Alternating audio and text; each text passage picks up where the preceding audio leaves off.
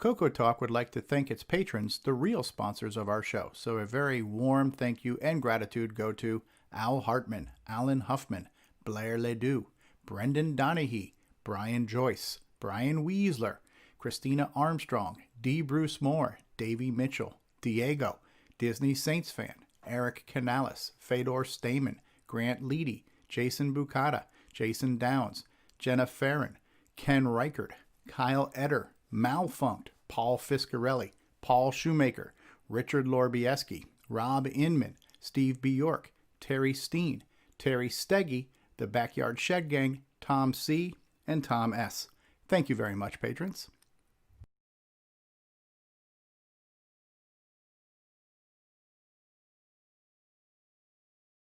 CoCoTALK is an unscripted live broadcast. Anything can and will happen. The views and opinions expressed by members of the panel and the live audience are their own and not necessarily those of the CoCoTALK show, its sponsors, affiliates, or subsidiaries. Open minds encouraged, sense of humor recommended. If any off-color comments were made, we're sorry. Hi, this is Dale Leader, designer of TRS 80 Color Baseball, and you're listening to Loop that stream on Facebook. Is it proper stream? Not mic stream? I hear a blinker.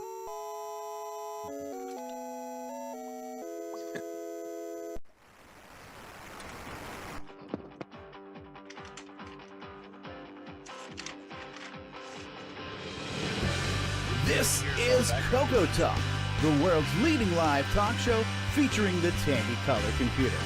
It's time to drop your socks and grab your real-time clocks, and let's rock. CoCoTALK is rocking the 8-bit world, keeping the Tandy flame alive. We may be mocked, but we'll never stop, cause CoCoTALK is rocking the 8-bit world.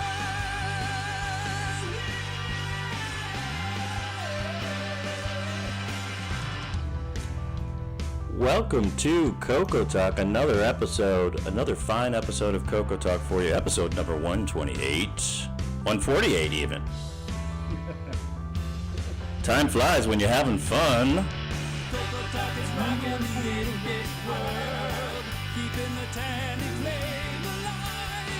We may be mocked, but we'll never stop, cause CoCoTALK is rocking the 8-bit world. Ron Delvaux, I think we were talking to you, and what do you got going on? I just been playing with my stuff. I had a friend die recently. I got another dog. That's what's going on in my life right now. Sorry, and yay. And it's raining in Arizona. And it's raining. Yeah, it's very weird. Extremely strange. Maybe that's why things are weird with the electrical lines and the karma out there. Some kind of a karma thing going on. Electrical flux or something. I don't know. Anyway, I've been working a lot with the VG6 viewer, making pictures on my Coco 1 TDP actually. And it's just amazing what you can do. I mean, if you get the picture right, it looks pretty nice. Looks nice. If you get a chance, go to Coco Gallery. I changed it. It was Coco 3 Gallery because we could only make pictures on Coco 3. But now we can do it on a Coco 1 too, which is amazing. If you have Coco VGA, yes. Yeah, for Coco VGA. Awesome. Yep. So that's all I got for you. I've been just playing with my stuff. Being retired, I can do that. And sometimes I feel I almost think I could play a game. But then I think, no, nah. Now we'll just watch you guys. Great. Well, maybe you want to demo some of those pictures later in the show. Sure. We'll do that later. Speaking of guys who know how to put on a good show, the host of our GameON segment and our Coco GameON challenge, Nick Marotta. Hello, good afternoon, welcome. I don't know why I said welcome because I'm not hosting, but thank you very much. Nick, are you glowing and basking in the success of the GameON challenge competition? Yeah, I have to say we had more people participate this week, and that is really the goal. It's not about the score. It's just about a bunch of guys having fun playing game together and just trying to recapture our childhood. So I'm happy that our numbers were up this week in participation. Great. Well, when you're looking to play and challenge, join us on the GameON challenge, sometimes you need to plug in a joystick. And the next person on our panel knows something about switching from left to right, Mr. Jason Reichert. Is this a repeat? I think I've seen this show before. Yes. Yeah, switching your joysticks from left to right, from right to left. That's I'm right. not seeing the. And Oh, switching Gotta your be a serial better port. way. Gotta be a better way. I'm not seeing the CoCoTALK thing. Is everybody else seeing it? I'm just seeing your pictures. Panel talk. Stream still has everybody. Yeah. Panel talk after dark. Depending Hey, on where can you you, are. What kind of wood paneling do you like? I prefer like a more medium kind of hue. Wood How do I paneling. see the? a How do I wood see this paneling Dark joke. walnut. Great. Well, Jason, you have anything going on with all of your switchable products? They're going on. They're switching. They're available. All What can I right. say? Available at cocoman.biz. Absolutely.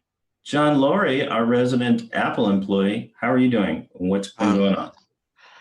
Not a whole lot. Just work and tinkering with that VG6 converter that Ron was talking about earlier, and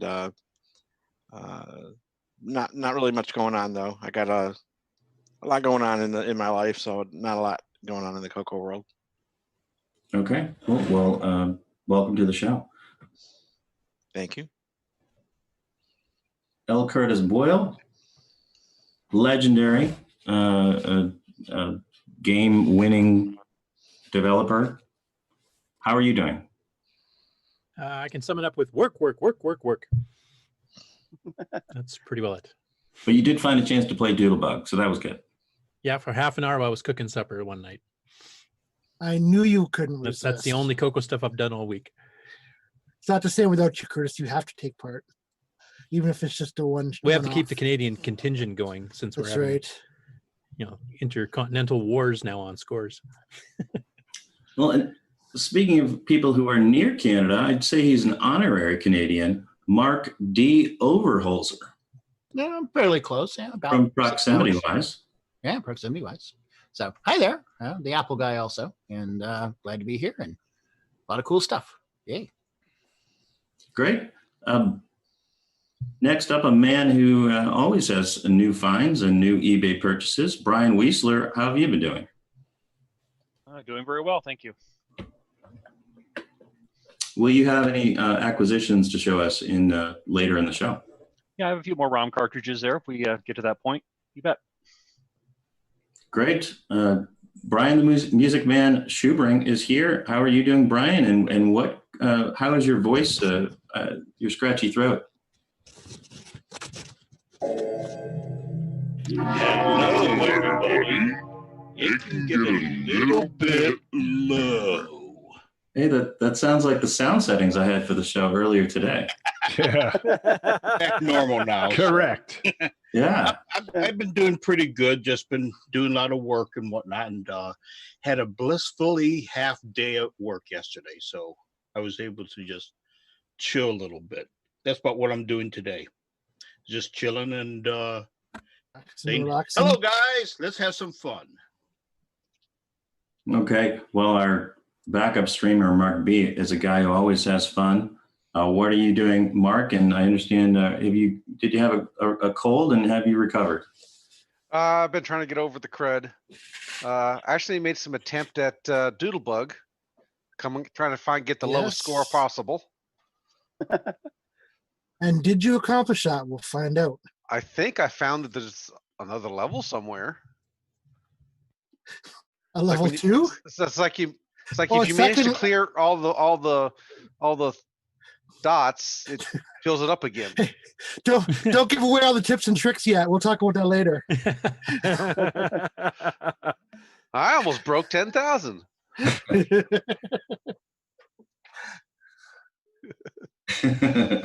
Clear the screen with the lowest score, right?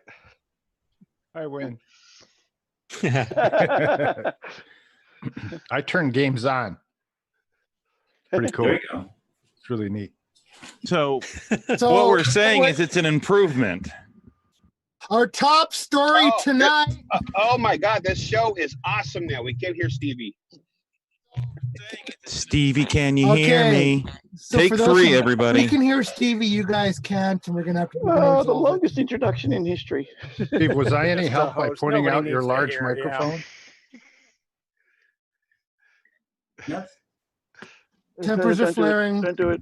His Don't do lucky it. hat is Stevie off. is Some ready to dogs rage sleeping quit his together. own show. We'll be back. We'll be back. For take 3. We'll be back. Have we With reached the real- 150? The real show instead of the real bad show. All right, guys, we are back after slight wrinkles with the audio, and we're going to try this again. So let's just we'll go through the list. I've got my list here. It may not coincide with the grid because I don't like when things jump around. So let's start off with David O'Connor. How you doing, man? Oh, yeah, I'm doing good. I'm hopefully got audio. Yes, we can hear you fine. You have no video though. You're not video live today. What's going on? Yeah, no, I'm in the process. I've been in the process for the last few weeks of completely pulling my studio apart and redoing everything. So I don't have my cameras all set up, and I don't even have my Coco set up. So I haven't been able to join in the game challenge yet.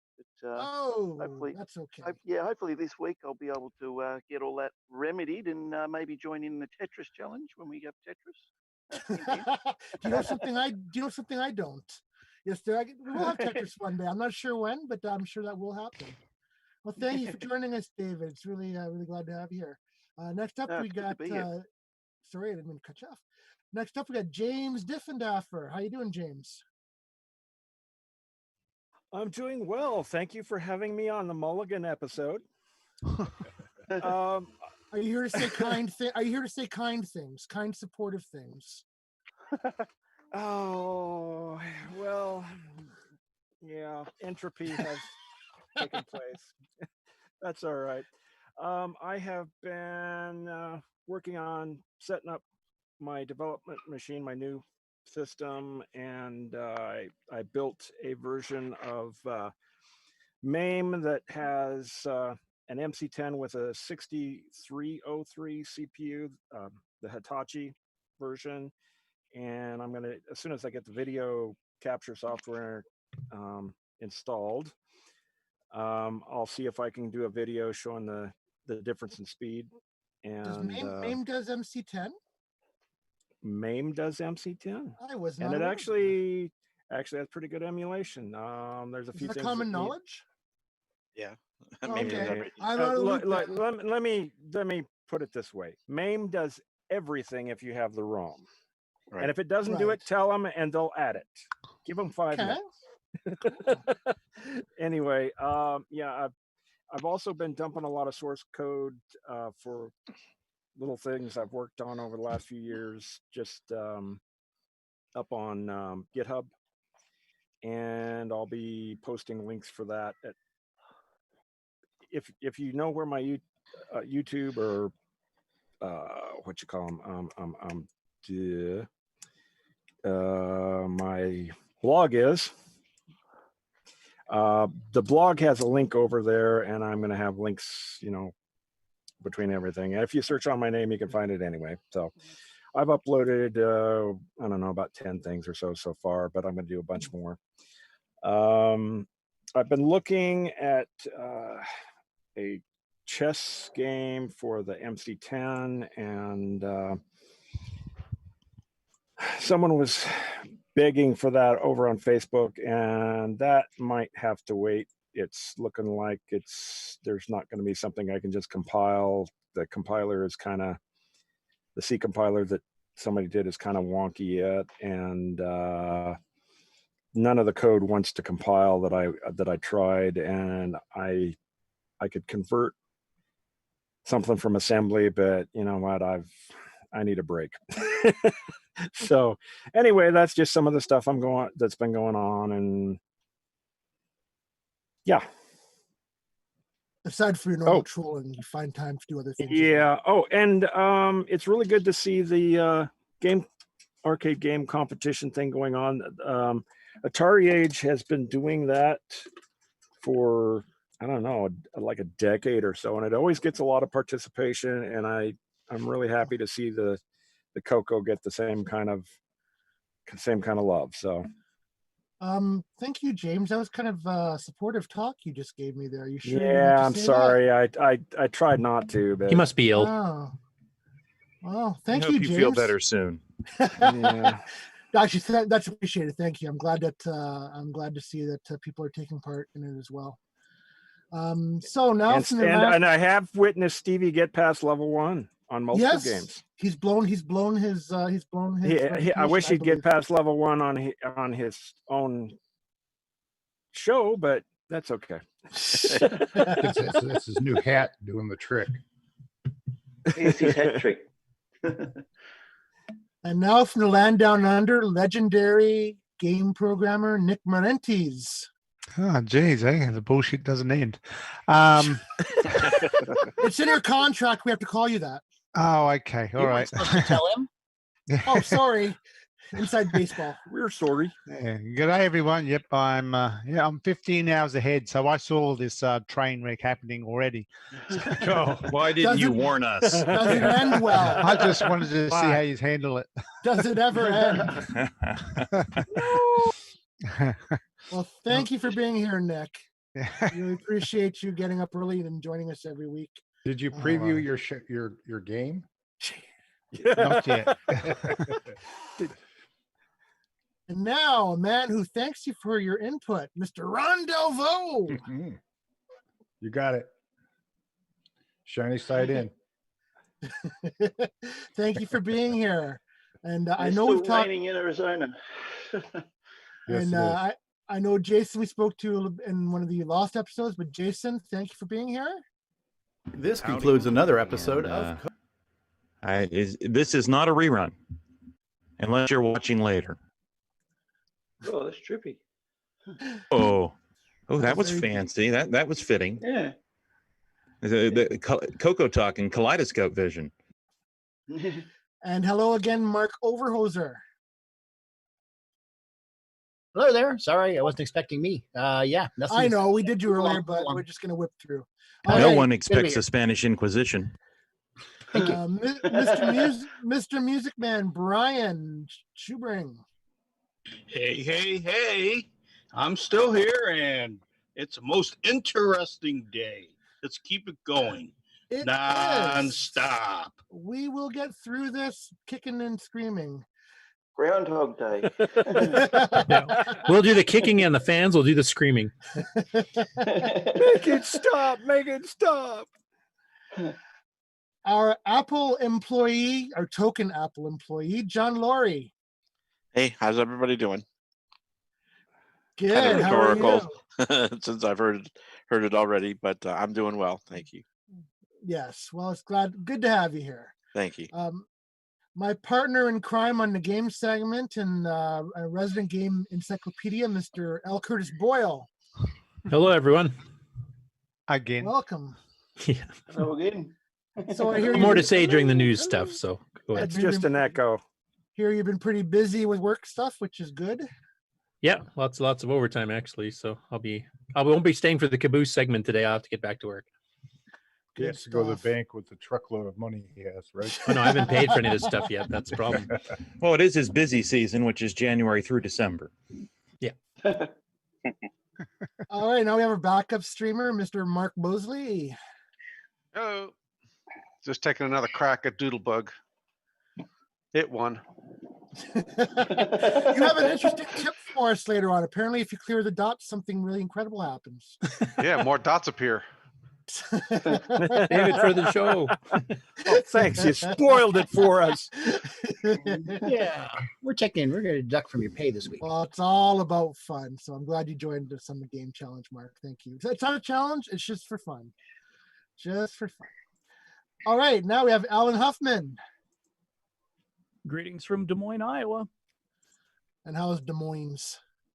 It is warming up. 51 degrees today as opposed to negative 15 last week. Wow, that's quite the shift. I think you're getting our weather then, because we're kind of going the same direction. All right, well, thank you for joining us. Now we have Brian Weisler. Again. Hello, all. Welcome to the show. Yes, welcome, Brian. Brian, where is your Radio Shack located at? Radio Now- Shack. Unfortunately, we don't have a Radio Shack here. Behind We're- They're all gone. Now we have a man with a 40-track mind, David Ladd. Hello, everybody. I'm glad that we're finally rolling the train down the tracks, I think. Anyway, I'm all ready for the show. Speaking of trains. Here. So, yes, indeed. And I hear turn signal. Let's get the show moving. Thank you for your continued enthusiasm through this. And now we have Gary Wilkerson. I'm so Yes, sorry I'm for here. butchering your name. Huh? I said, I'm so sorry for butchering your name. How you doing? No, you're fine. You got it right. Oh, good. Yep. Well, I'm thank here. you. He'll try to butcher it next time. We'll butcher it next time. Okay. Well, good luck to you next time. Gary, have you been on before? I have. I was under Gary Neal for a while back. I had deleted that Facebook account. Oh, bad boy, huh? Jail? Yeah. Huh? Yeah. Yeah. So, yeah. It happens. Yep. All right. Well, So thank I'm you for just hanging joining. there and lurking mostly. Good stuff. You can join us more often. We welcome more people, and the more people we have, the funner it is. So All right. thank Will you. do. And finally, on my list, we have Mr. Grant Litty. Oh, hey guys, how's it going?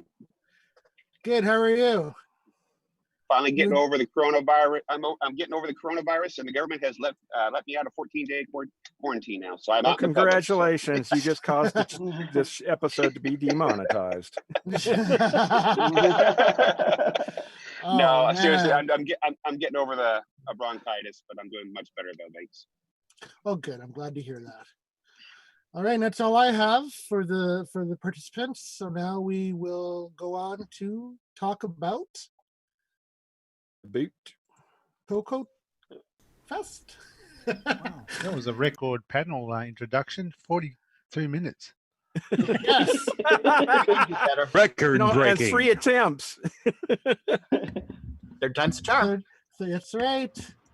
All right, so Ron, I'm not Ron, going Rob, to you can take over. CoCoFest. No, I Rob, you will taking over, or am I continuing on? No, I'm not taking over. I'm just Not saying you, I'm not. Ron. I'm not going to Rob. be at CoCoFest. I will have. I have CoCoFest here every day of the year. So You're not coming up for the 40th anniversary, Ron? no, I'm going to Oh, have big sorry to hear birthday candles right here at home.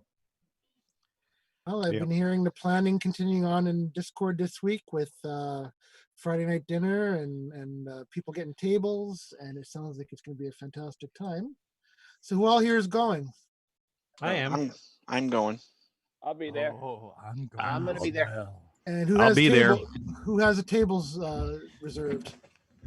Oh, I have two tables, and I'll be continuing on the Bring Your Brother the CoCoFest program this year, and many thanks to the Thayers for continuing that last year. We missed him last year, by the way. Yes. So Ken, What's Ken, wrong with Ken this? is, I have two tables. that's good. No, What's it's wrong bad. with I'm that? not going. Oh, so just a shrine? Just checking to see if you're paying attention. It'll just be a shrine. A shrine. Yeah. Well, so it'll be like a shrine to you, kind of thing. Yeah. We We'll were just set up our MC10s One on that little table. MC10 in the middle. Blank table. What a waste of two tables. Yeah. Ron could join us virtually, I'm sure. Yeah. that Oh, sort of absolutely. thing will be going on. Mm-hmm. And Marco, you said you have two tables. Yeah, I do. Right across from David Ladd, and right next, right behind Coco Man. What will you be showing off? His Coco's, probably my Apple. Try to show networking stuff. Yay! Yes. And David, what will you be showing off? Oh, don't ask. Oh, I'll have. If it involves the word grease and or weasel, you can. I think he broke it. Please don't show your grease weasel in public. David, did you break it? Oh, I always like breaking stuff. Oh, yes. And I am going to have my Coco set up. I hope to just maybe have an updated prototype of the mouse adapter or two, hopefully, maybe. I don't know yet. It just depends on this whole Chinese PCB issue stuff that's going on currently. And yeah. You know, you can We'll see. order It's a those in the coronavirus United sacrifice, States is it? now. Yeah, but unfortunately, I don't want to pay an arm and a leg to get it done in the United States. So we get the coronavirus version. And Jason, I'm not sure if I asked you, what will you be showing off at CoCoFEST this year? What will I be showing off at CoCoFest? What won't I be showing off at CoCoFest? Now, I'll have the usual video stuff. I'll have some switching devices, and I'll have a couple new things to throw out there. No big deal type things, but just a couple little tidbits. And the 1-year anniversary of Highway. Oh, and well, that my brother will be showing that off, I would assume. But there'll be a Nightmare Highway presence. So Does Ken have a table, or will he be? Sharing we notes? have 2 tables, so we'll be sharing 2 tables. Nice. That's why So it is listed as Coco Man / Ken can make it for those 2 Little- tables, so you'll be able to find us. Little brotherly. Can make it. Brotherly love there. It's nice. We should bring up Yeah. the map at some point here. Room map and where people are at. When you said people missed him last year, I'm like, I saw him last year, but then again, he was on. I stopped by on the way through. He's on the way to right. Chicago. I miss seeing him. Seriously, his display for your Chalice from Forest of Doom challenge was fantastic. That was cool. That was just like, yeah. That was just something that started out as a joke and just kept going. But that was funny. That was great. And who has that right now? I have the actual mug, the display. Oh, the mug of douchery. I remember that. You're just jealous, and Stevie's not here to say it. I know. I was kind of filling in. Yeah, you're channeling your inner Stevie. All right. Anybody else have any? You want to talk about with CoCoFEST? Showing off anything or? Well, we plan on showing off Ease of Use Beta 5 once I can get back onto it here before the fest and after work dies down a bit. So I've got basically one last program to fix up enough to release it. So once I get to that. Listen, Yay. the Bring it last on. fest, there used to be something to touch. Will there be something this year? It's David Ladd's scalp. talking about the heron replacement. Yes, is there a heron replacement, or they touch the boomerang, or stand on the wet spot and touch the boomerang and see what happens? And get electric shock. Nothing. I'm not familiar with the new We'll hotel have to myself, see. so I couldn't tell you. Is it going to be an elevator to get stuck in? That's the big question. Grant's been there before. We've heard there is one, but you probably don't need to use it. So probably not, unfortunately. Did I say that out loud? So when are you guys planning to start arriving? Friday I will morning. be arriving Friday night, but I will have to leave Sunday early evening because I got a business trip to Pennsylvania to make right afterwards. I have a meeting on Monday. Well, you're halfway there. I'll be arriving. Actually, I'm about 3/4 of the way there from here. So I'll be about Friday afternoon, around 3, maybe a little sooner. There you go. Yeah, I'll be arriving Friday. Sometime Friday. Yeah. Yeah. I'll be arriving Friday morning. I'll be there Friday, leaving Monday. Oh, you stay until Monday. Nice. Oh, yeah. So you're breaking up. You're breaking up. Grant. You're falling into the matrix there. Grant. Probably Friday afternoon ish. Just depends on what time Ken and I leave the Toledo area and head out that way. But probably want to meet Grant, for lunch at Rack's would be my guess. So we probably want to try to get out there by lunchtime. There's a Rack's roast beef restaurant in Joliet, Illinois, and for the folks who aren't familiar with that, that was a big thing. I don't know, 20 plus years ago. It was a kind of a better version of Arby's, and there's just a few left now, and I do try to seek them out when I can find one. And there happens to be only one in the whole state of Illinois, and it's in Joliet. Every time I hear those two words put together, I think of the Blues Brothers. Yeah, and I will say, Jason, it was very good. I was very surprised. Oh, I'm glad you enjoyed it. I'm glad you enjoyed it. Yeah, it's a little out of my way, but not that far out of the way. Yeah, I was thinking, how many releases are there going to be on this new show, this new CoCoFEST? We're going to have some games show up, and is there any hardware coming? Are you talking like new product releases? Yeah. Well, I've heard rumors. It's going to be quite a few, I think. Yeah, from what I've heard, there's going to be quite a few, and there's also a few that people want to keep under wraps until they actually happen, so you're not going to hear about it until the show. But there should be some, so things to look forward to. The Gimme X's and Coco, new Coco clones maybe from Ed Snyder. I don't know. Is he going to have some of them? Ed's never come to a show. I don't think he will come. So if he does do a release around that time, it'll be independent of the show itself.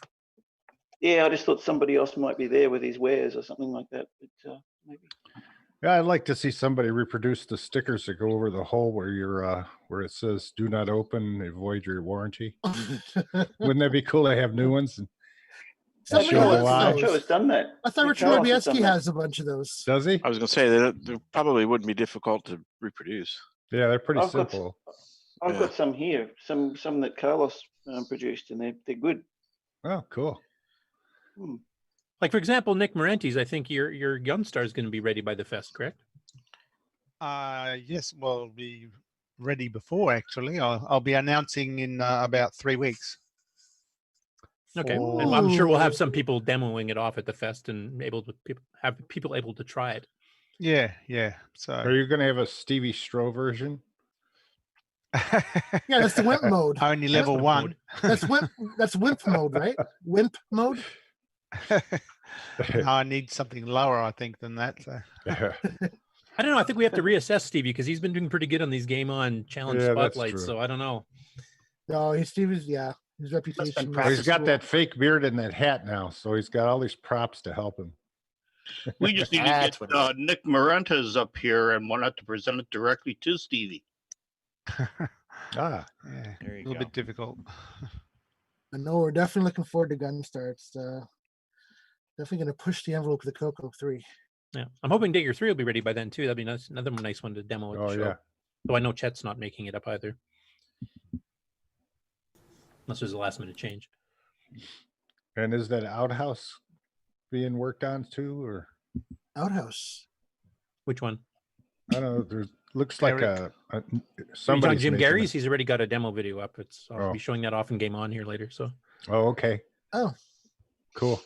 Oh, and Ken is mentioning in chat that there will be a special edition of Nightmare Highway available at CoCoFEST with an added feature.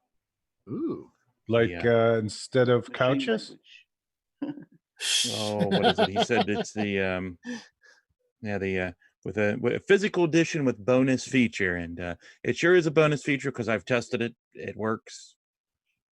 And the mug display is sitting in the garage gathering dust, I guess minus the electronics. The mug display. Yeah, the chalice. Or, well, the chalice of douchery. Yeah, well, that's what you call it, but well, isn't there something else we can put in there? Named after Sir Alex Douchery. Yeah. Sir Alex Douche. Douche. Douche. Sounds French. Yes. Bonnet de douche. Oh, is that Sarah I hear in the background? I have no idea what you're talking about. Hi, Sarah. All right. I don't think she can hear you. Oh, it's all right. All right, Nick, you want to take a commercial break and we'll come back with news and Game On and acquisitions and more. Oh, All right. We'll be right back.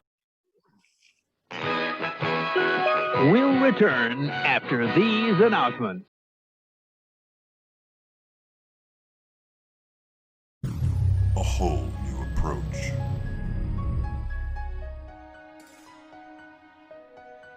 Faster than ever.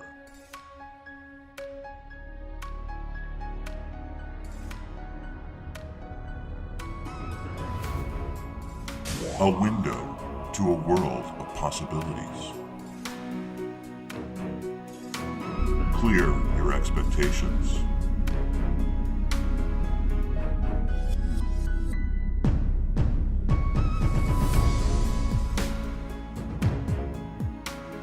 Clear your hesitation. Just hit clear.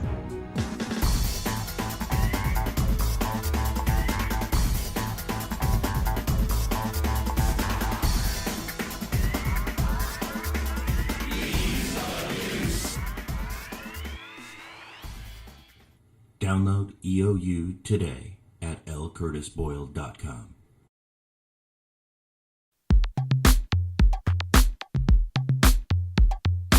Hi everybody, this is Siri, Apple's personal assistant and beatbox professional. You're watching CoCoTALK with the original gamer, Stevie Stroh. Siri, I was here first. What's going on, everybody? Stevie Stroh, and I want to say thank you for continuing to watch and listen to CoCoTALK. We love doing this show. We think we put together a pretty good show for you, but this show could be better with your help. So if you would like to send a feedback, a comment, a suggestion, a show topic, or maybe even your own little segment or bumper, then send it to us via email to cocotalk@cocotalk.live. This show would be nothing without you. Love to hear from you.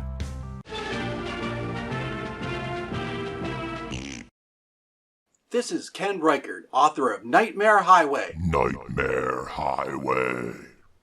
And you're experiencing CoCoTALK?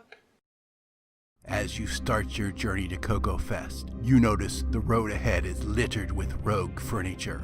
You realize you are driving on the Nightmare Highway. Nightmare Highway. The game for the Tandy Color Computer 1, 2, and 3. Nightmare Highway. Nightmare Highway.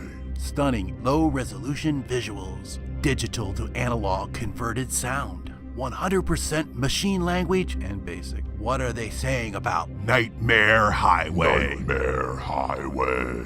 Steve B. York says, of all the games released this year, this is one of them. L. Kurt S. Boyle says, this will not be on my site. Nick Marionette says, crikey, look at the size of that croc. Get your complimentary copy of Nightmare Highway. Nightmare Highway.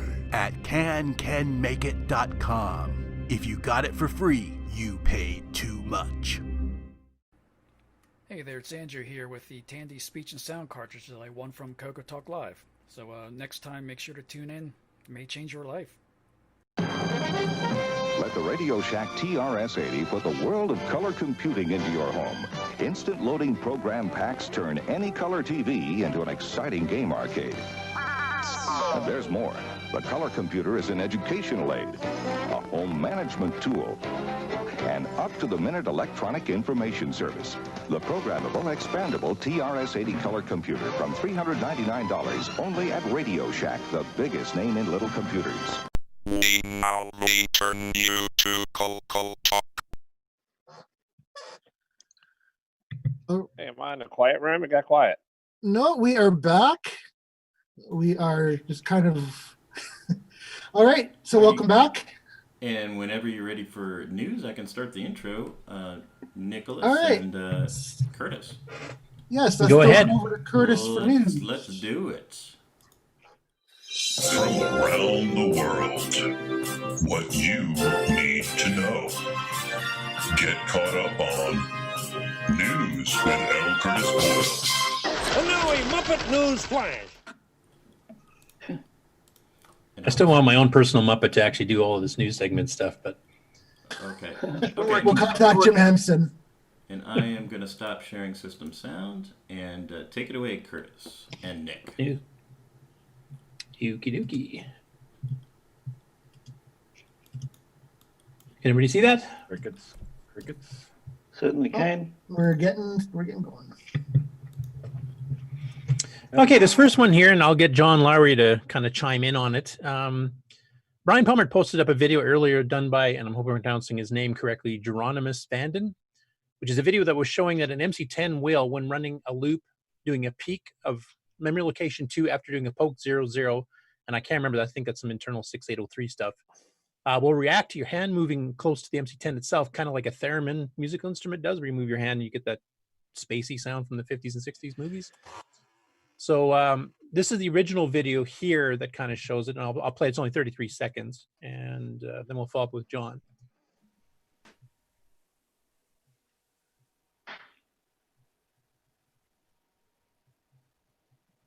So it's almost proximity detecting his hand. Yeah, there's a few lines on the MC10 that aren't aren't very well shielded. A bit of main sum being picked up there. The bus. And anyway, John did a video too, and he actually duplicated it, and it actually worked on his case too. So, John, you want to say exactly what you found when you did it, and then if James, anybody else wants to chime in as to why this is happening. Yeah, it's I saw that and I thought, I own an MC10, so I got to test this, and so yeah, I got the spooky action at a distance. So there's the program. It's pretty simple. It's just printing a peak of memory location 2 after poking 0,0, and I noticed I had to kind of put my hand a little closer to get it to trigger. Virtually touching the unit, because it seemed like his hand was up a bit and it was triggering it. I had to seem to go a bit closer. And the MC10 does have one heck of a shield on it that's soldered on. So if it were removed, it would probably be even more pronounced. But yeah, I was just really intrigued by that. And, it's not unusual. The MC10, if you look inside of an MC10, it's kind of, it's like Bodge Wire City, and it really literally is. I mean, I had a problem with my MC10, and it was just me being an idiot and not having the TV hooked up to the RF. I had it hooked up to the composite. I had composite. It was plugged into composite instead of RF. And so I thought there was something wrong with the MC10. It turned out there was nothing wrong with it. So I wound up taking the whole thing apart, busting the seal and everything on a version MC10. And when I was in there, I was really kind of surprised that a completely unmodified MC10 is, has like just mountains of bodge wires and one chip piggybacked onto another. It's kind of surprising how they just kind of got to a certain point very early in the development of it and said, okay, we got a product, and went to market with it. So I'm not really surprised that there's the sort of interference with your hand. I mean, it's really, back in those days too. You got to remember, in the earliest days of computers, there wasn't a lot of requirements, FCC requirements like there are now. Yeah, the Model 1 famously suffered from that and actually created the FCC because of some of the interference it was doing. Yeah. A guy, the regulation, I should say, not the FCC itself. There was a guy that actually. I'm sorry. Go ahead, Ron. Did you ever think that you could do this on a Coco? It could be, maybe it's a possibility it could be done on a Coco. I doubt that the Cocos and I think other computers were probably a little bit more well shielded, that you wouldn't be able to do something that's on an actual Coco. Well, what about a Coco 1? More of a chance? Maybe that's a much better chance, yeah, because the Coco 1 was developed, especially an early board version of a Coco 1 might do it, possibly, because it was just so, the earlier the development, the more, like Curtis was saying, the Model 1. There was a guy that actually wrote a program for the Model 1 that you would bring a radio nearby and just kind of tune until you could hear it. And he would literally, just running various machine language loops would produce different frequencies of sound. And so he just worked out the various frequencies to get the 12 notes of the chromatic scale, and was able to do music with it. Yeah. So yeah, so it's really cool though. If you got an MC10, it definitely works. Now, James Diffendaffer, you're our local MC10 expert. The 2 locations that are being used, are those internal 6803 registers, or what exactly is that doing? If it's in the bottom 0 page, those are like yeah, it's like location the 0 bottom and 2, if 12 that helps. addresses or whatever, and 0 is the 0 and 01 hex are data direction registers, so they're probably setting some internal port to read, and then they're just polling it. And if you look at the MC10 design, even though there's shielding like over the memory and some of that stuff, there's a lot of stuff still exposed. And if they're reading, I'd have to look up what bits and everything they're using. But if they're reading from something like the maybe the cassette interface or the serial port, or oh geez, even Well, I know the memory locations are doing. They poked into 0, which you said is Right. a data direction register, and then they peaked 2. Yeah, That helps. yeah, I'd have to look it up, but data IO port 1, and I'd have to look at it might actually be the keyboard, but I don't That'd think make sense. Yeah, they didn't the bus on that. If you've ever looked at most of the computer designs, they have like a terminator, like you do with the disk drives. Remember, you had to have the resistor. Terminating resistor, yeah. Yeah, they don't have that tying it to ground. So if you don't have some sort of resistant, thing draining it to ground, and you pass your hand over it, you can induce a current onto some stuff. And then yeah, that's sure enough, you're right. 0 and 1 are the data direction registers. So memory location 0, they're poking 0 into data direction register for the keyboard lines, and memory location 2 is the keyboard output lines. Yeah, so that's exactly what they're into. Even though they're shielding over the circuit, keep in mind that the keyboard has no shielding. Yeah. Oh, okay. Yeah. So you're inducing the current probably in the keyboard and getting it to trigger. and the keyboard is hooked up to an IO port, and there's they don't have any grounds on it, so tied low. So it's kind of like a keyboard proximity detector at this point. Yes, it is. Yes, it is. And that also implies that you could get garbage input from the keyboard. Oh, wonderful. Yeah. I have enough typing mistakes on my own. Thank you very much. Yeah, no doubt. Well, so there's probably a good you got to chance remember that you got to remember when you read the keyboard, they're pulling lines high, and then they're testing for which lines are high. So your chances of an error are reduced a lot, but still, it's a cheap design. All the tracks in the keyboard itself are probably acting as an antenna. Oh yeah, yeah, exactly. Yeah, that's true. Yeah.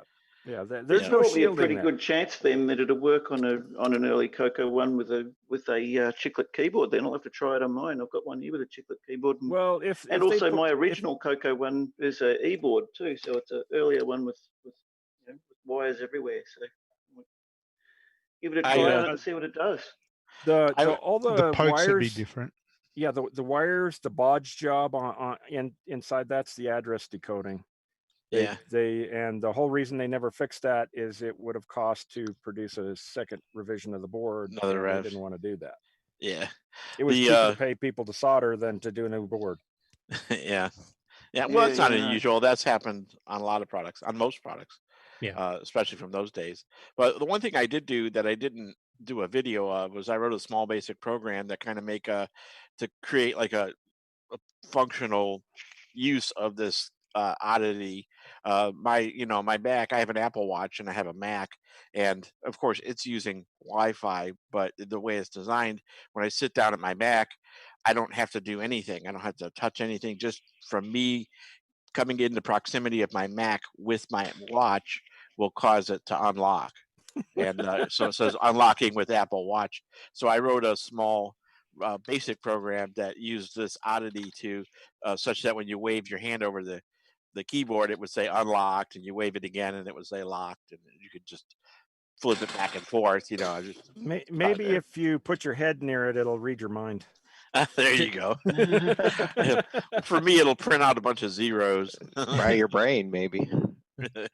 Yeah, give your brain cancer. Anyway, I thought it was just a really cool effect. No, I do think one thing I wouldn't mind you trying, John, in the next week, if you have time or feel the inclination to do so, is to see if the values change depending on what side of the keyboard your hand's over.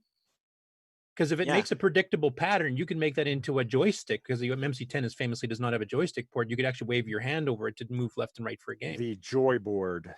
Yeah, there you go. That's a cool idea. I thought that'd be a pretty interesting experiment to try. I don't know if it does have that precision where it'll let you know by what peaking you're getting back as to what side of the keyboard you're on, but maybe. Yeah, I don't know. I'll tinker with it and see what kind of values it produces, and see what I can come up with. Be a Maybe neat, have some neat for way next to week. play Timberman if you could do it like that, just waving your hands on Or either any side of the keyboard. 1,000 Jim Gary games, for that matter. Any of the 1,000 Jim Jerry games. Yeah. Well, if you got to update that number, he probably released something in the amount of time we've been Oh, talking. there's some of his coming up. Don't worry. Anyway, that was a really cool experiment. I'd never seen anybody do that before with an MC10. So, okay, next up. Last week we announced that Simon Hart had been working on getting online version of XWAR to be able to directly access the World of Dragon archive disk images, and he now has it actually working. So he's got a link in his Facebook post, which I'll actually kind of go through here. This is the original announcement about it, but if you go here and you pick the company that you want to try a game from, I don't know Dragon companies all that well, so let's pick one maybe I actually recognize. And then you'll get the list of the games here. Actually, it looks like he must have it temporarily offline, because he had a little clicking section on the right here that said play now, and would immediately fire up the online XWAR and actually play the game. The Dragon archive is up and down all the time. So, okay, because I did try it earlier this week and it did work. I actually tried a couple of games that I had never seen before. So once he gets that fully working, I know they're working on cartridge support too, because right now it doesn't fully support that. I know Karen's are helping him with it. But once it's all up and running, you'll be able to play anything on the archive with the actual online archive emulator just with a browser. It's kind of cool. Really, really cool. Yeah. So.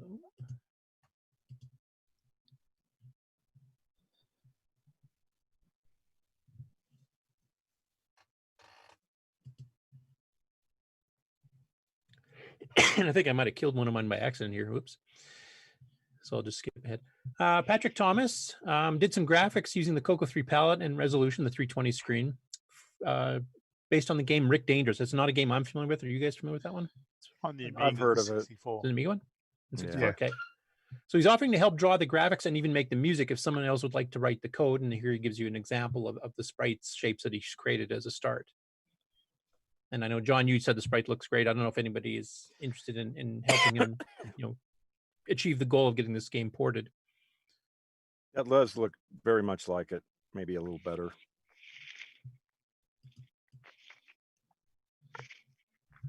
So is that a platformer game or what? Like I said, I'm not familiar with the game. So it's a platform game, yeah. Okay. It's pretty good. It's going to bring up the one I killed by accident. Oh, I guess I have the wrong link. Okay, never mind. Next up, Paul Shoemaker had a pleasant surprise in a box of Coco's 2 stuff he just got this past week. He's got one of the rare Waiko Atari, and these are the Atari 2600 style connectors to Coco joystick adapter, which I do remember some of my friends having from back in the day. I don't know if any of you guys have these. I had one for a while. And actually did both joysticks. Paul's here at the moment. He can tell us. Yeah, it works. It totally works really well. I mean, I had to take it apart and clean it because it was pretty gross when I got it, but it works really well. And one thing I noticed that's different, and I'm sure there's a very good reason, I just don't know what it is, but the version that I got from John and them has a third cable that actually plugs into the cassette port, I guess, and I assume it's pulling power that way. And I don't know what that difference might be, but this one only connects to the right and left joystick port. And the more, I guess, newer version actually has a third cable that plugs in. I don't know what that does. Anybody else know? Is that the Neil Blanchard adapter? That's the one. Yes, the Neil Blanchard adapter. Yeah, the- does the Sega. Yeah, from what I understand, that's for additional button support on the Sega Genesis style adapters if the particular software is coded for that. And Yeah, I it requires believe special software to handle yep, the extra yep. buttons. Okay, I've only tried both of them with an old Atari 2600 joystick that I have. The other thing that's interesting, and I don't know if this is by design or if I should have expected it not to work, is this Coco that I got that came with this Wico controller also came with the Atari 2600 paddles. You know, the ones that would just rotate back and forth, and those don't seem to do anything in either one, and it may just This simply is all be digital. those are analog, I guess. Yep. Yes. Okay. So and that's actually why I bid on the Coco to get the Coco, but also because I saw this in there and I wondered what it was, and it had the paddles, and I thought the paddles might work for, you know, and be neat for a game like Breakout or Arkanoid or something like that, but unfortunately they didn't work. Yeah. They may, but you'd have to change the plug so it doesn't need that adapter. Right. So- It wouldn't be too difficult to make a paddle type adapter or modify an Atari style because it's a potentiometer. Yeah, the in pedals there. would be just exactly. It's just one that's axis each. exactly Yeah. what the- Somebody what the proposed doing standard like joystick I can't remember if the Apple has the same range, but No, it's easy to 158K adapt them. versus 100K. You change that with resistors, it's quite straightforward. Yep. Yeah. I know we discussed on the show quite a while ago, somebody was talking about doing paddles so we could do a 4-player game like Warlords or something that only needs a single axis to move your person around. And they were talking about doing that on the Coco because the ports would support that already. You just have 4 paddles hooked up, 2 in each port. Right. Yeah, that one also came with a high-res joystick adapter, which I thought was cool, but unfortunately the packing job wasn't very good, and so the case on it totally got smashed to bits. But the adapter is still there. So I don't know if I'm going to make a case for it, or maybe this would be a good one if because I know there from time to time there's talk of people wanting to produce these, and here's one without a case that would be pretty easy to look at and reproduce if there was a reason to do that. I know the software version, Nick, that you did works phenomenally well without needing any hardware, so maybe there's just not a reason for it anymore. Curtis, if you check group chat, I pasted a link to the story that you missed.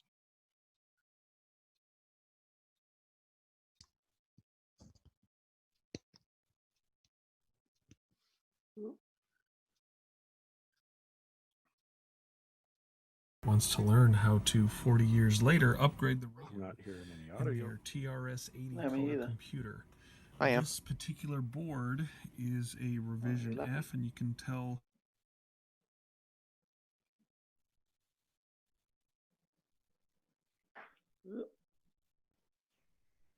Oh, now we can't hear. Yeah, You're the audio was muted, coming or- through fine. I could hear it just fine. Could you guys hear the audio? I could. No. I'm not Yeah. hearing anything right now. I heard it just fine. Yep, when you were playing the video, it was coming through.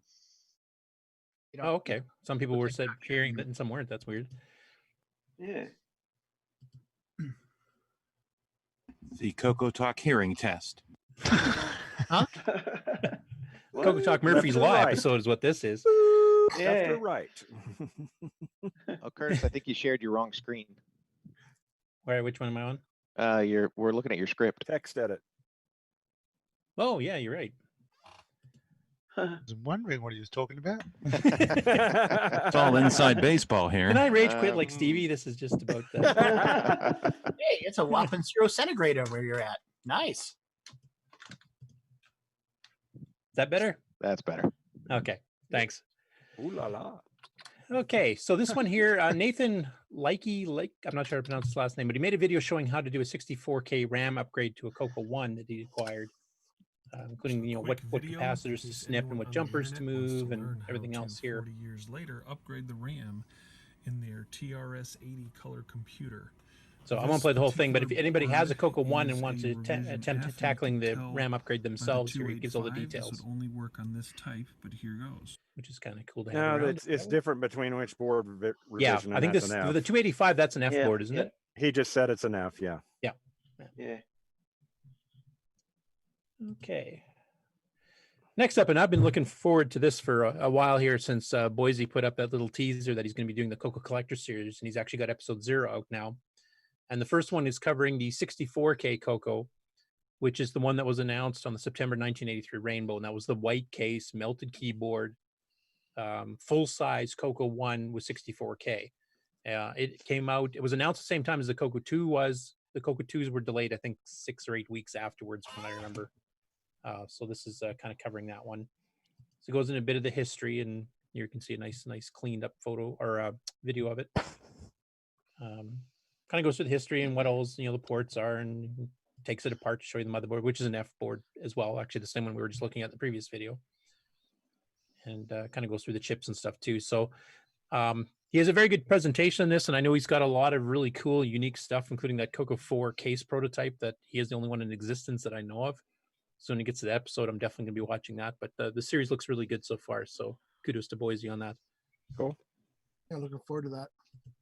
And of course, the links for all of these stories are showing up in chat thanks to Mark Overholzer. So if you guys want to, view the full details of these, just grab the link and hop on over. Just wait till the news are done first, though, of course. Wait till CoCoTALK has become to a complete stop. Yeah. When the train derailment starts. Keep your hands That's happened 3 legs times inside. Next up, we've got episode 9 of the Coco Show is officially released Wednesday. This is our first crossover episode between the two shows, where we did the Coco GameON Spotlight on Doodle Bug, so the game that they had picked this week, and they did the live streamcast of all their shows last Friday. So they actually announced it one day before we did on the live stream, but the official podcast release of the Coco Show is out now too, which covers it. Now, I did want to play the first 2 minutes of this because they actually got a present from a Coco guy in Hawaii that I thought was pretty interesting, and it's nothing to do with Doodle Bug. So I'll just play that little segment there.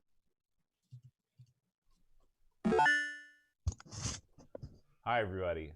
Welcome to the Coco How's the Show. volume? I'm John. I'm Aaron. It's Today, Aaron, we're going to be talking about Doodle Bug. Oh, Doodle Bug. Yeah. Now, before we get into Doodle Bug, we got a little package in the mail. Oh. Okay. And I've spent some time unwrapping this thing. I can't pretend to be surprised by this. Okay, this thing boat has wrangled this package for This 10 thing minutes. came in a massive thing. It was like 4 feet long, 2 feet wide, and like 3 inches thick. So it's very, very, it was wrapped very, very well. This came to us from the Isle of Hawaii. Sounds like a Coleco Our buddy Adam. Jonas sent this over to us. Our good buddy. And it is a mounted advertisement for, I believe this is a Coco 1. Oh, look how nice. Yeah. So It's even got the joysticks down there and everything. yeah, so this looks like it might have appeared in a Radio Shack catalog. Yep, 'cause there's a I know page we've seen number some down there. patent applications done And so this way Jonas and has some, actually breakdowns of the taken this, Coco hardware. scanned it, blown it up, and mounted it on. Well, this is fully wall mountable. So thank you so much, Jonas. Oh, That's let's have a super, look at super that. awesome. Let's get a real good look at that. I didn't realize that the MSRP on the original 4K Coco was that high, $399. So it was $549 in priced Canada. comparable. TV or anything.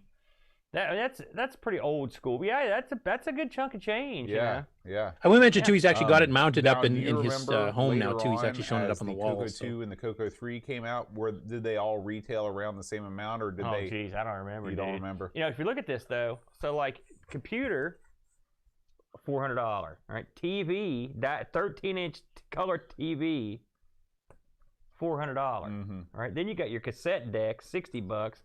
Joysticks, $24.95. Yeah. So the TV was as much as the computer. Yeah. Look at the labeling on the TV. It's even got a little Radio Shack emblem on the TV. Does anybody still Now, have that those would be Radio the Shack set TVs you'd that they wanna originally have. sold You as wanna a get Coco the monitor? matching TV and computer set. That's to complete your collection. That's Very, very awesome. cool. Yeah. Thank you, Jonas. That's great. So We will definitely hang that bad We'll boy mount up. that right on the wall. It will look just like this by the next episode. Those so silver ones, stay you know, tuned. the Chud's got one of those. Does he? Yeah, he's got one. I'm begging him to get that over here. Is that? Anyway, I thought it was kind of cool that somebody sent them that as a gift for the Coco Show. So If Who you do actually? the- I'm sorry. Go ahead. No, go Who ahead. actually made the TVs? Wasn't it RCA or something? I can't remember. Was it? I don't know. RCA made their black and whites for the Model Ones. Model One. Just I was wondering who thinking made the. Magnavox. That was just a case and a chassis for the Model One. There was no electronics, just a case and a chassis. That's it. Well, it was missing the tuner for Or sure. in the but tube. I- Well, in the tube. But other Yeah. than that, there was no. All the electronics was done by Tandy for that. And if you do the math on the, adjusted for inflation, $399 in 1980 was about the equivalent of $1,200 and what does it say here? $1,249 in today's dollars. So if you were making that purchase, you're thinking about spending, think about today. Oh, I'm going to spend $1,250 on this new machine.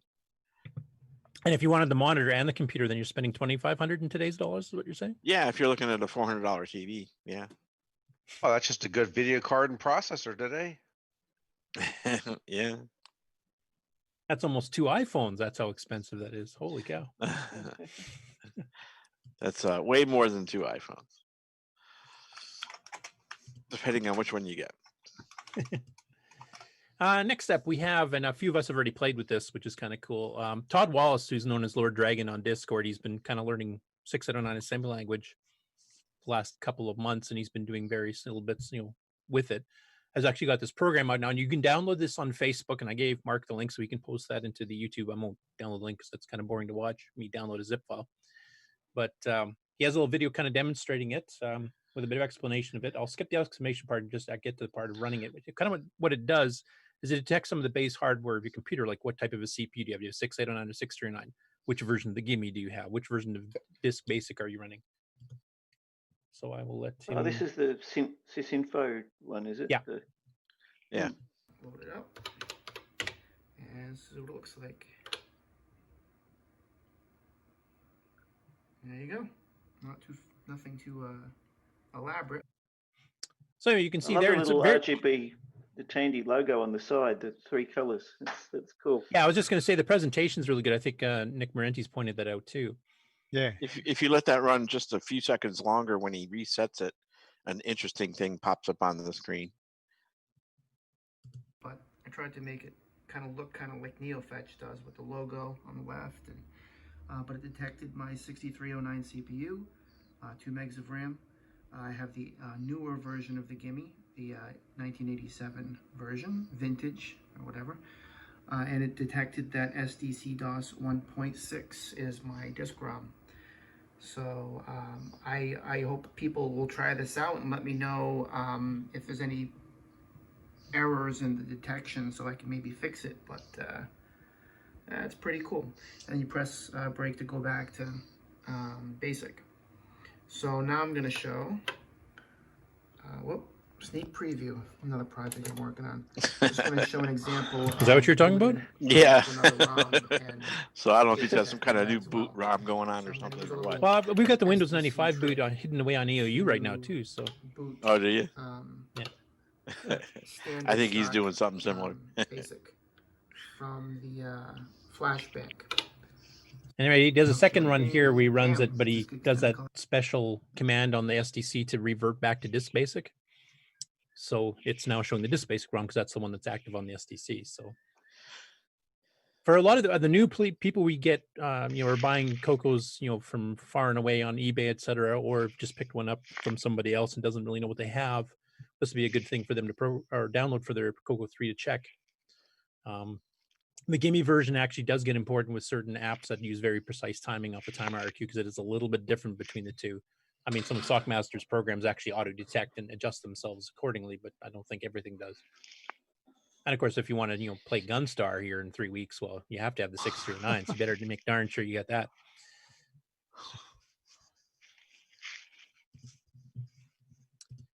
Next up, James Jones has written a blog post called Towards a Basic 09 Style, which gives some tips on writing Basic 09 programs, both just general tips and also for legibility. And, oops. That's cool. So he kind of goes through how variables work and some of the obvious advantages between Basic 09 versus the older basics. Mentions the few commands that still require line numbers like on air go to. how case sensitivity works and does not work for variable names, data types, why you should dim things all the time. And that's one thing I do too, because it does make things a little bit more predictable for debugging. He likes doing the colon equals for assignments, and then equals is if you're doing a compare. It like accept either one just fine. I personally like typing less because I'm lazy, so I always use equals no matter what. You can do let as well, right? You can say let x equal 3. Yeah. That takes more memory, of course, but I don't think anybody uses it. I don't think I remember typing let in any of my programs for a long time. Let is more for backwards compatibility because some of the earlier 8-bits, let was required to assign, depending what version of BASIC you that have. was required in the original specs for BASIC. Yeah. I don't think any of the Microsoft basics require it. Nope. I don't know. No, they never have, to my knowledge. And do you Anyways, remember go ahead. Apple Floating Point Basic and the Commodore 64 Basic and the Tandy Basic are all Microsoft derivatives. Yeah. So. Anyway, there's some actual tips and tricks there that I'd kind of forgotten about too. So if you're getting into BASIC 9 and you want to just a kind of like brief overview of a few interesting things, it's a very good. And he's been doing multiple things on BASIC 9 over on his blog here the last probably 6 months to a year. So every once in a while he'll come up with something. And if you're into BASIC 9 or wanting to learn it, it's definitely a good one to grab onto his blog and just kind of keep an eye out for when his new stuff comes out. Go ahead. That's good timing. That's exactly what I'm about to do now. I just downloaded the EOU beta 4, so I'm hopefully this week when I get all my Coco set up again, I'm going to dive in and start experimenting with BASIC 09. Cool. Go ahead, James. Just an FYI, the Go language uses the colon equals and the equals for the different uses, and they originally borrowed the colon equals from Pascal. And I can't remember. Yeah, Pascal's where I remember it from. Yeah. Yep. So.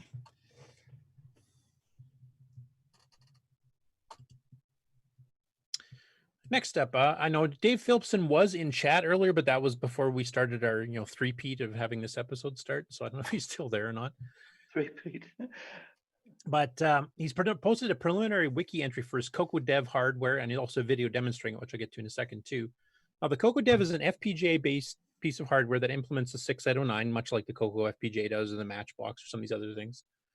But it's not meant to be fully Coco compatible. It's rather to be meant as similar to a Coco, can be programmed the same way.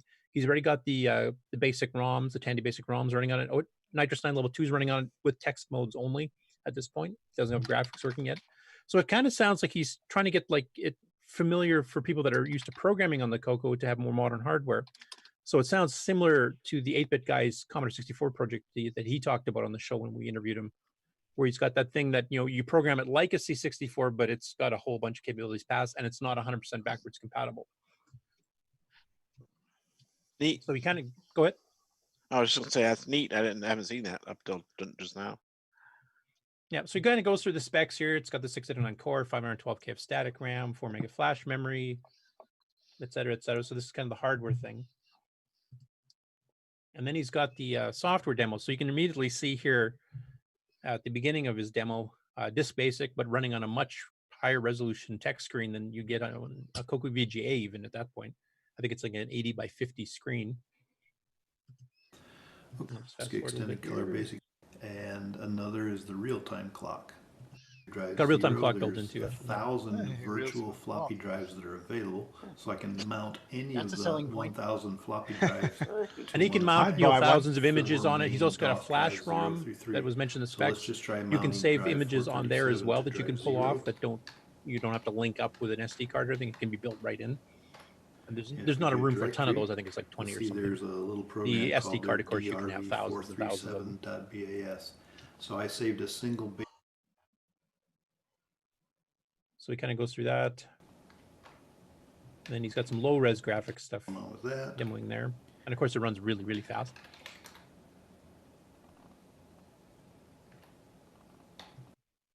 And then he also does a demonstration briefly of Nitrous 9 running on it. Basic program. program. A little bit on the flash here. Now, so he's got a couple new commands for the flash memory access. He's got fsave, fdir, fload type things, so you can actually save stuff on the flash ROM that gets retained between power up or power offs and power ons. And there he's got Nitrous 9 level 2, and it's emulating or not quite emulating, but virtualizing a 512K base hardware with MMU and everything else compatible with Coco 3. So it wasn't too hard for him to get the port to work. It does support multiple hardware text windows. There's also two and it's other actually pulling the windows that real-time were clock, created. real time there, so you don't have to type it in like you have to do Window on the 1, current easy, which is a easy green use. background and black letters, and window 2, And he set up which his is a windows in yellow different colors so you background can tell and them black apart. letters there. But it's a very interesting project. we can He's been just- actively working on it now for a few months that I've been seeing on Discord. In fact, I think, Mark, you just created a separate Discord channel for him to discuss the Yes, project. there is. 6809 single board computer, SBC. So if anybody's interested in this, I mean, aside from getting the details from the wiki and watching his video, kind of giving some explanations there, join Discord, join that particular channel there, and you'll be able to ask the person who's actually doing it all any questions you have, any things you would like to see on it, et cetera, how to set one up, et cetera. He's on pretty frequently, so feel free to post questions there to him. Yeah, he's a really good resource. He's also the author of the original version of Supercom, a term program we used to use back in the OS 9 days in the 80s and 90s. Cool. Next up, and this is a new channel I've not seen on YouTube before called Hug Technologies. And he just acquired Dragon 32 untested.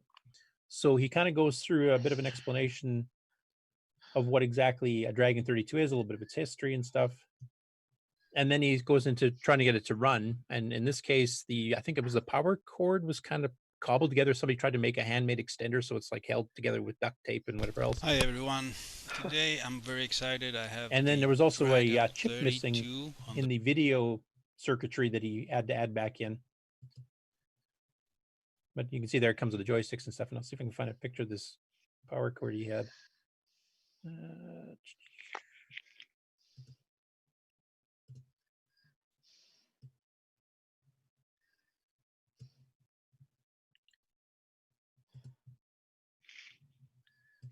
I don't like what this guy, the previous owner, did or somebody did. I think he was trying to make the mains cable longer, so there's a nasty connection here. You can see I don't like that.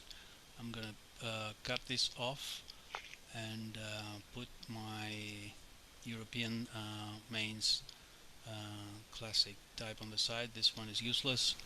And So he's going to convert the power cable over, and then he's kind of got some schematics and stuff there he's following to figure it out. And then he figured out that a chip was missing. But he basically, at the end of it, he gets it up and running. So, and if you could pick up a Dragon, and I think this is more for the PAL version than TSC, but if you're having problems with the power supply or problems with the video, then he has some tips and tricks you could try there to fix it up. I'm sitting here trying to click like on that video. click the link in the chat there. Mark's already posted it up to get to it. So, and the last one for the news segment here. This is actually, of course, near and dear to my heart because it's OS 9 related. But this is the actual operating manuals for OS 9 for the Dragon, including the service guide on the left. You can see the left-hand side of the programming manual on the right. I have not seen the Dragon versions of these before, so this was kind of interesting to me. And I think, did you have another picture? The left one looks like the regular Dragon manuals, I think. Yeah. And this one here, you got a couple of boxes of stuff. The left is Spectrum stuff. The stuff on the right is Dragon, like you can see J. Morrison Chess. You can see Drone, Data Tank, some games and stuff like that. And then he's got some, business software on the bottom. There's stock recording system, cash box, and tax register system, and stylograph, which is a word processor. I think we had that one on the Coco too, if I remember, didn't we? Yep. Yeah. For level 1. Yeah. So a pretty good haul of stuff there, but it was interesting. I've never seen the Dragon versions of the OS 9 manuals before. They actually look a little bit better than the Coco 1 Tandy ones, to be honest. I hadn't seen that kind of packaging used on the Dragon stuff before.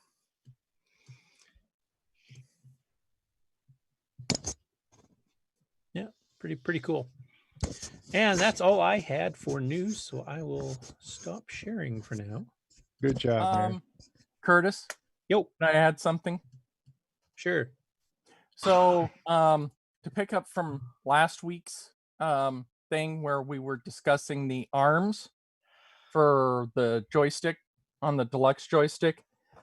On Facebook, there was discussions about,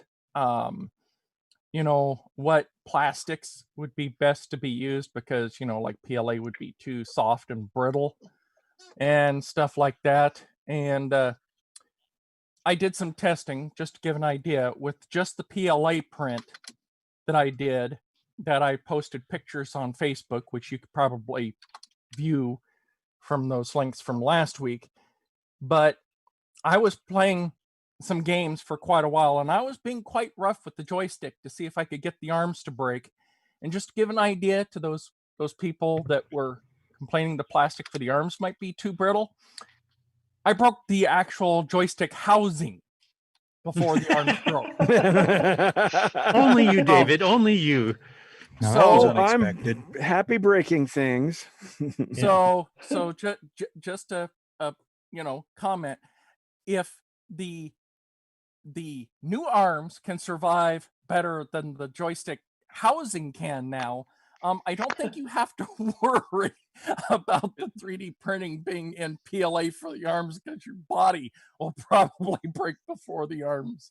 I think that's what we have to consider a David Ladd level of force. Yeah. No, I'm trying to remember, David, because actually I kind of forgot about that because we had kind of covered the basis of that last week, so I kind of didn't add it to the news again. But didn't they also have replacements for the switches on the bottom for switching between free float and springback as well? Because those break and wear out too. Yes. Paul Fiscarelli was two hours behind us, so when he got caught up, he started designing the free float switches while we were still on CoCoTALK, and had sent me the STLs to print a couple. And so, and then of course the Steve Kelly, is that correct?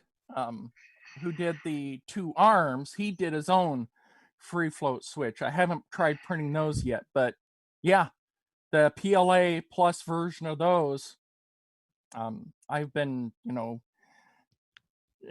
vigorously working them back and forth, and they haven't broke. So,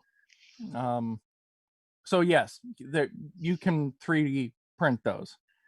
Okay, now I have one last question before we end the segment then. Concerning replacement 3D parts, whether they be for the joysticks or anything else we come up with in the future, for those of us that do not have access to 3D printers, don't have people with them nearby, are any of you people that do have them planning on selling or at least making available to manufacture on behalf of us some of these things that get screwed up on joysticks, etc.? Well, I've been thinking about it. Now, a lot of people, you can go through Thingiverse and you can actually get them printed, but I'll tell you, going through Thingiverse to get stuff printed, I've had some experience with this. They do not print in the very best quality settings, so they're more like on very low prototype settings, which aren't the greatest settings. Not very strong. Yeah. And so you're saying is Baker recommend we don't use them to get these done? Right. I have a alternative suggestion. Check your local library. One of my local libraries, you have to take a little class and you have to pay a fee and stuff, but they do have a 3D printer and you can go in and print stuff on it. So now, does that cost as much as ordering a part from David? I have no idea. I haven't printed anything yet. So okay. Because what I'm looking is to make a commercial version of this that people can actually just get replacement parts for whatever they need, not have to worry about dealing with 3D printers and downloading the right file and blah, blah, blah. And keep in mind, this is going to vary from one library to the next anyway. Yeah, so I don't think our local libraries here have any 3D printers yet, from what I know of. Yeah, I'll take a look with my printer, and if it makes good ones, because I happen to have one that's broken, a joystick that I've glued back together to use, and I'll print them, and if they work, I'll print up a whole bunch of batches and make them available. Should be able to just send them out for a couple of bucks in a padded envelope. Yeah. Well, if you bring some down to the fest there, Alan, if you want to make them, or David or whoever, I mean, I've got 4 or 5 deluxe joysticks here, and all of them need those bottom switches replaced, and probably a few of them are close on the bars too. Yeah, I'll see about doing that. I already have about half a dozen or so of the cases for the Coco Wi-Fi parts for people that bought the pieces from me previously that want to put it in the little box that was designed not by me. And I'll try to bring some of those to the show if I can make it. Cool. Yeah. And as far as me, I used the Thingiverse calculators. Pardon me. And I figured based on what they were figuring, it was like about $9 to print both arms and both the buttons, or not the buttons, but the little free float switches. And so I figured setting the printer at max quality, 100% infill for strength, I figured $10 for all 4 pieces would probably be a good round figure for those, because if you're wanting strength, you want 100% infill, and you want the best quality, at least from what I've been playing with for printing in the last week. Yeah. Well, if you sell a kit of the 10 pieces, like the 2 free float things and then the 2 bars, I would buy several of those. Yeah, well, just give me some time, because right now I'm still printing the printer's upgrade parts. This thing's been running for like now 2 weeks straight of nothing but printing its own upgrades, and it's and yeah, and Printer inception. Well, and I have new firmware I need to install, which I just got done printing the electronics enclosure because I wanted to move it from under the printer to a separate spot.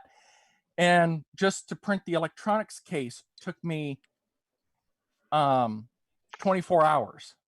So it's just well, you have until mid-April. That's when CoCoFEST is, and that's when I want to pick them up. So between you and Alan, if you guys can both bring a few there, I'll buy a couple off each of you just to keep it fair. If you want, doesn't matter to me. But I definitely do need some of those kits. As long as you don't mind orange. It's the stuff that's going inside the case. What would I care? Oh, I could give an option. Then I've got about 8 different colors of filament. So let's take that, David. Okay, in that case, I'll order 4 plaid sets then. I need to get the ones that can do the full color printing. Then we can have rainbow parts for our color computer. Yes. Or at least the 3 color bars for the color logo itself. Yeah. You know, what I was actually thinking about doing is trying to find a way to build a filament processing where you can take the old filaments that you have that are the same kind, like PLA, and take all the different supports and stuff from the different colors, put them together, and make a whole new filament that's just a mishmash of all of your old standoffs to then have a recycled filament. So then you would have multicolored filament.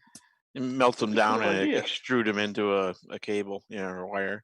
Are these plans? I noticed somebody's been editing the CoCopedia lately and had uploaded links about those. Are these all in one place? It sounds like there's multiple people doing the designs. Are these all on some download site?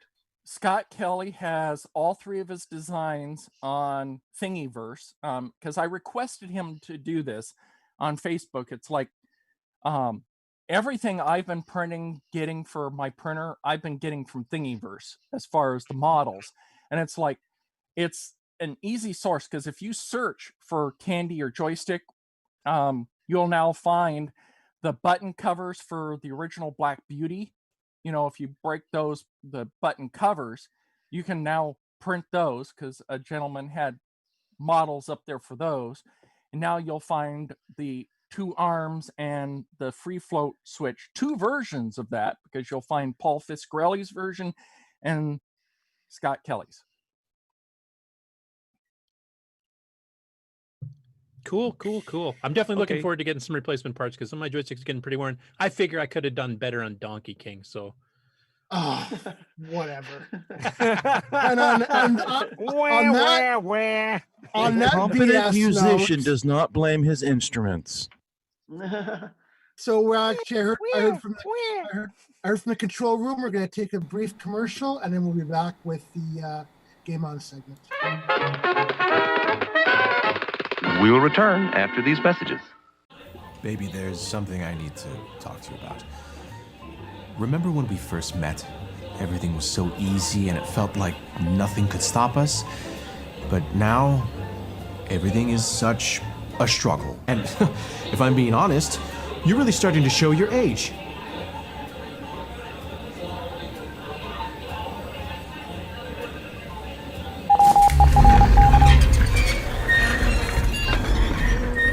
Can I get the check, please? Break up with 512K. Use 2 megabytes now with Nitros 9 Ease of Use Edition. Ease of use. Download EOU today at lcurtisboyle.com. Hi, I'm Terry Steen, author of Balloon Fire and other amazing games on the color computer. And you're listening to Stevie Stroh on CoCoTALK. At GSoft, we make games for the TRS-80 color computer, TRS-80 MC10, and Dragon computers. Our basic games cover the range of genres from arcade, to text adventures, to simulations, to 3D dungeon crawls. This is our latest puzzle game from Japan, Fruit Panic. So come on and drop by our website and download our latest games. My fellow Americans, Australians, Canadians, Europeans, and all of you ands, I'm calling on all y'all to help us make the world great again by visiting the Retro Swag Shop at 8bit256.com, where you can get yourself a coffee mug like this with a little cute cartoon character that says, I'm a Coco Nut. You could also get yourself a coffee mug like this with a Color Computer 3 that says, I'm a Coco Nut. You could get yourself a deluxe travel mug like this with the CoCoTALK logo on it. You might even be able to get yourself a DVD like this with over 2 hours of gameplay goodness. It is time for us to rise up and make the world great again by enjoying some quality retro merchandise and Coco nostalgia. So please visit 8bit256.com and let's make the world great for the color computer. Thank you very much. Coco 2's got personality, lots of practicality, fun, it's sensational, learn it's educational. Coco 2's expandable, so easily commendable. It's programmable, so term exam grammable. Just you and Coco 2 do what you want to do. Coco 2, the color computer with personality from Radio Shack. Sale price for Christmas giving from $149.95. Radio Shack's Coco 2, do what you want to do. Just you and Coco 2. Tired of switching your joystick between the left and right port? Want to change between different controllers? Well, Joey has got you covered. The Joey Controller Switch. Take control of your controllers with the flip of 2 switches. Order today at cocoman.biz.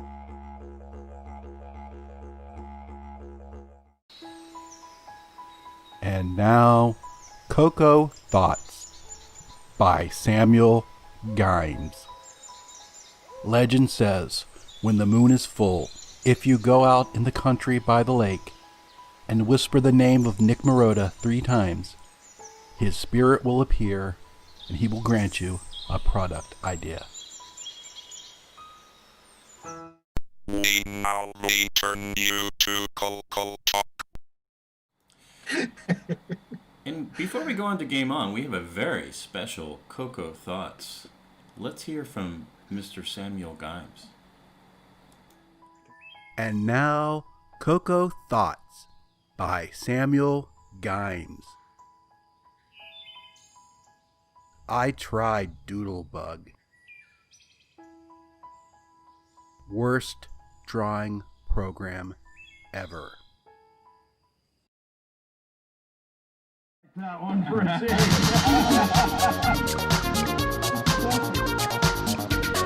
And now, Game On with Nick Marotta and Curtis Boyle.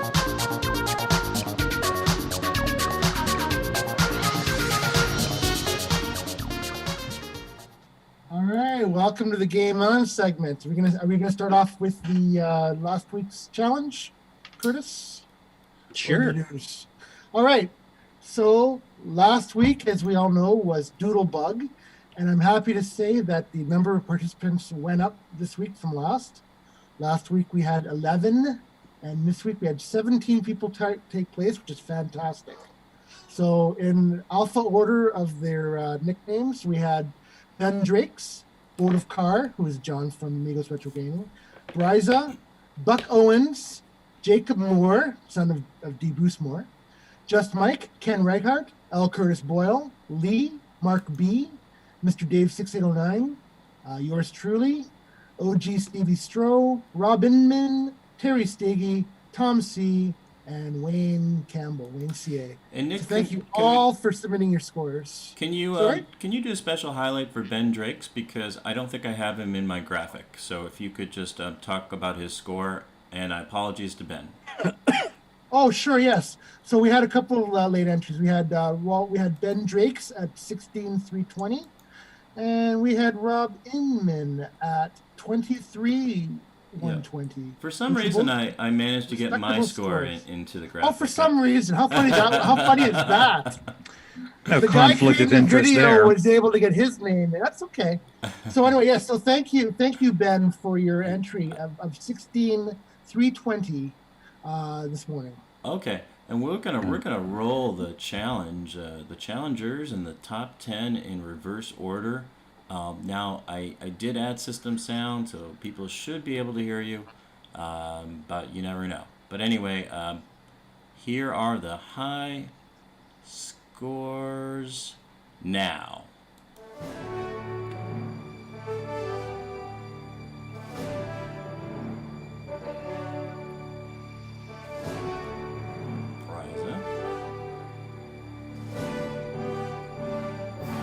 Jacob Moore is very happy to see Jacob take part. That's right. It's awesome. I hope he continues to do so. Yes, he did very well this week. Mr. Dave is the inspiration for this. Forget about it. Dom C from Jersey. Stevie did all right. Made it past level 1. He's up there. Blowing his reputation of Number 3, Nick Marotta. That's right, because once again, Al Curtis jumped in and jumped ahead of me at the last minute. While he was just CoCoStuff? while he had 5 minutes to spare. Yeah, pretty much. Yeah, I think I'll beat Nick's score. Okay, my work here is done. I'm going to start taking it personally, Curtis. I'm sure. Oh yeah, I was just gonna say he said septupled my score, so I got absolutely stomped. 622,718. Is there a particular address you poke for them? Are you sure he didn't just edit the picture? That'll be one of the tips we talk about. Does not involve Photoshop. Well, do you have that as a tip, Curtis, or we mention that? I wanted to mention one other thing too. Like we were in Discord, we were posting some of the old Rainbow scoreboard scores to see what people back in the day were getting. And the second place one in there was actually my cousin Eugene, and I actually watched him play the game he placed there, and he had over 2 million. So Wow. it's definitely done without cheating. You can get 600,000. Do they even have digits for that? I'm trying to remember if it wrapped over. I honestly don't remember if it wrapped at 6 digits or not. But I was there when he played it, and it took him like a good hour and a half, 2 hours to play. 16-bit. Well, we saw the for that one. We saw the screenshot for Buck Owens, and his showed all 6 digits, so definitely had at least that. And that's his real name. Buck Owens, legendary country artist. Yes. Now, as far as tips and tricks go, I'll bow to mine to being at the end again. What did you guys find when you guys were playing it? All the other people that took part, I should say. What did you guys find as strategies or tips or tricks or anything you guys discovered? Don't get killed. I liked using the deluxe joystick the best, and there was a tip out there to get the hearts as soon as possible. I kind of preferred to clear the dots out around from the whatever you want to call that little ghost pen there first. So I kind of concentrated on the middle of the board while I had time before the first bug came out, and then I went and got the hearts and that. So that seemed to work for me. Are you seeing that Terry's complaining there too, Nick, in the chat? And Who's I to realize play? I made a terrible mistake this week. I've been playing Megabug. I said Terry Stiggy's name Oh, you did? in the honorable mentions. Yes. You'll have to go back and check the tapes, Terry, and then you can apologize to me. What was the And score? just remember that's part 3 of this episode, not the first 2. The name, the episode, so nice. We started it thrice. Anybody else have any tips and tricks that they want to mention?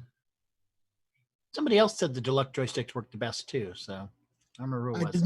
did not like the gamepad at all for this game. I started off with that because I figured that'd be really awesome, but I did not like the gamepad. Probably because of the I don't know. I found that if you let go, the proclivity of the game to go right really threw me off, and for some reason, I found that the deluxe joystick was just better for me. And that's kind of ironic because the game is old enough. It came out in '82 from Computerware. That the deluxe joystick didn't exist. All we had was Black Beauties back then. So that's what all the high scores in Rainbow were based on. Yeah, I didn't like the Black Beauty either for some reason. Yeah, for some reason, the deluxe just really felt right for me on this one. Wayne Campbell says his hint and tip is don't use a keyboard with half keys for up and down. I could probably agree with that. I did mine in Xroar using the keyboard on my Mac, but it's got full-size arrow keys, and that was hard trying to steer that thing with the arrow keys. It was like it has trouble registering 2 or 3 keys at once if I'm trying to switch a direction real quick. So sometimes it would pick up one of them and just go one way and not both. So you'd have a way of overshooting sometimes. You want to go up and you go left or whatever. Yeah, or run into something, or you're trying to get one of the letters and you miss it because you went the other direction out of the 2 you picked, and it didn't get the letter at the right color. And the button makes you stop. Unlike in the arcade game, centering your joystick would make you stop. But in Doodle Bug, pressing. Yeah, that was a bit of an odd design choice because you could stop in the arcade game, right? You could just pop the joystick in the middle. I verified that in MAME with the arcade ROM, and yes, you could. I will have to see if I can get a hold. Like I did get a hold of the original author, David Crandall, years and years ago for the Coco Games site, and there's an email from him if you guys want to read it. He actually gave me some of his unreleased games which you can download there too. But I would like to find out why he decided to make it so that you could not stop except using the button. Like, why did he pick the button mechanic to cause a stop rather than the center? I mean, aside from the fact we didn't have auto-centering joysticks, maybe he thought that was easier. I'm not sure. Maybe. So you wouldn't have to guess where the dead zone is, maybe. I don't know. But I would have preferred to have a dead zone. Any other tips and tricks from anybody else before I go on to my little spiel about it? I noticed that Aaron at the Amigos, who actually had a Coco when he was a kid, was too chicken to actually, put up a score himself. There. He let Boat do all the work for him this week. A little shade there. That's right. Actually, Aaron said this is just not his game. It's not his bag. But I guess for Boat, John Schaller, it is his bag. And he played it like the very first night after the contest for what the game was announced. And his score stood for a couple of days. And he always only had a Coco since December. He's never touched one before, 2 months ago. So to get that high of a score and maintain the lead for a couple of days, it was pretty impressive. Yep. Anyway, nobody else has any more tips or tricks here. I'll mention a few that I know.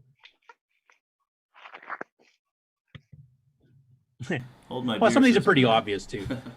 First of all, you should steer around the maze each time the screen refreshes and get all the white hearts first, period. Don't worry about anything else. Don't worry about killing bugs. Don't worry about getting letters or anything else, because that will maximize your score. It multiplies it by 2, 3, then 5 times. So that third one actually gives you an extra boost in score. You get 50 dots per dot, 50 points per dot that you get versus 10 or 20 or whatever. So it makes a huge difference on your scores if you're going for scores. Try to spell extra and special. Extra will give you an extra man, and it's blue. Well, if you're using the colors that match your arcade, red will be special, blue will be extra. Depending if you have a Coco 1 and 2 and how you hit, how many times you want to hit reset, it'll swap those 2 colors, obviously. But special will give you a full complement of men. So if you start the game with 6 men and you spell special, then you get 6 more.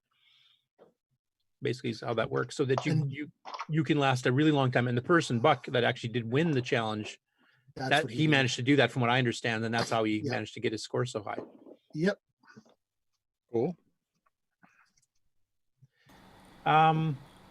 The next step, and this is the one that I kind of talked to Stevie about when he was doing one of his live streams this past week. from chat. Now the color cycling for the letters and the hearts always goes through the same pattern. It's red very briefly, blue for a little bit longer, and then white for a long time, cycles back. So it's a predictable pattern. It never changes from that. But the second thing is that most of the time, now depending on the level, like there's 4 parts. You probably notice it says part. It's basically the level number that's above the timer on the left-hand side of the screen. And I don't know if Nick, if you wanted to fire up, kind of show this, we can kind of show it at the same time so people can see what I'm talking about. But basically the timer that you've got. Oh, I can't if you're sharing sound. Okay.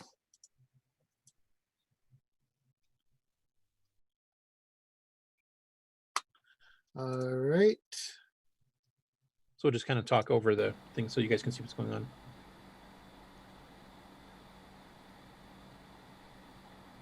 Okay, should see it. So you see where it says right under the Doodle Bug logo, it says part 1. That's basically the level you're on. And basically that level will do 2 things. It'll change the shape of the bug, like what type of a bug you're dealing with in that particular one. And I think it wraps at 4, if I remember. And it also will change the amount of time you have in the timer bars. And those are those white blocks in the lower left. And they basically count down. The original arcade game, it actually went around the perimeter of the screen. So on most of the levels, at least every second time, the color change will happen as soon as that bar starts over. So when you hear that dee dee dee dee dee dee at the end when the bug's about to come out, the very last one of those is when, if you're sitting right beside a letter and you want to get it when it's red, then you hold off until you hear that last of those tones go when it's about to release the bug, then you go. Now, on some levels, depending on the timer, because the timer varies depending which part number you're on some of them it'll be every 2 timer or every 2 releases of the bugs, every 2 of the neener sounds, as Stevie calls them. Neener. So every 2 of those you'll have to see. So you have to just play it a little bit and kind of keep an eye on it as to when it triggers. But most of the time it's actually every time. But when you time it that way, then you can get the red. As soon as you let go on that last tone, you'll get it red every time. Blue gives you enough time that if you're beside it, you just wait a second or 2 and then it'll be blue. And white, of course, is what it is most time. You can tell when it's going to change from white to red when you start getting that tone of the do-do-do-do-do-do, then you know that it's about to change to red. So if you're trying to get a white heart and you're a little bit further away, maybe hold off until it cycles through the colors again. And that's the critical one. Like I remember when I used to play this back in the day with a joystick rather than or the keyboard here, that I could regularly get 500,000. I was never as good as my cousin was, but it was pretty easy to get special and extra at least once if you learn that timing. So that's the biggest tip I have on that particular one, is that there is a consistent order of the colors, and if you time it with the sound or by watching the bars on the left, whichever you prefer, then you can actually time it to get them at the right color so you can spell those words a lot faster. And that's my tips on it. I don't know if Buck, if he was in chat or anything here, if he had any further things he wanted to add, but. Yeah, I'd be interested to hear what Buck says, because like I said, I clear out the middle first and then go for the hearts, but that's because I find the middle is really challenging when the bugs are out, and whereas I tend to have an easier time sticking to the perimeters. So yeah, I try to get rid of the middle as fast as I can. I tend to do that, especially in the later levels too myself. The other thing I do is, the pickle, as Steve calls it, in the middle. I don't know if it's supposed to be a pickle. It's supposed to be a vegetable of some sort. But I pretty well ignore that. If it happens to be that I'm walking by it and it's there and all the bugs are out and there's no bugs right around me, I'll grab it as a bonus, but I don't go out of my way to get them. I think that's a trap to sucker you into doing a stupid move, so I don't even worry about them. And if you can get the special spelled out and the extra spelled out and you've got 3 hearts and you're getting 50 points a dot anyway, your score will do much better and you'll last a lot longer not worrying about it. So you're saying some things are just not worth going for? Yeah, well, you go for it if you happen to be beside it and the coast is clear, but I wouldn't go out of my way for it. The bonus isn't big enough for the risk. Yeah. Though the bonus keeps increasing in points as the game progresses, as you get them too. So, I mean, eventually they'll be worth a ton of points. So if you get good enough that you can last, 16 boards or something like that, then it might be worth it. But at the beginning, when you're just trying to get initialized scores, like I was trying to do in my brief half hour with it on Friday, to me, it wasn't worth the extra effort or the risk. And I'll mention that Aaron in Amigo Games, like he said, or Amigo Gamers there, he said that he's it's just not his bag. He doesn't like the game that much, but he also said that John is great at the arcade game too. So it was probably just like coming back home for him. and which is why he did so Cool. well. He only played it for about half an hour or 45 minutes, once in his life, and he got up in the 60,000s already. So.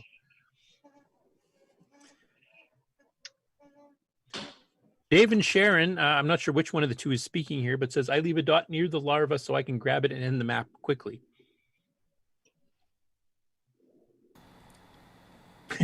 And Can Make It says the color for the special letters, the red ones, lasts about 3 nanoseconds.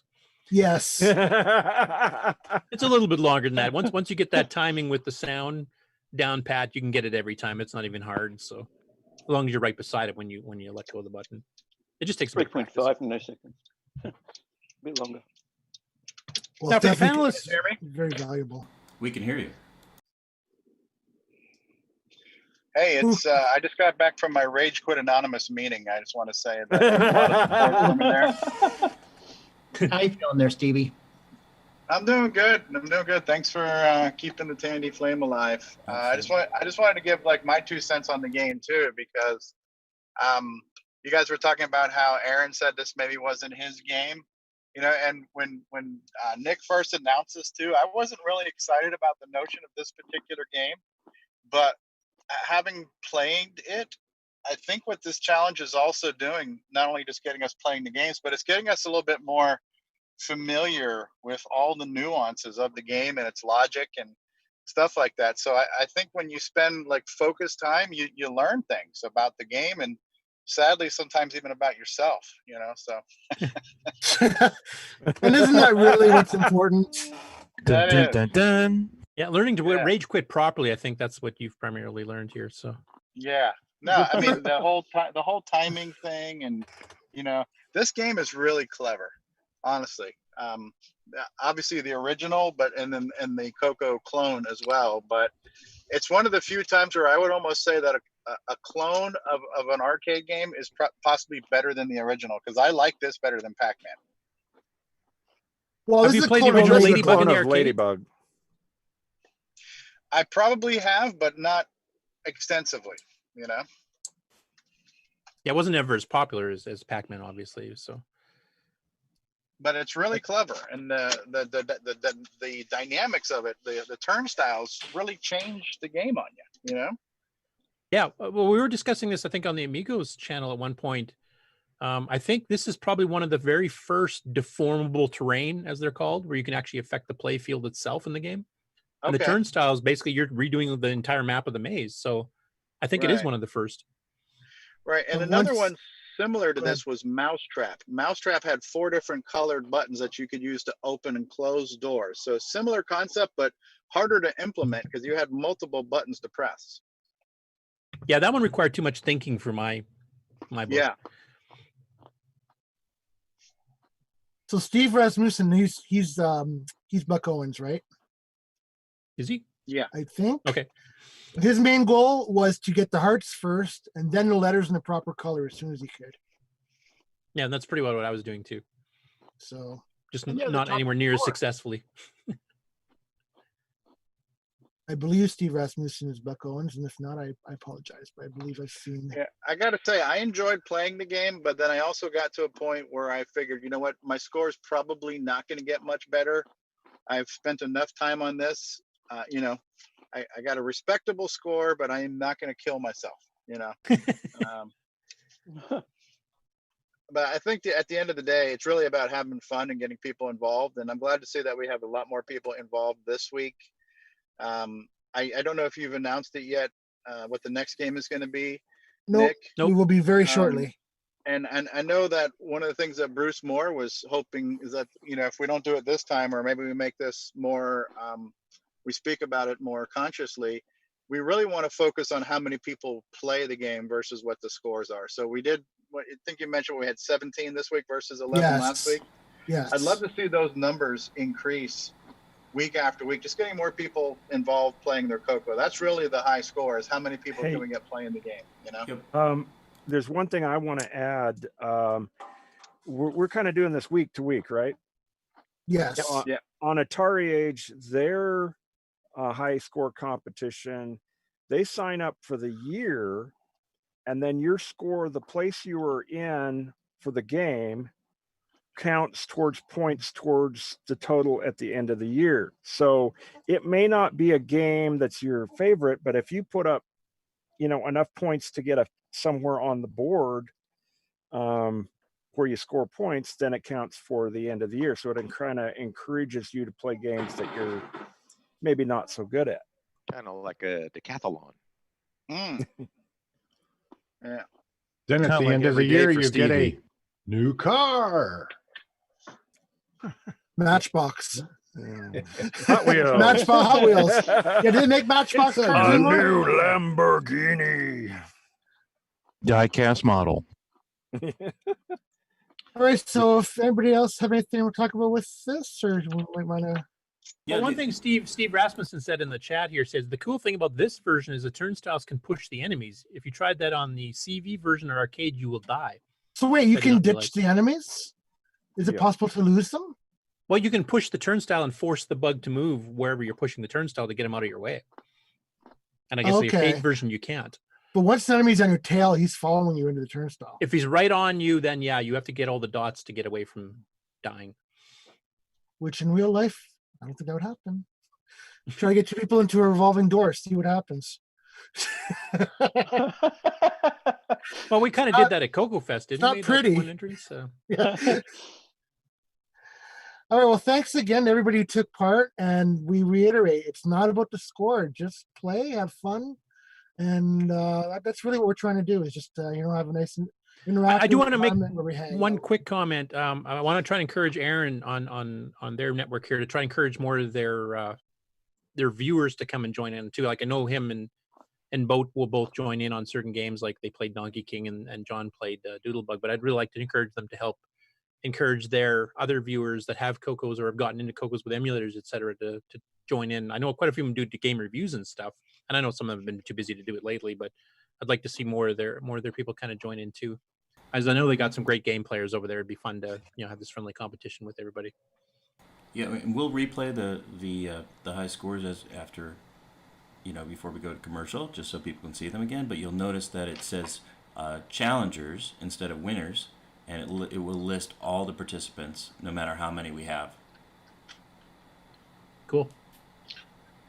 I thought I had two, maybe, and for the CoCoFest is that we could have a game set up and people could actually play high scores during the CoCoFest if they want to sit there and play.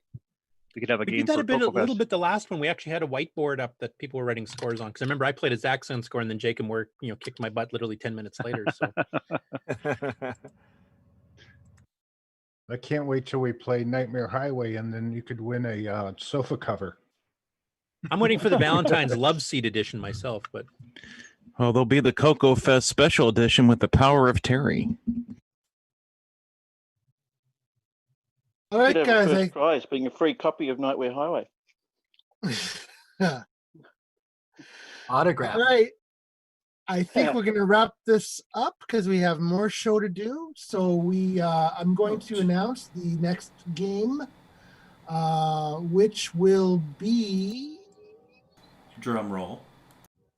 Still a lifeline, right? Buzzard bait. No. Draconian. This is a good one. Cool. This is a different genre. We've done a platformer and we've done a maze game. So now we're going to do a shooter. So Draconian shall be. and this is loosely based, well, fairly closely based in some ways, on Bosconian from the arcade. The maps are pretty well identical. Some of the gameplay mechanics are identical, but there are some nuances on the Coco version that actually I think make the game better. Yeah, absolutely. So again, start any time until and then before the show next week. Now, put your screenshots up. Now, Curtis, And, since the announcement, have you already scored over 100,000 while we've been in the last 5 seconds? No, this is going to be another last minute to see if I can get a chance to play because of work. he'll just sneak in this to beat me, and then his work. He will be works done. better under pressure. I'm taking it totally personally, Curtis. I'm sorry, but I know it is. Well, if you guys would just be, better players, it wouldn't be a big deal. Oh. All right, so that's gonna do it for this part of the GameON segment. And you had some things to talk about, Curtis, or?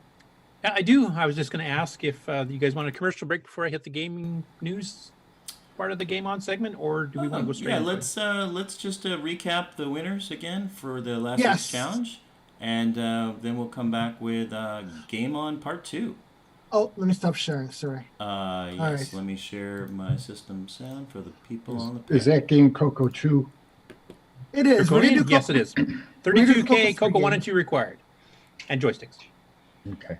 But it works on the Coco 3, and it works. Oh, there's a version called Coco, called Draco 3. Do not run that one because it's been high speed poked.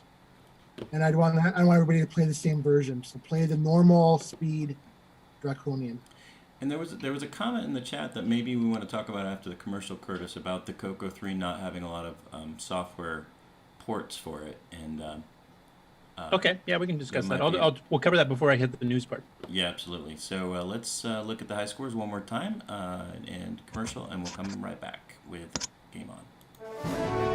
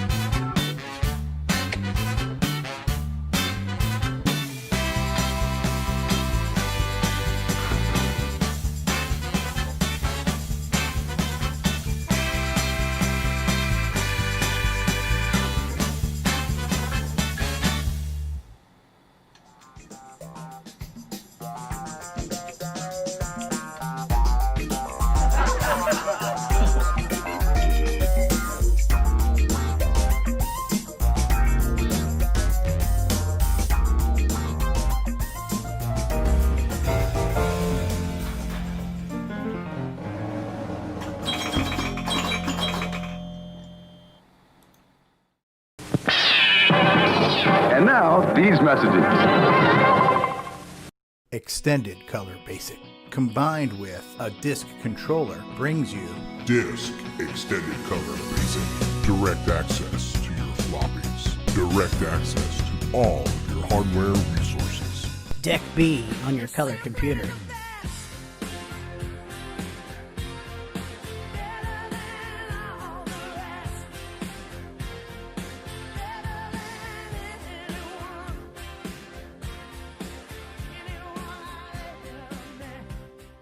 Deck B washes away the competition. Hi, this is Randy Kindig of the Floppy Days podcast. I just love me some Coco, and nobody covers it better than Steve Strobridge. You're listening to CoCoTALK.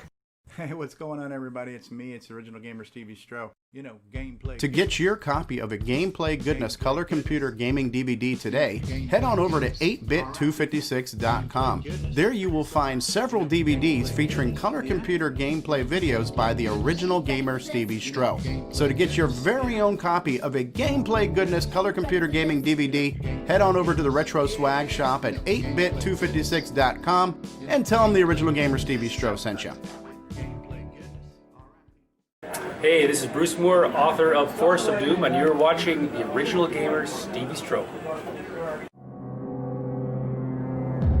Only the bravest souls enter. Only the most cunning return. Defeat innumerable monsters to ransom the king's scepter, stolen by the evil wizard. Your sword, shield, and wits are your only allies. Pray you find a magical inn as your only respite in the forest of doom. For the tiny color computer 1, 2, and 3. November 2017, if you dare.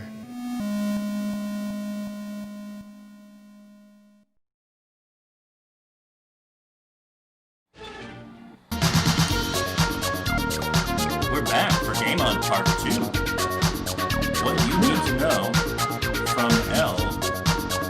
Curtis Boyle. Hello, everyone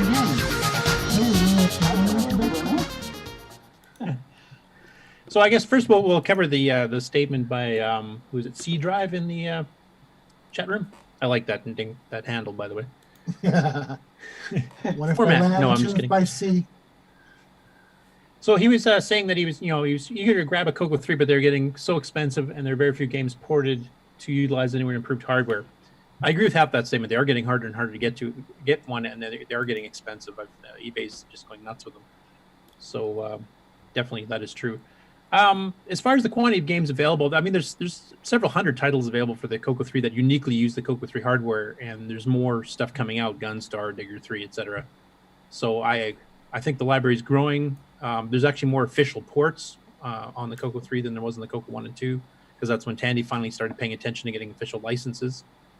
So that's when we got stuff like Super Pitfall and Rampage and that kind of thing. Arkanoid, which was really awesome. And Predator. Well, we won't mention that one, but anyway. RoboCop, Really? Rad Warrior. So there are a lot of good games for it, and people are learning the hardware more nowadays too. Like Chet and Nick and a few others are starting to really push the limits on it on the game front. We've had John Kowalski and a few others pushing it, on demos and stuff before. So I think we're going to start seeing even better games coming out for it. And on my side of things, we're trying to speed up Basic 09 and the graphics subsystem in Nitrous 9, so that you'll be able to run some fairly decent quality graphics at fairly decent speeds for stuff you want to just write in BASIC yourself. So I'm hoping that we will see more games there too. And we've seen a couple pretty good examples there too, like the Shanghai by Sean Driscoll that's on the Ease of Use Beta 4 that you guys can try. Is actually a pretty decent Shanghai. Doesn't quite run as quick as Rick's does, but it's a pretty decent effort for a BASIC program. So I would say the Coco 3 is, if you can find one for a decent price and get it, I would still get one. It's easy and cheap to upgrade to 2 mega RAM and a 639, so you can play absolutely everything. But yeah, they are getting hard to get and expensive to get when you can find one. So it's a sad state of affairs, at least until Ed comes out with his Coco 3 clone later on after the Gimme X project's done. Yeah, that's really cool. We're all looking forward to that. Yeah. I don't think there's and it's not a product out there that none of us do look forward to. It's all pretty cool stuff. Yeah. Now, Nick, kind of going along the question there about Coco 3 games and how many there were, type of thing. How often do you plan on peppering in Coco 3 only games on the GameON Spotlight segment?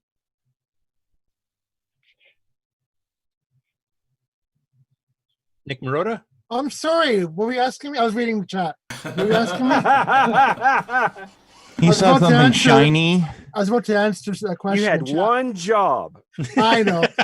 I was just going to say, because there is a bit more limited, number of Coco 3 only games at this point. How often do you plan on peppering in a Coco 3 only game on the GameON Spotlight? Oh, I was actually hoping to get one in next week.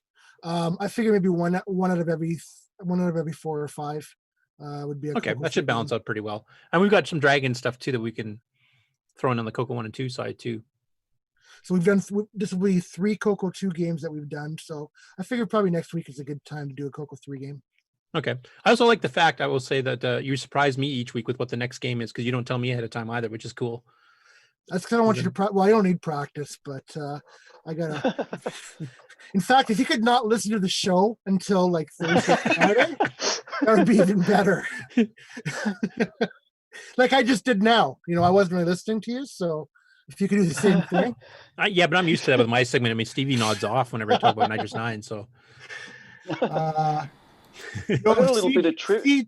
C Drive was lamenting that Coco 3s are going for $700 US. And that's not true. You can find them much cheaper than that. Yeah, usually it's about the $200 to $300 range these days. Right now. People dream and want to ask $700 because they think, oh, it's old, it's valuable. But no, you can find them for much less. The only way I would pay for $700 is if it comes with a ton of hardware and software with it. Like it'd have to be some huge bundle deal with RGB monitors and hard drives and all kinds of stuff. So, but you should be able to get them on $200 to $300, I would say. Someone bought a Coco 3 yesterday in the US for 99 cents. Canada, actually, but yeah. Canada, was it? Okay, yeah. I thought I got a good deal. Yeah, that's only like 80 cents or 75 cents Canadian, so that's or American, so that's really cheap. Yeah, it was an outlier though. By the way, people may not know this, but if you use eBay, if you search for something like Coco 3 or Tandy Color Computer 3, and then check on the left side where it says finalized auctions, basically, you'll get an idea of what things actually sold for. Rather than the asking price, which some people are insane with. Yeah. Yeah, that 99 cents too, that the one on there, that's about $3,000 Australian. Plus, I know some people in our panel here have actually had good luck finding them at thrift shops and stuff too. So every once in a while, you can just luck out and find one, or even a local ad in a Craigslist or a newspaper or something. Sometimes people are getting rid of stuff. You can get them really cheap because they have no idea what they sell for on eBay because they don't even follow eBay. Or one just walks right past you at VCF Midwest, filled with soap powder, but for $5, who cares? Exactly. That was a Coco 3 you got for the $5? Yes, it's a Coco 3. Yep. Oh wow! No, I thought for some reason I thought it was a Coco 1 or 2. So no, it had a broken power switch and a key switch installed. It was pretty well roached, but I was able to bring it back to life, and it's up and running. Yeah. And I just left the key switch in there for a conversation piece. Cool. And Nick Marotta, I just want to point out that Jason's already got Draconian fired up, so he's going way ahead of me in here on trying to beat your score. That's okay. I'm the anyone but Curtis camp, so I don't like Talking of the high scores, I've got a little bit of interesting trivia there. The music, the very first music track in the high score presentation thing that you guys just did, I recognized that straight away. There's a whole bunch of cassettes here that I've been going through in my archives. Some of them I've had for 45 years or more. Some of them nearly as old as me. And on one of those cassettes, one from the late 80s, I think it was, when I was working as a repair tech, there's a CD that I absolutely loved at the time. It was a sound effects CD, and it was called The Hollywood Edge. And straight away, that music track, I recognized that. It was like, oh, that's on we the use the Hollywood Edge CD. in our radio productions. Yeah. So I recognized it straight away. I was like, oh, that's cool. And I'd only just archived that cassette, that cassette with the Hollywood Edge stuff on it. I literally had only just archived and digitized the stuff off that cassette, which I've had here for decades, literally a week ago. So it was kind of a bit of a blast hearing that, and it was like, well, that's interesting timing. And Nick, you're still doing your presentation of what you picked up in a recent thing here after the Game On segment's done, correct? Yes. I got a very nice haul. Nice price for what I got, absolutely, for sure. So yes. Okay, we'll get into that as soon as the Game On segment's done. So I guess I will get ready for I have to wait for somebody to stop sharing first before I can.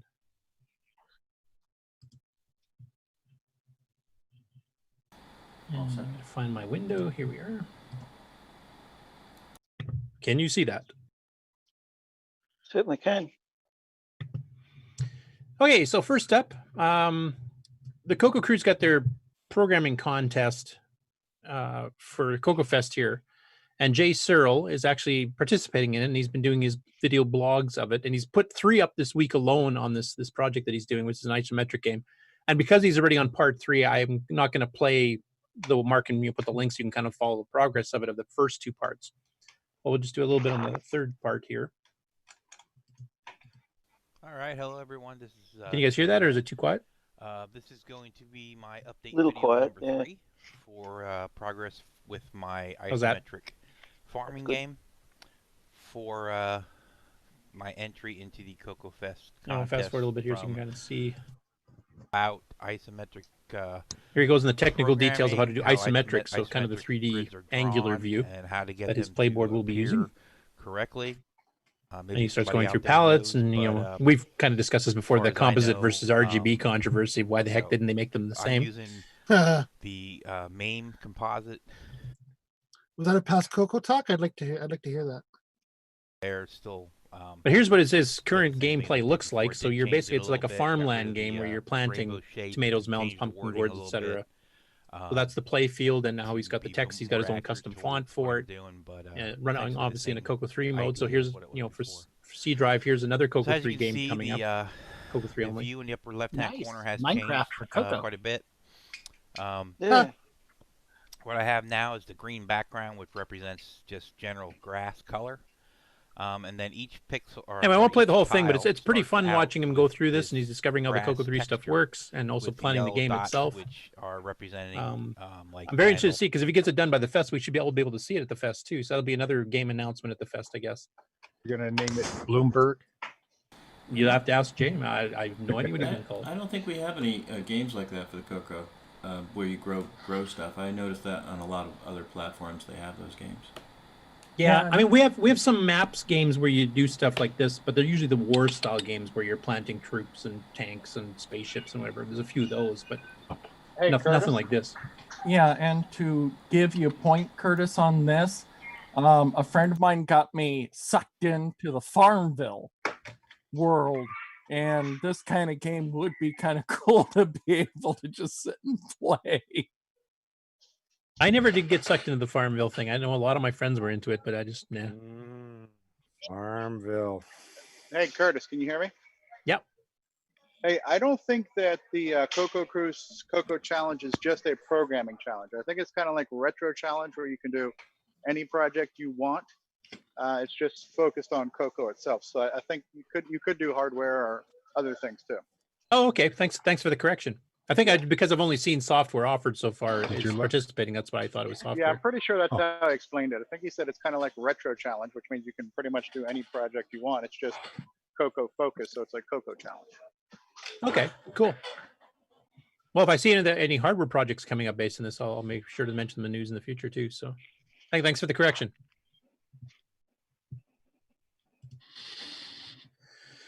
And now we get into the weekly Jim Gary specials, and he's been a busy little beaver this last week. The first one here is a port of The Secret of Flagstone Manor text adventure. Now, Nick Marentes may be able to help me with this, because apparently this game was supposed to be the first natively written text adventure game in Australia on any platform from 1981. Never saw it. Don't know. And apparently it was first done, I think, on a Model 1 or something. So I don't know if you remember that from your Model 1 days. I don't remember seeing it. No. Maybe it was in a magazine or something, was it? Or was it a My understanding was game? it was commercial, but you could be.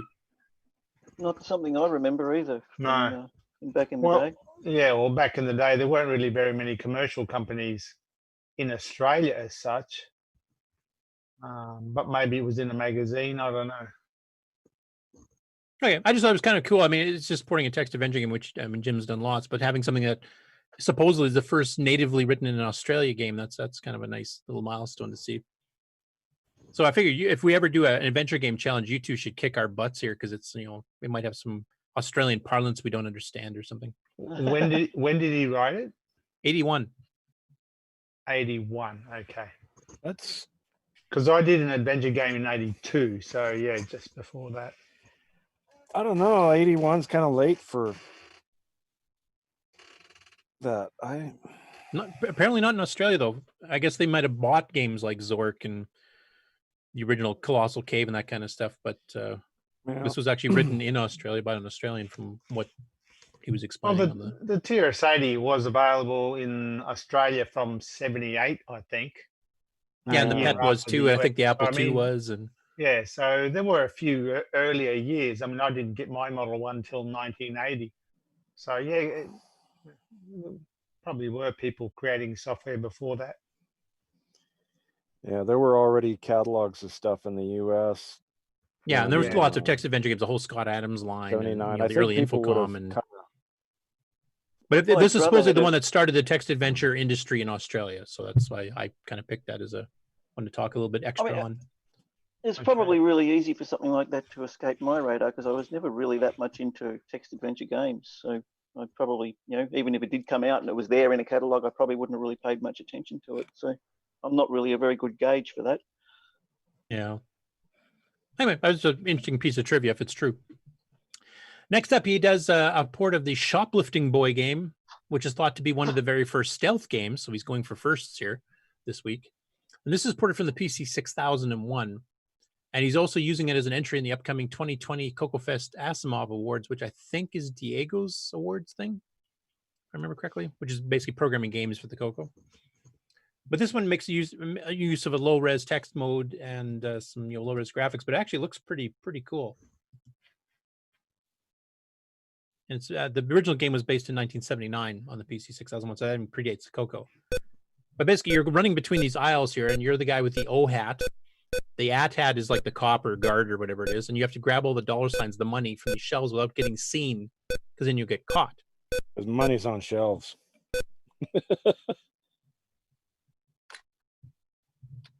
I thought he did a pretty cool low-res animation of the guys walking around and stuff. So, and of course, you got a timer as well. I'd never seen this game before on any platform, so it's kind of an interesting one. And if it is one of the first stealth games ever done, that's another historical one.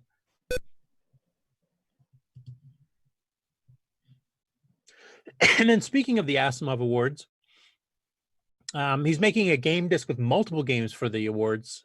He did some minor updates to some of his games. You can see a screen that lists some of them here. So he's done some minor tweaks on a couple of them. And he's got, quite a few here listed. And then the actual one that actually really tweaked me, and a couple people mentioned this in the chat earlier, both on Discord and here, is his port of Outhouse to the MC10 level machine. I better mute that because I don't know if that's copyrighted music or not.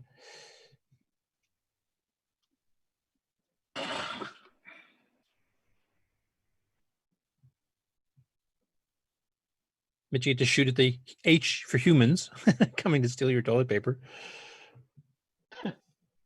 Crap. And this all came up because I know, Nick, you probably saw this too, but there was what's the guy that was doing the low-res semi-graphics adventure game that you were helping write the graphics editor for? Erico. Yeah, Erico was actually doing some designs of a semi-graphics outhouse style game with fancy backgrounds and stuff. And that's kind of what inspired Jim Gary to pick up. Oops, hang on. Sorry. Are you playing Doodle Bug? That sounds familiar. I just turned it on. Hang on. I think you're a little late, Nick. The results are already in. I'm just making the Photoshop. Oh, No. yes. Too late. Contest closed. Now you said Draconian's the next one. Okay, I should load up Draconian. There you go. Sorry, keep going. Anyway, it's a pretty interesting implementation of Outhouse, done in low res, which is MC10 compatible. So now, one thing that was cool is that on this one, he mentioned that he's entering this also into the contest, and then he also has a link, and this is done by Homepaterium, and it's their 2020 basic 10-liner contest. Now, I think we've covered this in previous years. They have a couple different subcategories, like single statement per line or 80 character maximum per line. You can stuff it to 255s, a different level, and then you can do weird packing tricks and stuff like that.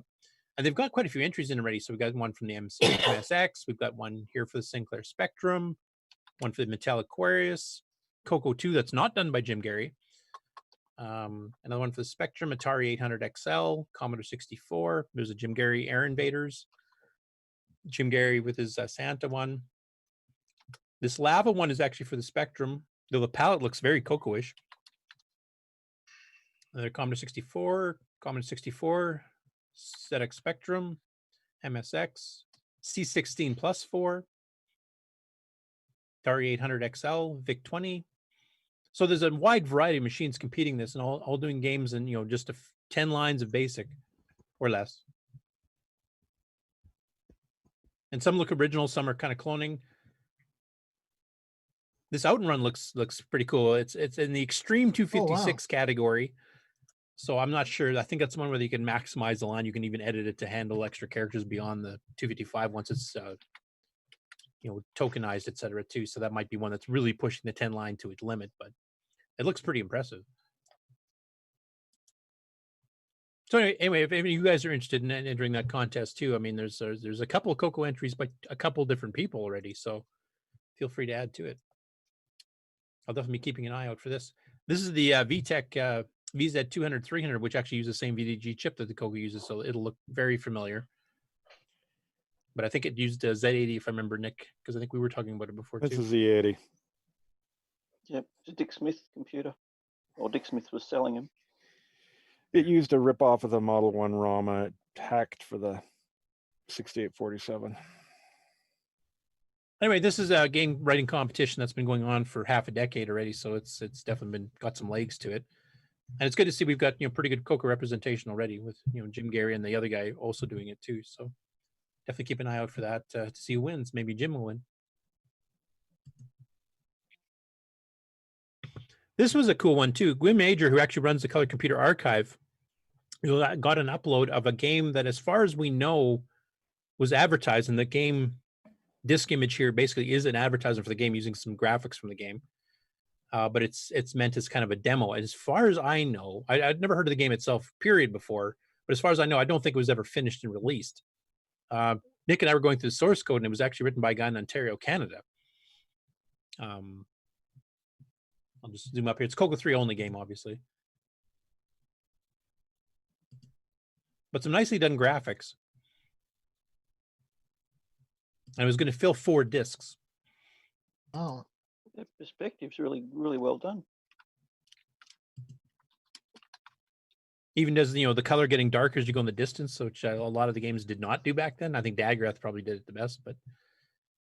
Oh, that's the Coco 3? Yeah. Oh, neat. Somebody was asking about how long the demo was. Nick, there wasn't too many rooms in the demo, was there? It's like 4 or 5 or something. It's kind of. Yeah, it's only a few. So it'd be interesting to see if we can get a hold of the original author, see if he ever did finish it, if he still has it, or even if he still has it in its unfinished state. Maybe some of the other graphic gurus here can kind of finish it up and get the game finished. And now that we've got Coco SDC here, you could just make the image like an 80 track image, and instead of 4 single-sided discs, and actually just play it off there, or even port it to Nitrous 9 and make it 120 meg long on a hard drive and make the thing like thousands of rooms or something. So, but pretty good artistry in the game. I was pretty impressed. And I think, Nick, when we looked at the notes and the comments, this was from 88 or 89 or something. Yeah, that's right. So it's only within a year, yeah. a couple of years of the Coco 3 even coming out that he was doing all this. So. Well, that's an older game, an older thing. Yeah, it was a demo released in 88 or 89 from what the comments and the rems and the listing does show you. So I'm kind of curious if you ever did finish it. I don't remember seeing it at CoCoFEST or Rainbow Fest back in the day, but cool.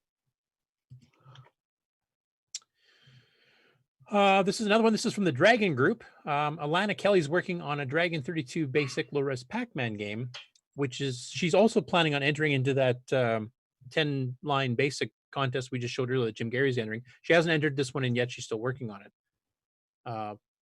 But you can kind of see here she's got the whole Pac-Man and maze set up, and it's taking the colored dots out, and the ghosts are those little red things, I think. So it's a pretty interesting version of Pac-Man, and she's going to cram it into 10 lines of basic code. So 10 lines? Yeah. And like you said, there's multiple levels of 10 lines. There's 10 lines where you can have a maximum 80 characters per line. There's 10 lines where you can max it out to 256 characters. And then extreme 256 is, I think, when you start using weird, packing techniques or maybe assembly. I can't remember. We kind of discussed this in previous years as this contest has been run. Wow. So different levels of it. You'd be using a lot of colons then to. Yeah. Yep. If you think spaghetti code that most people write is bad, you're wait till you see these listings. Standard extend ECB is 256 characters, I think, isn't it, per line? Yeah, but if you edit the line after the fact, you can actually get more, because once it tokenizes like print from 5 characters down to 1 token byte, you can extend the line and add a few extra bits. Okay. So that's what I think the extreme 256, if I remember correctly, that's what that means. Is that you're packing it, so it's actually, if you list it, it's actually cutting it off because it's bigger than 256, but it's still part of the line. Oh.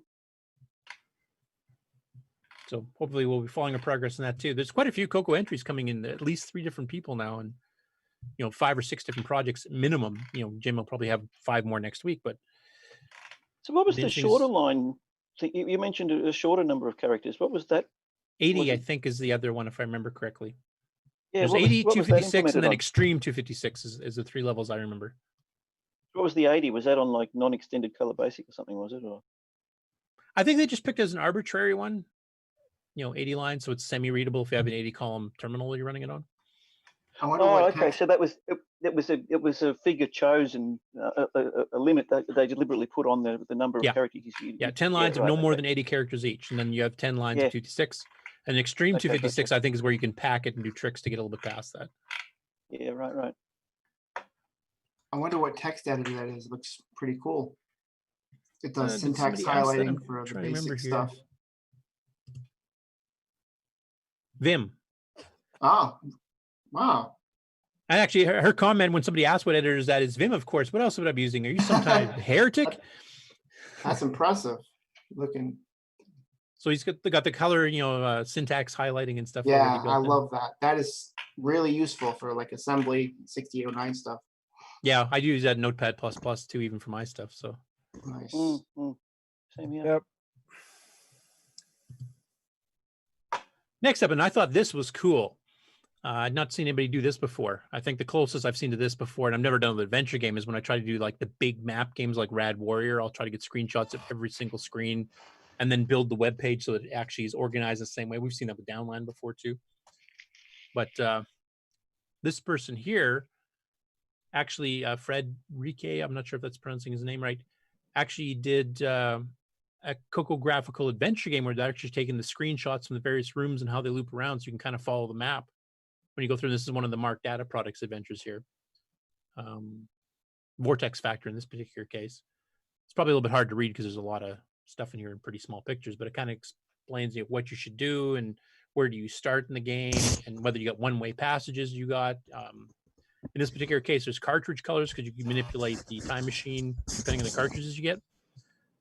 So it's kind of a nice map, and it's visual too. So you can even just, if you're playing the game next to this, you can recognize the scene you're looking at instantly without having to remember what the heck room am I in and know where you are in the map.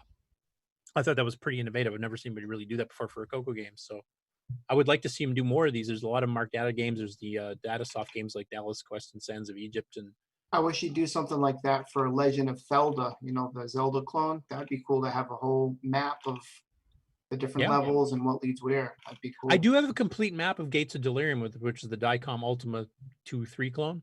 Wow.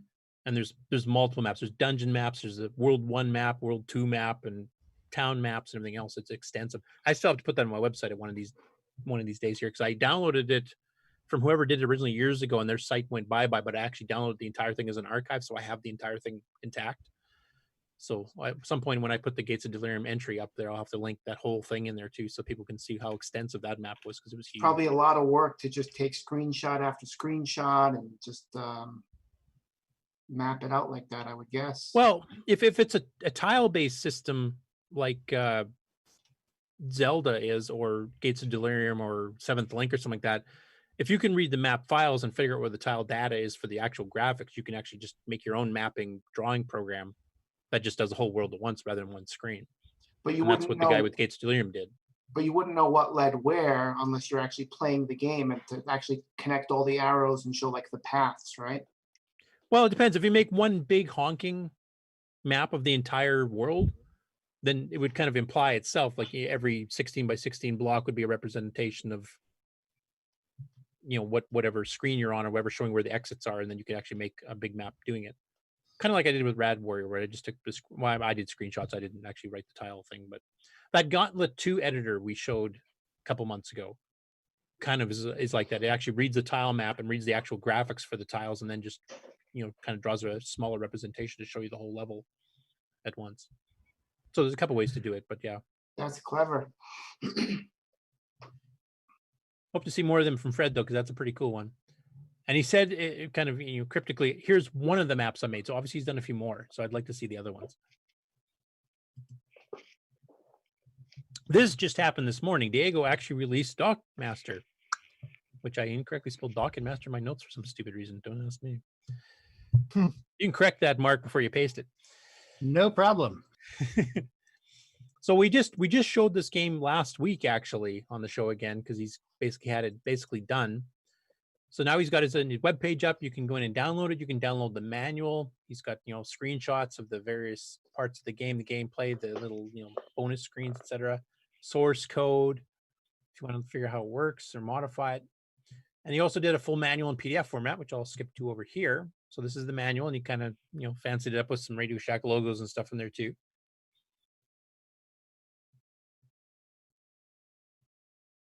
And he has little jokes in here, like it says, all lefts reserved, all the above is mostly bull. If anything, the game and manual are copyrighted in 2020, and kind of made it a little bit fun to read.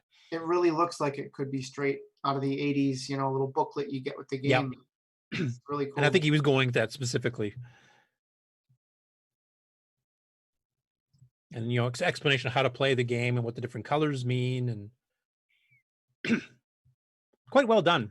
And just literally released this morning. So if you guys don't have it yet, go grab it. Coco 1 and 2 compatible, of course. Extended basic required. And I think 32K required, if I remember.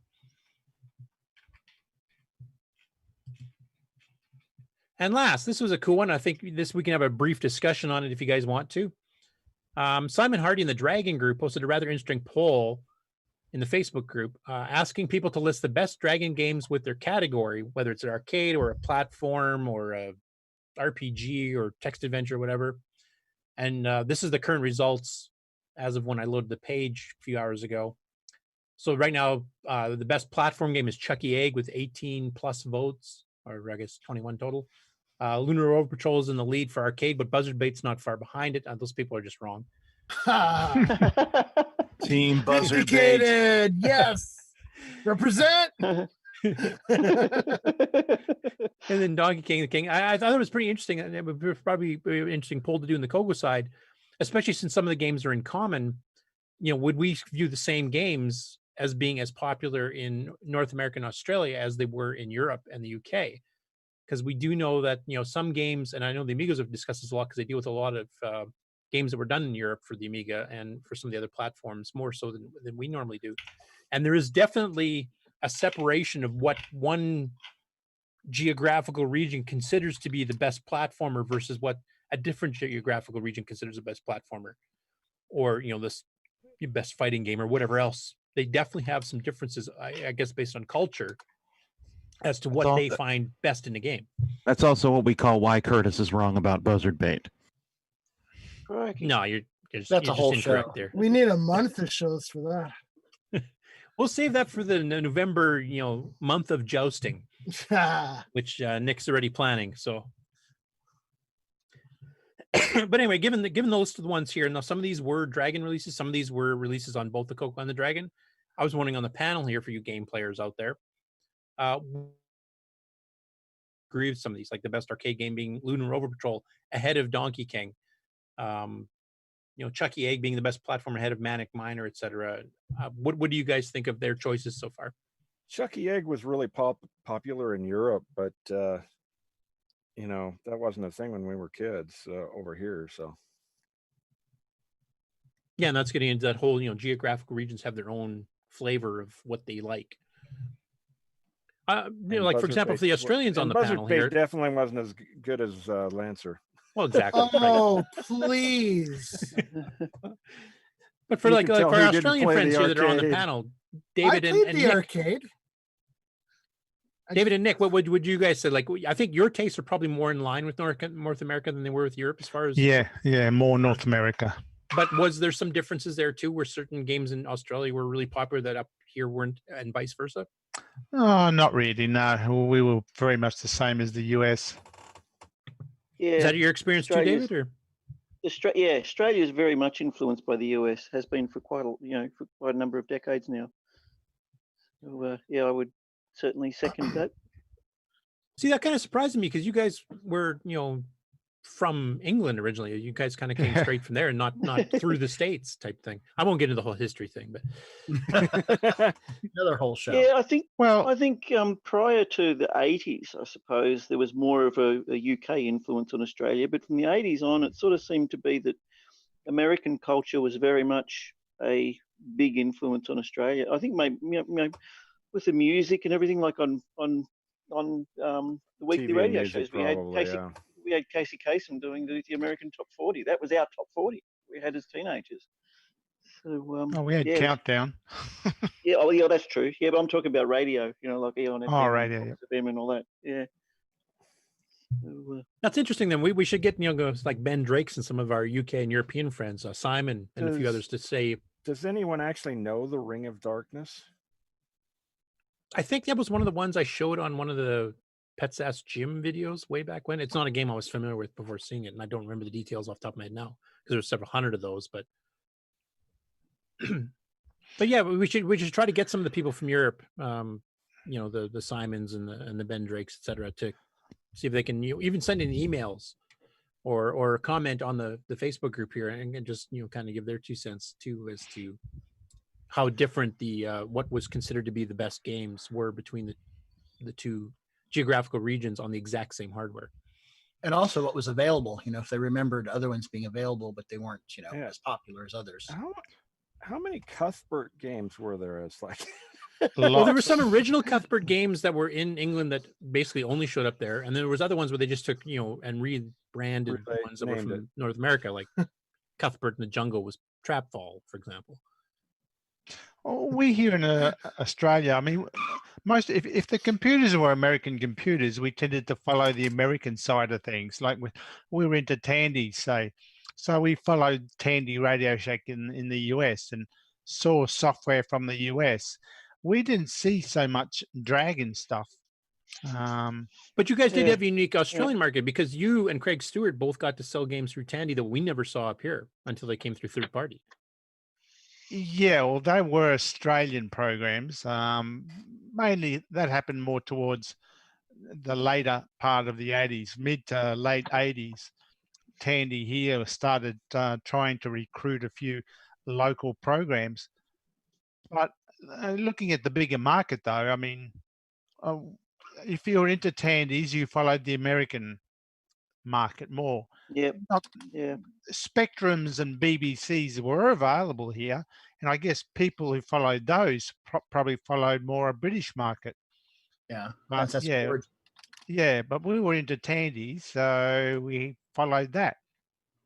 Yeah. And the ironic thing is, the Tandies, especially the Coco 1 and 2, was sold in the UK. I don't think it sold as well as the Dragon did, but it was available there. And games were marketed as being for both. You get a cassette that says Dragon 32 and Coco 1-2 compatible on the same case. Well, I think some programs, were they sold in Tandy stores even? No, I'm not sure. That I'm not sure. If Ben or somebody was in chat, maybe they can tell us. But yeah.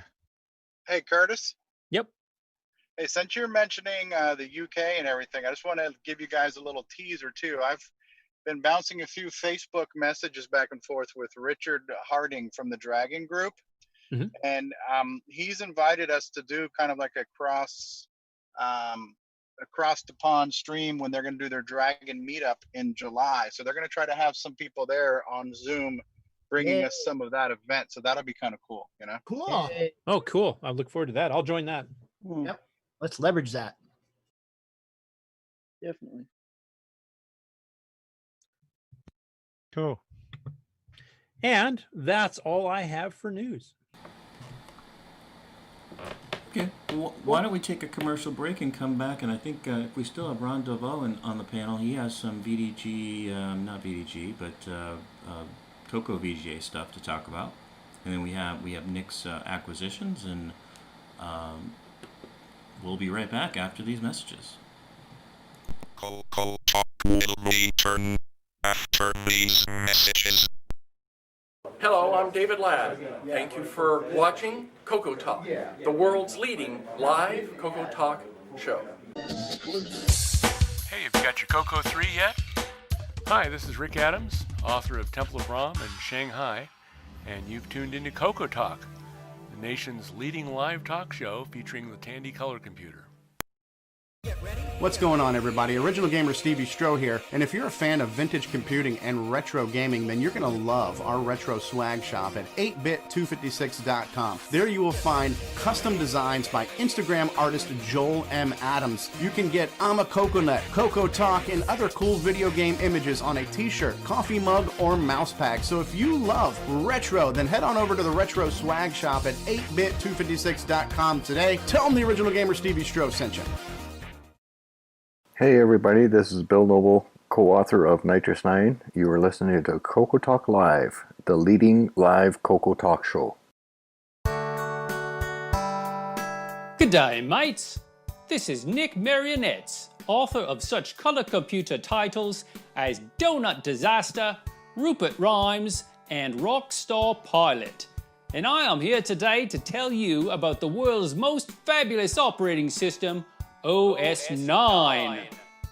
OS 9 and its current incarnation Nitrous 9 is the most advanced operating system ever created. And what makes it so good? Ease of use. I find OS 9 so incredibly intuitive that I haven't once cracked open the user manual, and yet I've been able to create such incredible games faster than the time it takes to sing Waltzing Matilda. Using OS 9, I expect my next game, Funstar, will be done this weekend and distributed exclusively on ROM cartridge. OS 9 forever. Any resemblance to actual events to persons living or dead is purely coincidental. After these messages, we'll be right back.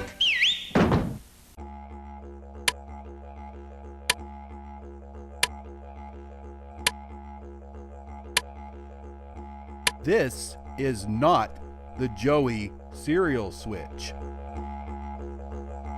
This is the Joey cereal switch. Control up to 3 cereal devices. Order yours today at cocoman.biz.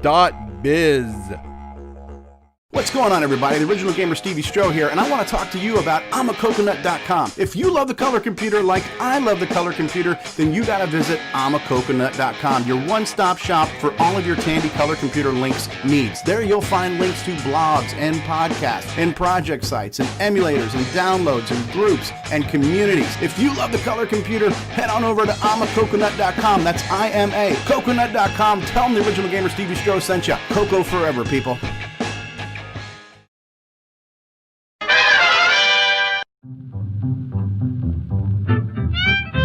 ESP8266-01 RS232 TTL Wi-Fi network, 4-pin DIN, Fitbanger, DB9, PC IP, DriveWire.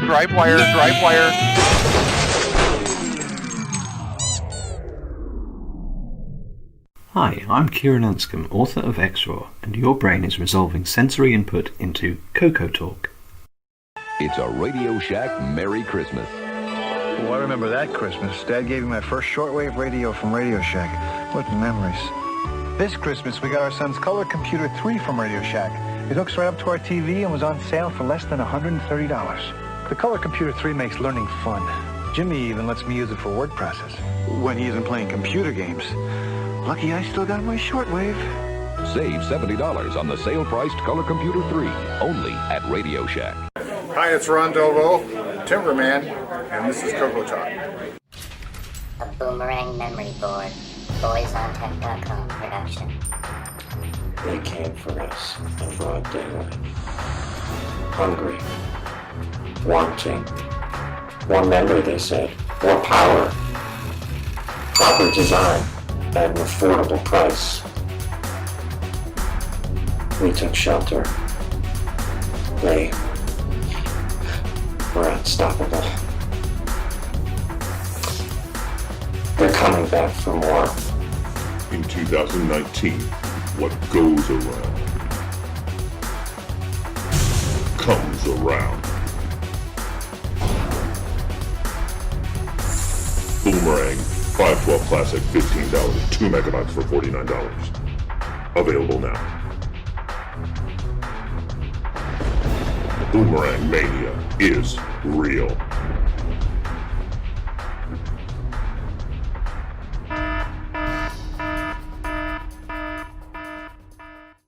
Radio Shack has a great gift idea for the whole family. Fast action TV games, and they're on sale. Get this 6-game model for $29.95 or the 4-game model for $21.95. With rising entertainment costs, that's a real bargain. You play hockey, tennis, squash, and more. Easy to hook up and great family fun that lasts all year long. The sale price TV games. Only at Radio Shack, a Tandy company. We now return you to CoCoTALK.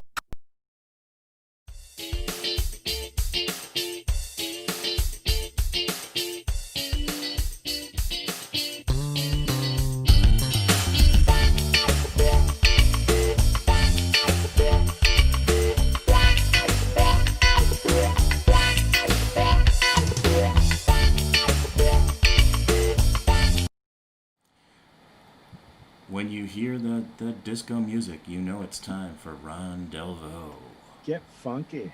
Get funky in Ron Delvaux's garage. Is there like shag carpet in his garage? It says start sharing screen will stop other participants' computer That's right. sound. Well, with today's rising entertainment costs, Ron DeVille's garage Go ahead is and a hit great yes, value. or- Go ahead and share, Ron. Take it away with Ron's garage. Okay. Share away. Can you hear me? I can hear you. We can hear Ronnie, you. can you hear me? We Can you see it? Yes, we can. I can see it. Okay. There's a bunch of pictures taken by that new viewer. So these are the 16 color 128 by 96 VG6 special mode on the Coco VG. Yep. That's my car. Chrysler, of course. Naturally. Amy. Amy, yeah. Hey, Amy. Buzz Aldrin on the moon. I thought it was Buzzard Beat. Flag. Not a Come real out pretty game. good. Yep. Hal. No belief. I'm afraid I Kangaroo. can't Eclipse. do that. Lunar eclipse. My garage. Nice. Star Trek. Yeah, Pretty. some of these come out real great. Some of them are This come out pretty good. Kind of like this show. Oh, that's cool. Yeah. TDP 100. So what, So these what were all resolution? sorry. 198 128 by 96. It looks kind of familiar. By Is the 96. eclipse right. picture taken with your telescope? Yeah, it's a couple of them were. Yep. This is my Nice. car. Mopar. Yeah. Mopar. Dragon. CoCoTALK, which we are on. CoCoTALK new version. Coco VGA, and this is what it's all about. Guess who? Guess who digital? The paper towel guy. A copper charger. My doggy. My wife. So these all converted with the Ed's utility. Yes. Yeah, cool. So Jeremy That's Landry it. has to use flickering to get more colors, or how does it work? Or are they static? That'd be palette shifting probably with flickering. I don't think they're No, the no. Coco VGA No, has it's just extra VGA. colours. Coco yeah, No. it's native These Coco are not. VGA. Right, this is a Coco VGA, not what he may be getting confused with. If the Coco 3 did it, there was some software on Coco 3 you could do. Oh, right. No, Colors one's with different. flickering. Yeah, Curtis says it's 128 by 96 by 16 colors, so 4 bits for each pixel. From a palette of whatever. Yeah, either 512 or 32768, depending on which version Yeah. of the Coco VGA you have. Yeah. That's not bad, is it? I mean, that's a Coco 1, you know? That's the thing. Neo approves. It's a Coco Better, 1. better than green. Yeah, Yeah, they're Star actually Trek colors. looks pretty good. Yeah. And then I did some art on the Color Coco Max. Max, yeah. And you know, this is a Coco Gallery program Facebook thing, so I figured what the heck. And yeah, just played around with, imported a picture and then fixed some junk, looks you good. know. Yeah, it come out okay. And yeah, you know, we couldn't do this. Even this is Coco 3, and that's using high color. And then there's just that's the original, and this is on the Coco 3, I think. Yeah. Yep. It come out good. I noticed when you're doing this, if it's high contrast, like this is, this come out real well. My son playing guitar. I mean, that looks just like a picture. You know? Yeah, that's amazing. And That's cool. if you go, let's see, the guy that made, the guy had a program that made JPEGs, can make JPEGs work on a Coco 3.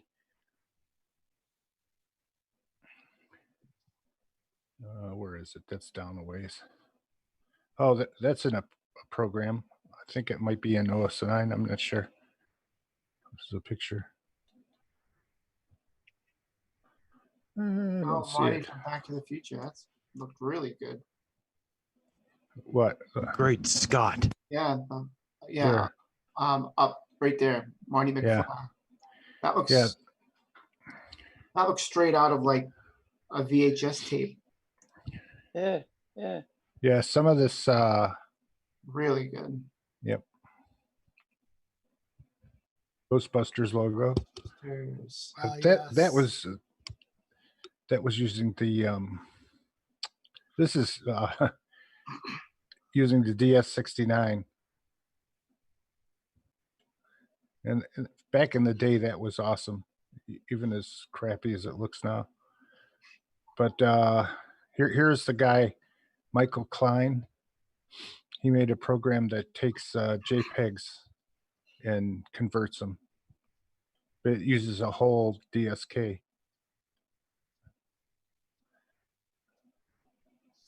How long does it take? Because doesn't JPEGs use compression and all kinds of algorithms? It's going to be. Yeah, it takes a little while, but it makes 4 files. 3 of them are frames, and one's the program to show it.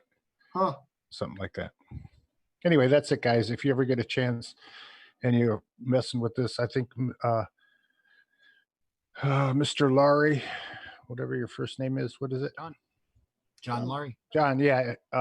Post some of your stuff that if you're screwing around with it, post them here if they come out nice. You know, it'd be cool. Now, how do I go back? Let's see.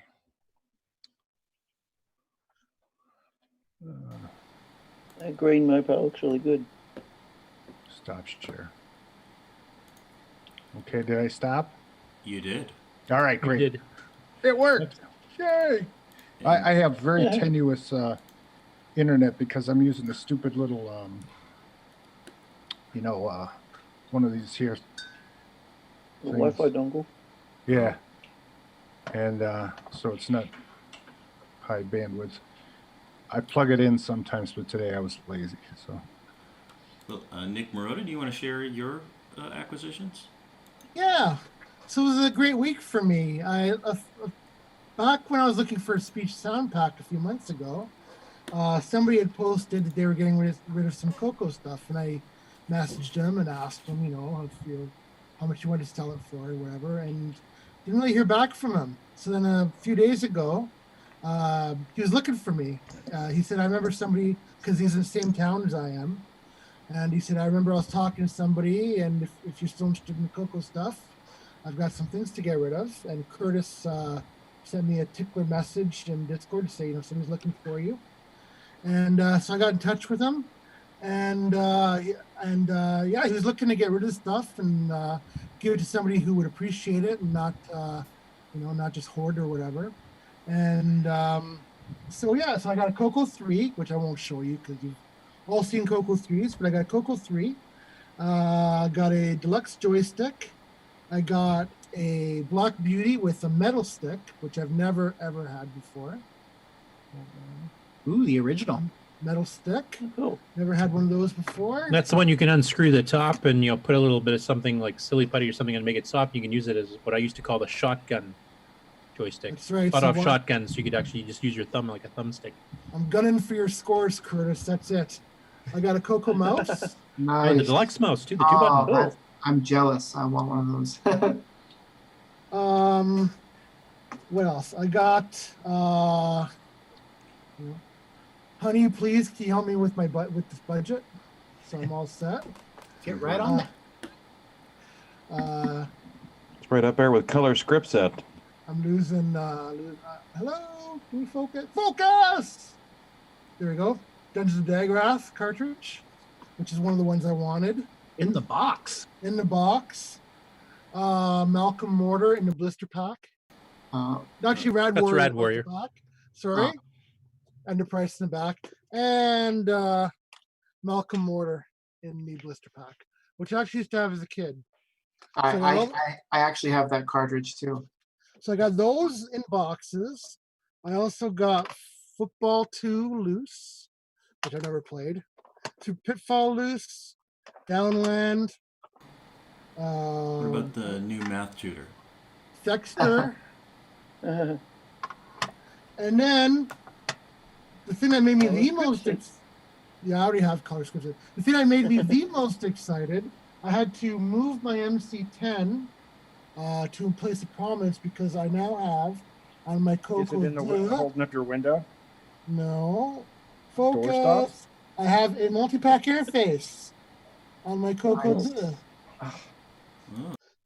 Came. That was a nice score. It came in box. Wow. Very nice. Don't see those often. And I got all this stuff for cheaper than I bought one of my Coco 3s for.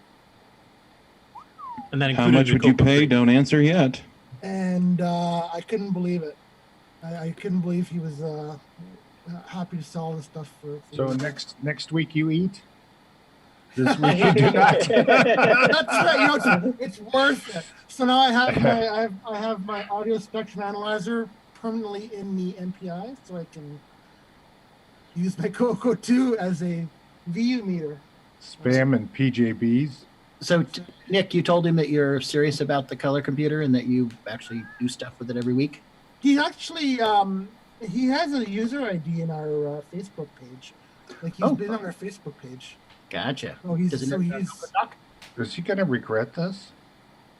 Probably not. No. He's a Yeah, good good guy. thing to let him know about all this after he just got rid of all his stuff. No, I'm sure he knows how much it was worth. I mean, he's being a nice guy. So, I mean. No, I meant about the active community. Oh. Now, did he keep any Coco stuff, or is this all of the stuff he got rid of? No, he still had more stuff. He had a CM8, which I did not really have room for. Did it have the door? Yes. Oh, You should have picked it up. That's worth its weight I in gold. know. Just the door. Should have made that. I don't know what else $12 he for the had. door. I think he had like Coco Max, a couple other things, but I pretty much cleaned them out. You might see if other people are interested in his other stuff, and then you can use it for trading stock. Yeah. So yeah, I was actually. That's a very quite cool thrilled. acquisition, see?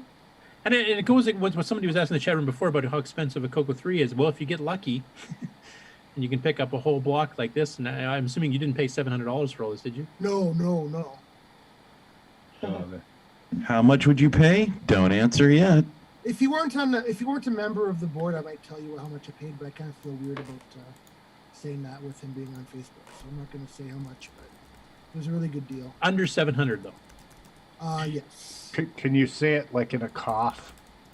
Can you say it in binary? $100. Dollars. Is it less than 3? See you later, guys. You got to fly. Capture See ya. hoof. No, it was. Bye. All right. It was more. It was 3 digits. 3 digits. Was it bigger than a bread box? Zero. And this is in dollars, not cents. You're talking your 3 digits, right? Yes. Well, yeah, because you don't use pennies. So cough when we reach the number 100, 101, 102. Here we go. Just wink the number of the amount that you paid. We'll wait. I'll tell you offline. Okay. Huh. Can we just go offline for a minute, everybody? We've already done that twice today. Yeah. Oh yeah. Yeah, I think we've done that enough. Thanks. Gosh. Yeah, we don't want to do that. But he was very nice. He's a very nice guy, and I really appreciate that. That he was. He, like I said, he wanted to give it to somebody who would appreciate it and not just turn around and flip it and actually get use out of it. So next week's game is personal finance too. That's right. Honey, please help me with my budget. You can type So in Nick, do you have enough Coco 3s now? I'll throw it at her. You'll go far, Fletcher.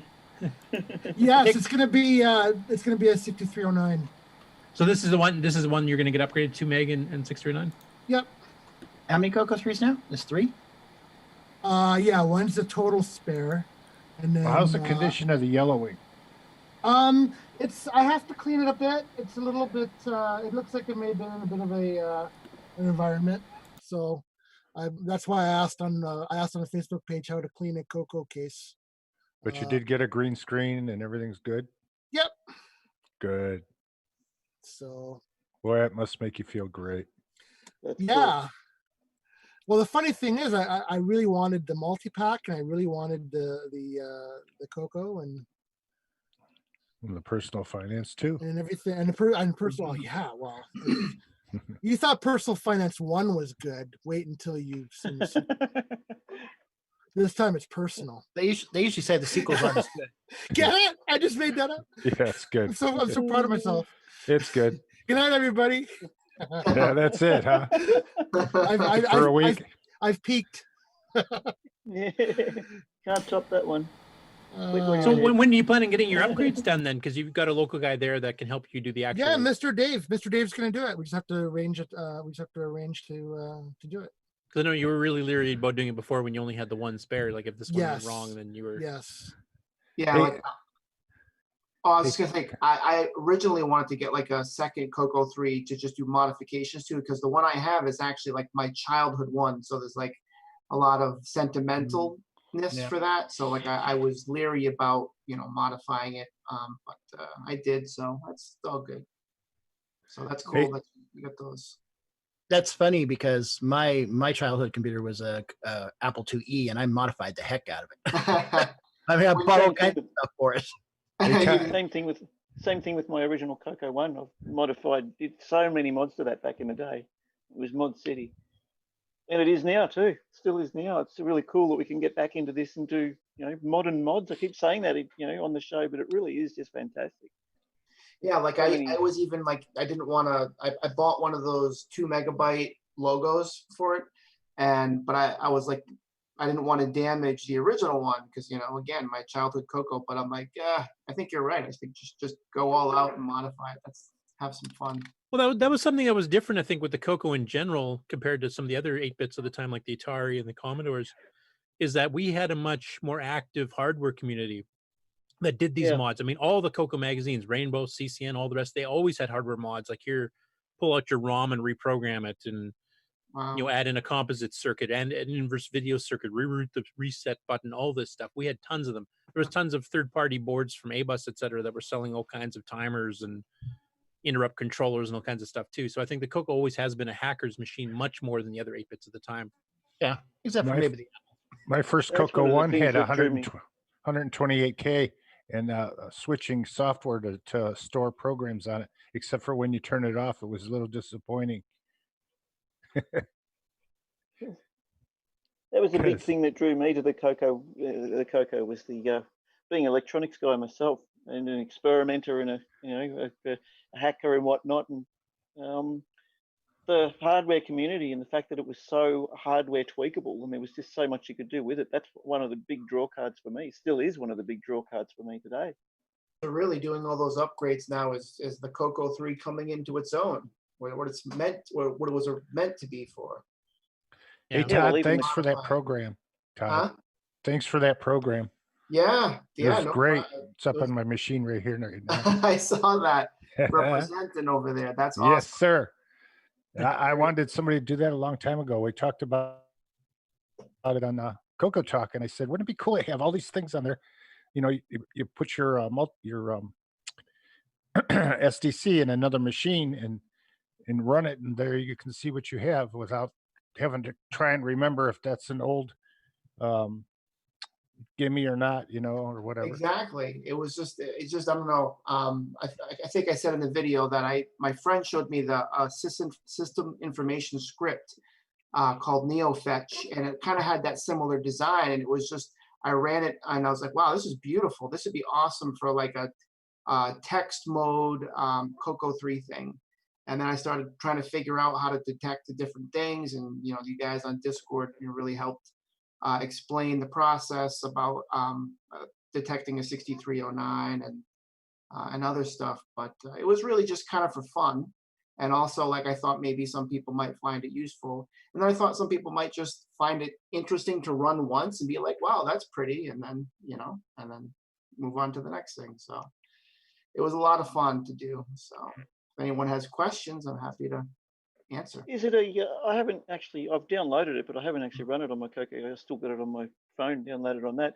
Is it a machine language or basic or 100% machine language? Okay. So how would you make that come up when you boot the machine, and then when you hit instead of going to basic, have it go to the SDC menu? So there's a couple different ways you could do it. There's the SDC has a thing where it will. There's a file. Auto exec. Yeah. Auto- There's a file on the root directory of your SD card that will point it to a disk image of your choice. And then it'll auto mount that disk image and then try and run a program called autoexec.bas. And basically you can make that basic program do whatever you want. You can load a machine language program, you can run a program, a script, whatever. So that's what I would do is put that sysinfo disk image on your SD card. Just make an SD card, a 1 gig SD card that has just that. Swap it in when you need it. Yeah, you could exactly. And then there's the Coco SDC has a manual that kind of explains how to set an auto launch. But then you can also get really fancy. I could like make a ROM version and then you just flash it to a ROM bank, and then there would not even be any DOS loading. It would just instantly execute off the ROM, but that would be a little more. Yeah, I thought maybe I put it on my SDCX DSK, and then I was going to take auto exec BAT or auto exec BAS and change that to load M that and then colon exec, but it doesn't work. Yeah, just load the autoexec.bas program and just have the program say 10 load M sysinfo, and then just it'll automatically run that program. And so it doesn't. It doesn't? Mine didn't. Oh. I tried that first, and then I tried a colon, after sysinfo.bin colon exec, and it wouldn't do it either. Okay, well, I don't want to hijack the show, but like afterwards, like I'm learning. Okay, well, I mean, I'm happy to walk you through figuring it out, because that would actually be really cool to just take your SD card and have it pop it in any machine. Are you on Discord? Yes. So we Under have a Lord group, Dragon, We have a just in group. case. We have a group there for the Coco SDC. I think it'd be really cool to share tips and tricks for yeah, that's a good the idea. autoexec.bas and things like that. Todd, do you have any plans on making a Coco 1.2 compatible version too for people? I mean, some people are upgrading, CPUs and stuff in there now too. So Yeah, so Stevie had mentioned that on the Facebook group, and I could absolutely. At first, I was like, there's really no gimme in there, and there's not as many RAM upgrades, and I thought it would just be boring because it wouldn't be a lot to detect. But in the conversation we were having, like there actually is a significant amount of stuff that would be useful. Like you said, the CPU, 6309s, and yeah. Yep, or just the ROM version. Can you detect for VGA? Huh? No, VGA? CoCoVGA unfortunately is not detectable. We've talked to Brendan about that. And there's a couple other things. T1. Can you detect that though, Nick? Oh, I don't know. I thought there might have been, but And I was talking earlier on Discord with, I forget who it was, but he was saying that like I could even like get even more specific, like detecting what firmware the SDC has, or what version, or like detecting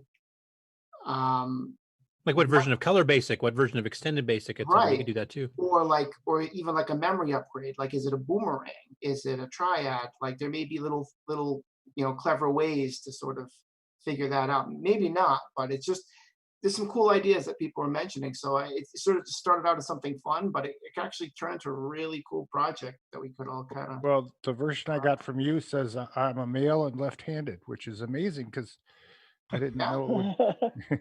Yeah, I mean, that's some pretty sophisticated detection right there. I mean, I'm not saying I put a lot of work into that. So yeah. The version I've got here is apparently got a Dave detector. It just keeps on saying, "Oh, Dave's not him." So does it really? And if you wave your hand over it, it can tell if you have an MC10, like we discussed earlier on the show. Someone on Discord said, "Oh, maybe now you can add it so it'll detect whether or not your CM8 has a door on it or not." Oh, that's cool. I said that'd be pointless because that doesn't exist. So what am I doing right now? You are making the program go in and out. You are pulling. Okay, moving on. So Todd, as far as the software goes, how hard would it be for you to put like both the Coco 1, 2, and 3 stuff all together so that it could be in like a ROM cartridge if you wanted to make a quick dirty diagnostic cartridge just to throw it in, turn it on, and run it? That's totally doable. Lost Wizard was telling me that it's pretty easy to detect whether or not you have a Coco 3 or not. And I bet that would be the first thing I would do, was figure out what kind of machine it is, and then it would just be a different kind of place in the program that it would do it. But that's that. I don't see why I couldn't. So that'll be something to. Yeah, because I know from Darren Atkinson, when he did the Coco SDC firmware, he's doing some trick to detect for the Coco 1 presence that isn't available in the Coco 2s. That uses, I think, the how the analog switch works. Oh.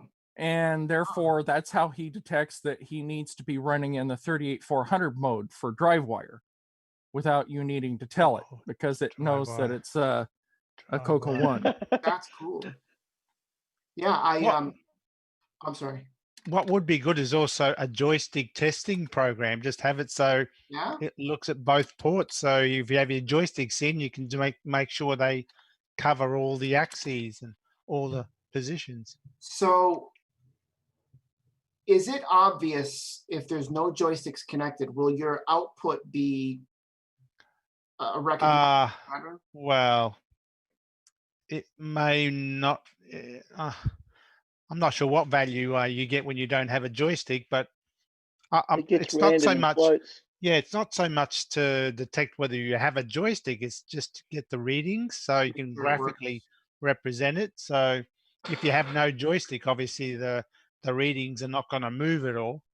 Yeah, no joy. That would actually no be joy. cool. Exactly. Like after the information is listed on the main page, I could put like a button where you press D for diagnostic mode, and then it would, just like you said, Nick, it would it would start examining stuff, and you could test joysticks and maybe even like serial input output, so you'd see if anything's connected. And that's actually this is pretty cool. It's a good idea.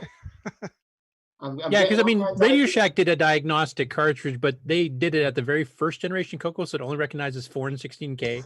Has no idea about 32 or 64. Like they just never finished it afterwards. And having something like working all 3 Cocos, and like you said, you can detect the joysticks. Like a lot of these digital joystick adapters we've got now, we've been finding that some of these joysticks don't let you go all the way to the left or all the way to the top left corner. So you can use that to diagnose, okay, does this particular one plug in and work properly? Cool. I would pay as much as $10 for this item. So would I. You can even do a keyboard diagnostic. That's pop star money. Yeah. You're gonna be like a Nicholas Marenti's number 2. I could put like an image of like the Coco keyboard, and then like it would highlight each key, and you would have to press it, and it would make sure that key's functional. Wow.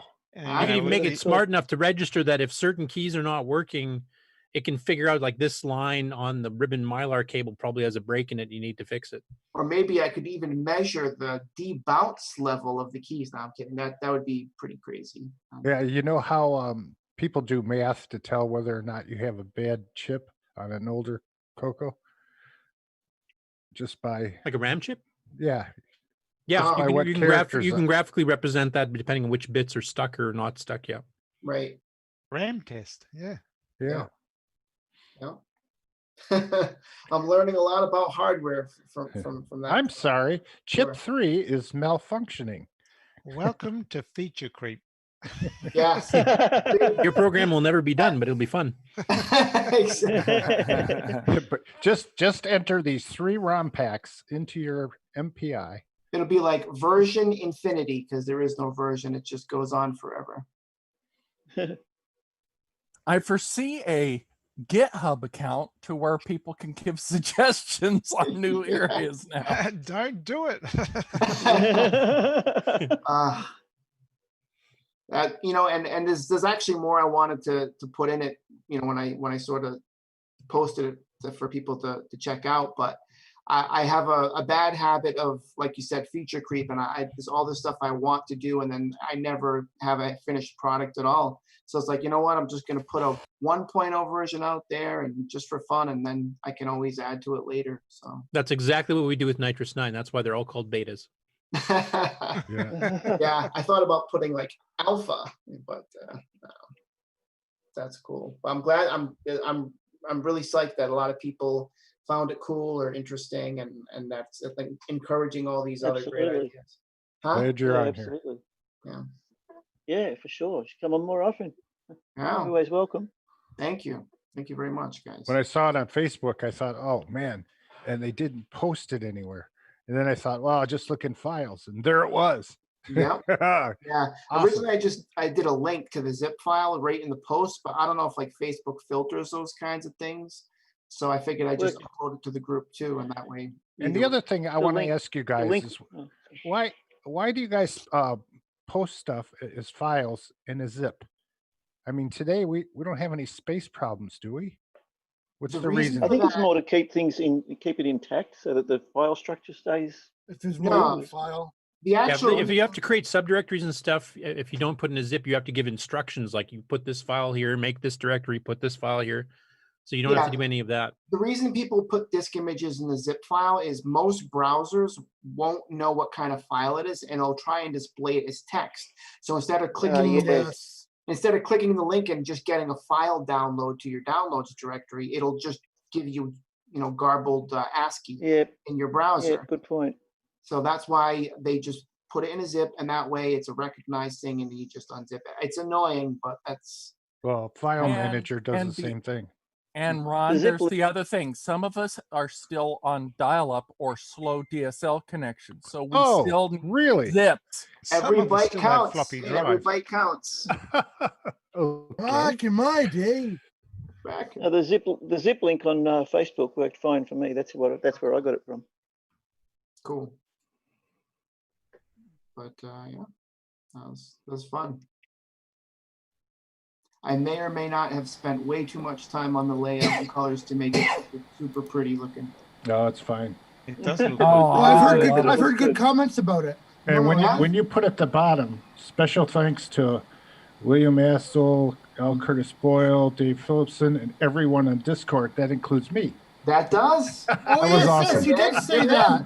I I couldn't fit Ron Delvaux, David Lack, Right. Hey, did you guys mention Discord at all? I know that was one of the things I was hopefully going to be able to talk about. Did we talk about Discord? We Not, didn't, just in Stevie. passing, not anything specific. We didn't, Stevie. We could do that a one-on-one on Discord right now, if you'd like. Well, I don't have anything prepared to show, but maybe we can just mention the fact that Discord has kind of become the best kept secret. It's this kind of counterculture. I think we've got like over 2,000 people on Facebook, which is great. I'm sure they're not all active, but it's a big number. But we've got over 400 people now on Discord, and Discord is pretty active for the people that are there. And there's so many categories, and I call most of the area of Discord kind of like the dark web, because you're talking about really scary things like hardware and software and programming and stuff, and it's like way over my head.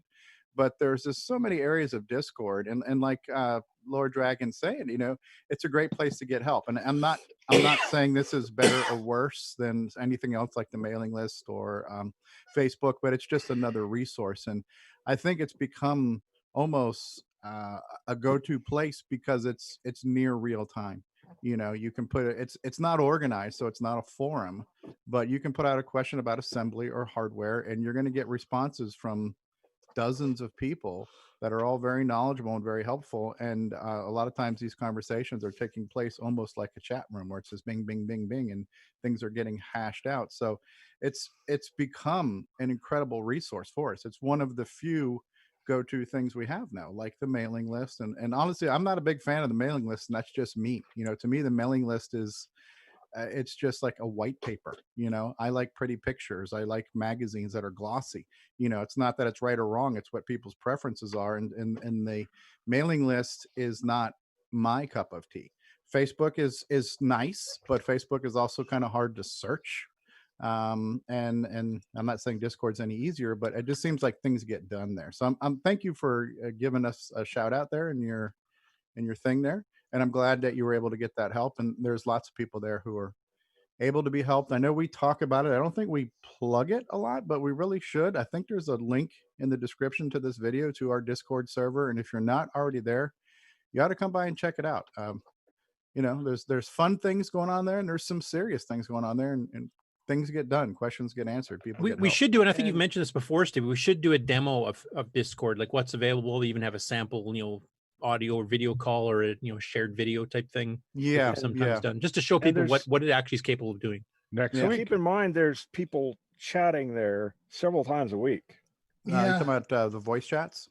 Yes. Oh, daily, nightly, several times a day. Yeah. That's one thing I really like about Discord is the fact that, like on Facebook, people have got Facebook Messenger and stuff. I've never downloaded the Facebook Messenger app. I don't like it. I don't want a bunch of 500,000 people coming in and just nagging me day or night. And Discord is perfect for that because it's a group of specific people who are there for a specific purpose. And there's a really good chat. You can do voice calls. You can talk to somebody, and I just find it so much easier for real-time chat. If I need to talk to somebody in real time, I say, "Oh, you're on Discord? Go over there, and we'll do a private chat." I kind of have the similar rule. Like when people start texting me, if I've had to exchange a text dialogue more than 3 or 4 times, at that point in my mind, this has become a conversation, and I'd rather speak to you on the phone than to continue to text back and forth.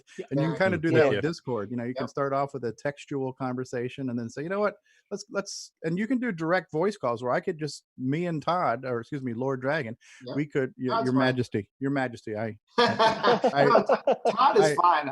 I prostrate myself beneath you. Oh, but that is not necessary. Well, we could be chatting and I could say, hey, Lord Dragon, I'm just going to call you right now, and you and I could just have a direct voice conversation and hash Discord things is out. awesome. It's great. It's a great resource. You can put you can just drag and drop images in. You can share screenshots, pictures, links to videos. It's live. It's interactive. Disk image. And if you're a programmer and you want to show a quick snippet of a program, there's a way you can format it so it's all evenly spaced, and it's a perfect resource for a tech-oriented community to chat. I check it almost as often as like my Facebook or my email. To see what's going on. So and I have it on my phone. I'm addicted. I'm more addicted to probably Discord. I check Discord more frequently throughout the day than I do Facebook. Yep, I do too. And you don't have to deal with politics. Oh, really? When did that start? Yeah, that's new. If that's happening. And here's the funny thing regarding Discord. Stevie and I started it just because the fact that we were using it for games back then, because it actually was designed for gamers. So that's right. And it uses very little resources compared to Skype and other programs of that caliber. And it's just right. It's a great way to have and we're also able to live stream to it. So when we've been playing some of these games, I was actually live streaming my game, and people were watching me and talking to me and helping me real time while I was playing the game. So that's a new feature they added too, where you can actually live stream straight to Discord with near zero latency. Yeah, I like the fact that in Discord too, if you're not actually on it, you can go. If you need to get somebody to get in touch with somebody, you tag them or something, or send them a message, and it'll send you a pop-up alert. Because I don't have the Facebook Messenger app on my phone, so I don't get that. So I've got to go in manually with a browser and check everything. Whereas with Discord, if someone wants to get in touch with me and I'm online and I'm not using Discord, I'll get a little pop-up on my phone and go, oh yeah, Stevie's there or Ron's there or something else, and it's just so practical. It's good. It's useful. Jason has a carload of bubble wrap. I do. I will admit I have a bubble wrap problem. Wow. I can help you with that. I can help you with that problem. It's remember every time that you pop one of those bubbles that the air in it comes from China, and it could contain coronavirus. Oh, jeez. Wow. Somebody thought about that a while. That's not what I was going to say, but okay. But in the spirit, going back to Discord, in the spirit of full disclosure, if anyone hasn't caught on to this already, that I do have to let you know that David Ladd is on Discord. That's a warning, right? Yes. Why is that very such a problem? much the same on Discord? He's worse. He's Well, worse. David Ladd is the one that started the Tandy Color Computer Discord server. That's right. He's the That's head also admin. where the Turn Signal Orchestra premiered. Yeah, There is a Grease Weasel channel. Hey, in the live chat, Robert Murphy was mentioning he prefers IRC, but Discord is kind of like IRC. It's it works the similar way. It's just more real time and it's permanent. It doesn't go anywhere. So discussions that were had years ago, you can still find them. What's IRC stand for? I remember. Internet Relay Chat. Yeah, that's old school chat. There is still an There's IRC still a Coco group, thing that Coco people are using. I never used it. Yeah, no, I'm actually in that channel too. I've been there quite a while. It's on. But the nice thing about Discord too is you don't even have to install the client if you don't want to. There is a browser-based client. You just go to discordapp.com. There's apps for tablets, phones. Oh yeah, mobile. Yeah, Android, Yeah, iOS. the multi-platform thing's really good. So And it's all compartmentalized. So like if you're just interested in that moment in talking about basic programming or hardware or games, like you can really fine tune the subject, and it's really cool. So. Well, back in the day, didn't we get news from there? I think they had like news services with. Oh, we post the news things on there. You mean for CoCoTALk? No, I'm talking about way back in when it first started. Oh, are you talking about FidoNet back with the BBS? Well, there was that, and then I Bit thought listserv Coco or that type of thing. IRC was. Talking about Usenet? I don't know. Anyways, it's one of those online internet dial-up things. One of them tings. I believe some form of communication was involved. Uh-oh. Is there a Jason has entered the Cylon Matrix. Discord works very well when you have bandwidth. You've had more than one Cylon in a voice chat before. Yeah, but we've had that here too, so it doesn't really matter. Well, I'm looking at Facebook right now. There's still 31 people watching the show, so that's very cool. Sorry. Despite the I'm sorry. the rough starts. Yeah. How many of those people are on the show? Yeah. How many are still awake? Yeah, we like hearing our own voices and seeing our own faces. My wife only Top has 148. The third time's the charm. my wife only has one hand on her hip. When it goes to two, then I have to get it off. You've played with your little friends long enough. Yeah. So what is the game for next week? It's Draconian. Draconian. No, Super Finance 2. Personal finance too. Yeah. No, scripts it. Tell This time it's personal. Yeah, finance 2. This time it's personal. Color file 2. File harder. Yeah. Honey, please. Well, aren't you going to keep the game statistics on that program? I suppose I could. Not like a spreadsheet. You could. Yeah, you could. Well, let's see. It's got a picture of a plus, so I guess it's hospital costs. Super finance. A car, a boat, and a house. So I can keep track of my mortgage. Personal and my, finance too. My boats. You should keep track of how many rage quits Stevie has. That would be a good. Out Bram. Stevie are illustrious. Out of range. Stevie's our illustrious reader. I see you're having problems. I'm out of here. Coco 3 requires. Show, guys. I'm afraid 2 meg is not enough. That I was not responsible this time. Yeah, you can't blame James. 2 megabyte Coco After required. 2 years, James is off the hook. You missed James was nice earlier. Oh, really? Yep. Well, anyone else have any acquisitions, or we can go into the closing credits and into the caboose wrap up? Yeah, it's. Oh, I thought this was the caboose. Sorry, I got here late. Stevie, this isn't the caboose. This is the replay. Oh, okay. All right, we'll be back. I thought we're still doing introductions. And he wonders why I show up late a lot of the time. Okay, Nick, thanks for being here. Next up, we got David Ladd. David, welcome. No. Ken, he can't still be enthusiastic, can he? Oh, yes, guys. How you doing? Are we ready to get this show moving? I'm so ready. Yeah, it's Next only up, 5 hours we old. have- Welcome to hell. Welcome Next- to hell. Next, 30. we have a small furry creature that tells us if winter's going to be around. Worst Groundhog Day ever. I think I just heard 32 simultaneous clicks. All right. Now, next up, babe, I got we're you. going All to those have people, our all those 31, segment. all those 31 people that are on Facebook are there waiting for the audio feed.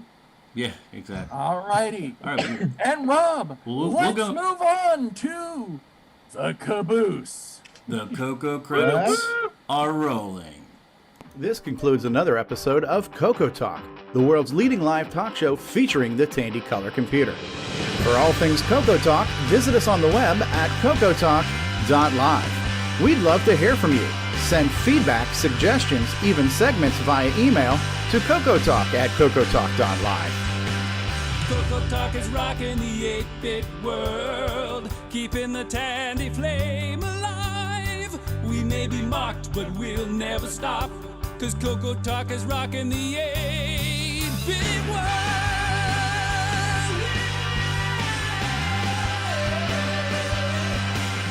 Consider supporting the show with a purchase of merchandise from our retro swag shop at 8bit256.com. If you'd like to become a patron of the show, click the Patreon link at our website at cocotalk.live. CoCoTALK is rocking the 8-bit world, keeping the Tandy flame alive. We may be mocked, but we'll never stop, 'cause CoCoTALK is rocking the 8-bit world.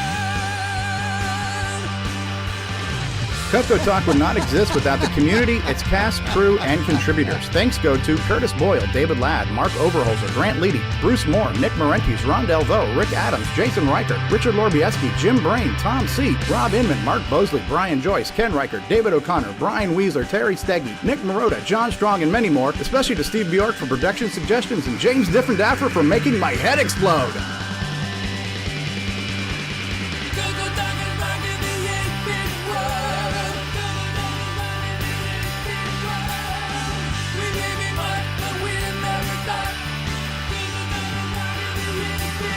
Please help support the Coco community by visiting some of its various contributors.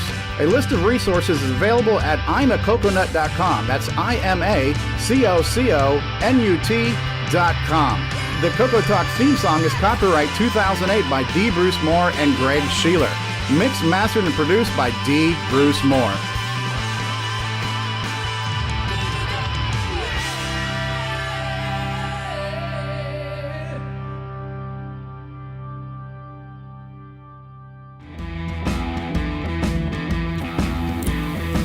The CoCoTALK train wreck is over, and we welcome you to the last surviving car. Join us in Zoom for CoCoTALK Caboose, a recap of today's show. CoCoTALK Caboose starts now.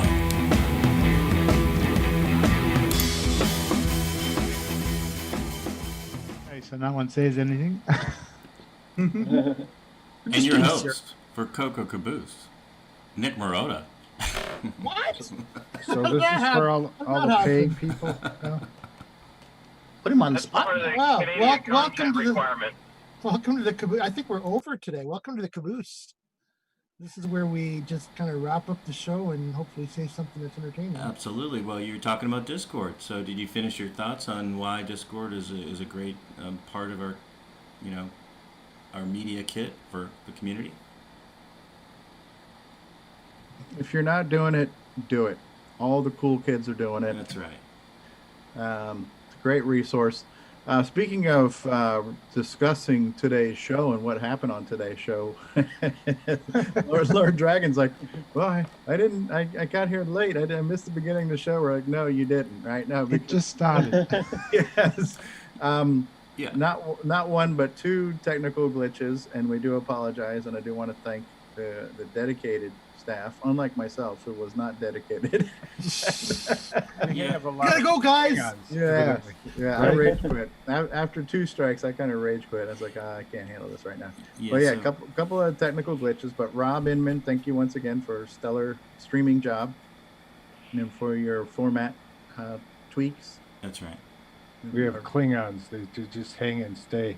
Absolutely. That's like right. dingleberries. That's right. I'll just say, for me, I like to keep the stream running. I think I've only had to stop the show at the very first time I streamed because I didn't know what to fix.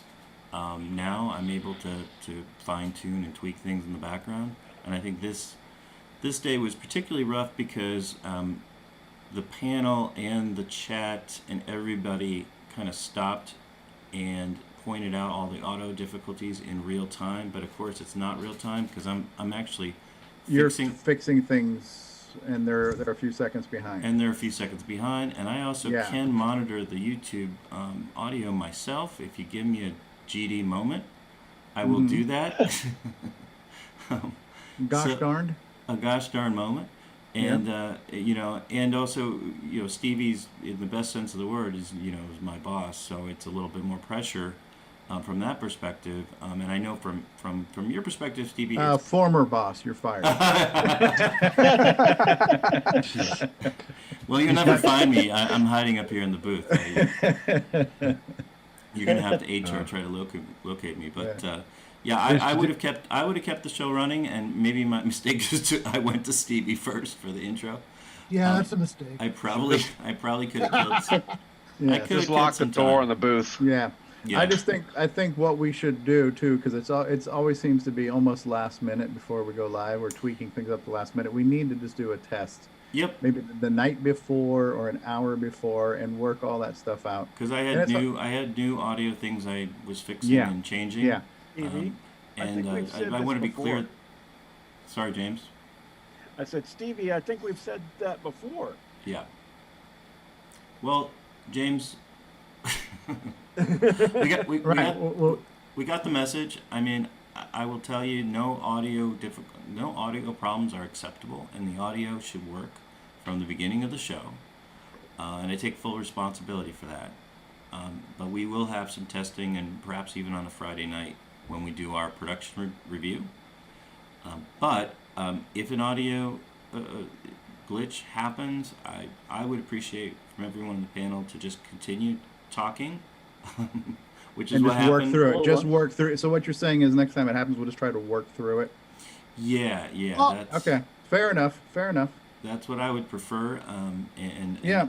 I will tell you if I don't know how to fix it, and then we could stop the stream. But generally speaking, I know how to kind of fix the levels. Fair enough. And I do have some questions when we meet, offline, when I get my performance review. This is going to affect your increase for the year, or decrease. So. I do believe my pay is going to be cut. Yeah. So. Well, at least he told you on the show instead of in an email. He's going to be impeached. That's right. I don't want to be fired over email. Yeah. But anyway, thanks for Nick for taking the ball, because I was in a full-on panic attack at that point. Yeah. Oh, hey, Wayne Campbell brought up a good point in our little disclaimer. He goes, just remember, Steve, you said at the beginning that anything can and will happen, and today it did. Yeah. And in the worst possible way. Yeah.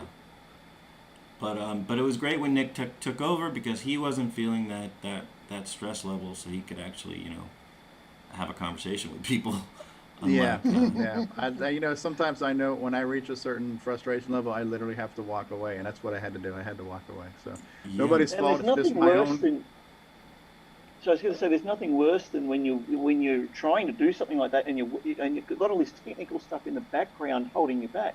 I'm the same thing with music. If I'm working on a new track and a new song or something for a new album or something, and I get tech difficulties in the studio.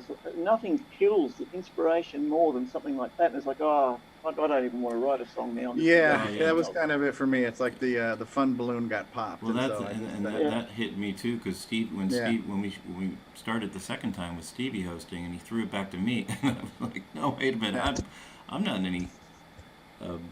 I'm glad you guys aren't airline pilots and give up like that in the middle of flight. I'm grabbing my parachute and jumping off this plane. You guys fly it yourselves. I can't fly this no more. Bye. It's too damn uncomfortable. Landing gear ain't working. I'm jumping out. See ya. That's right. Yeah. In the event of a water landing. Just think of this. Guest host Nick Marotta. Calm, cool, Canadian. That's right.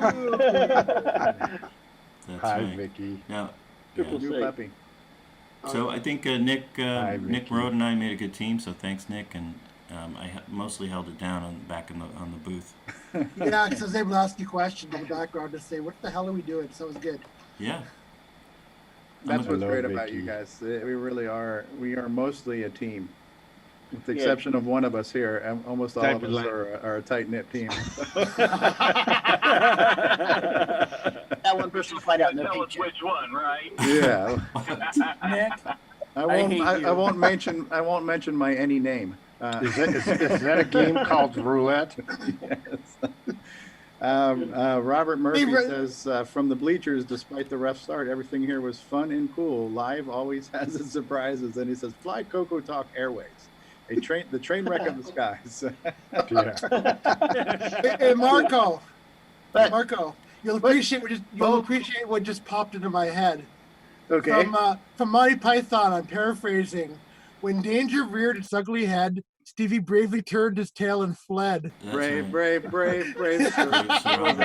Roberts. Brave Sir Robin. Brave Sir Stevie. I'm teasing you, Stevie. No, but it's true. It's funny, but true. No, you were angry. You weren't scared. You were just pissed off. No, it was probably better because I was obviously upset for letting Stevie down because it's his show. And no, you didn't let me down. It's just life happens. Things happen. Yeah, but from a stress level, it's probably better that you left because like my head got clear and I was able to focus. No, it ended up being You didn't have me breathing fire down your neck. You could do your job. Yeah, exactly. Oh, good times. All right. Good times. I'm out of here. See you all right, next so time. we're going to possibly do a late night draconian session tonight. Right, Nick. Oh, we certainly could, Stevie. See you later, Nick. Have a good week. Hey, see you later. Good Nick. Oi, oi, oi. Bye. Hashtag Stevie food coma. Yeah, well, my wife has already told me she's not cooking me dinner, so I'm not sure I'm going to get it. Ooh, what did you do wrong? It's a microwave night. Yeah. She was watching CoCoTALK and she was really annoyed that you didn't stay. And the new type computer. Oh, yes. Let's get printing. Yeah, I like Draconian. I think I'll have fun playing it, but I don't know that I could play Draconian every day. Like, here's the thing, like Donkey King was so fun to play.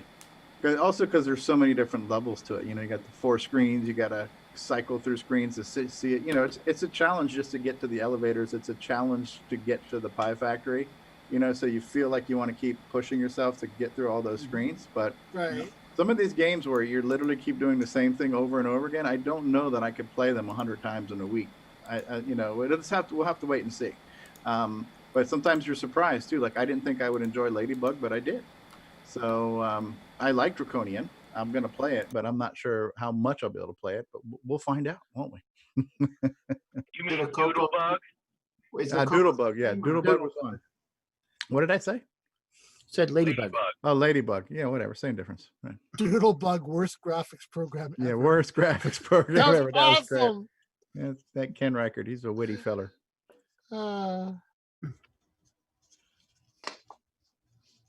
We're still on Draconian air. attitude. Yeah. Yes, we're still on the air. We're still flying. Did you guys talk about CoCoTALK? I mean, CoCoFEST. Did you talk about Yes. CoCoFEST? First hour, yes. Okay. And we talked about tables. There's still tables available. I don't know if that was mentioned, but there's still We asked about who had tables and what people were going to be. Yeah, there's still, it looks like showing. there's about maybe a half 15? dozen tables left out of around 40. So there's not a lot of tables left, but there still are some tables left. Act now. Act now while supplies last. Quantities are limited. So what did somebody say we were not doing a reasonable job in reminding people about CoCoFEST every week? I did. You did. Mark Overholser. That's Shame on been you. Lackly unmentioned. Lackily unmentioned. Oh, by the way, you guys, there's this thing called CoCoFEST, and I think that happens about once a year. People get together, talk about the Coco, This whole show is about CoCoFEST. That's why I get started. Yeah. Our 4-year anniversary is coming up here. 3rd-year anniversary. We almost got in March. What, March 27th? March 19th was March our 19th. first show. Wow. So we're almost hard to 3 believe years it's in been camp. that long. The Yeah. fest is in April, or is it in March? Yeah, it's in April this year. It's in April. Okay. Because I would like to really make an effort to actually go to my first CoCoFEST. So You're talking about That thinking would this be year? nice. yeah, this year, hopefully. Excellent. Yeah. Yeah, I'd love to see you there. Yeah. Yeah. I mean, I've always wanted to, to go to a fest like that. Yeah, I reserved like 4 tables. I don't think we're going to need more than 2. So I know I'm going to have a couple of extra tables. So if somebody shows up late that they weren't sure they're going to make it, and at the last minute they can make it, there'll be at least 1 or 2 tables. How much do the hotels that you guys usually stay at cost? If you stay at that hotel, it's roughly $100 a night. There's a rate. There's the Glenside rate. I think it's with taxes. It's like $113 or something like that. I'm staying somewhere that's about $60 a night with all taxes included. Yeah. So the convenience there is you're right there, and then there's the lobby. You hang out in the lobby till God knows when. Sounds like he's that Trivago guy. Get stuck in the elevator. Get stuck in. There's no elevator. There won't be an elevator this time. Yeah. Does that other hotel have a coin receptacle for the bed?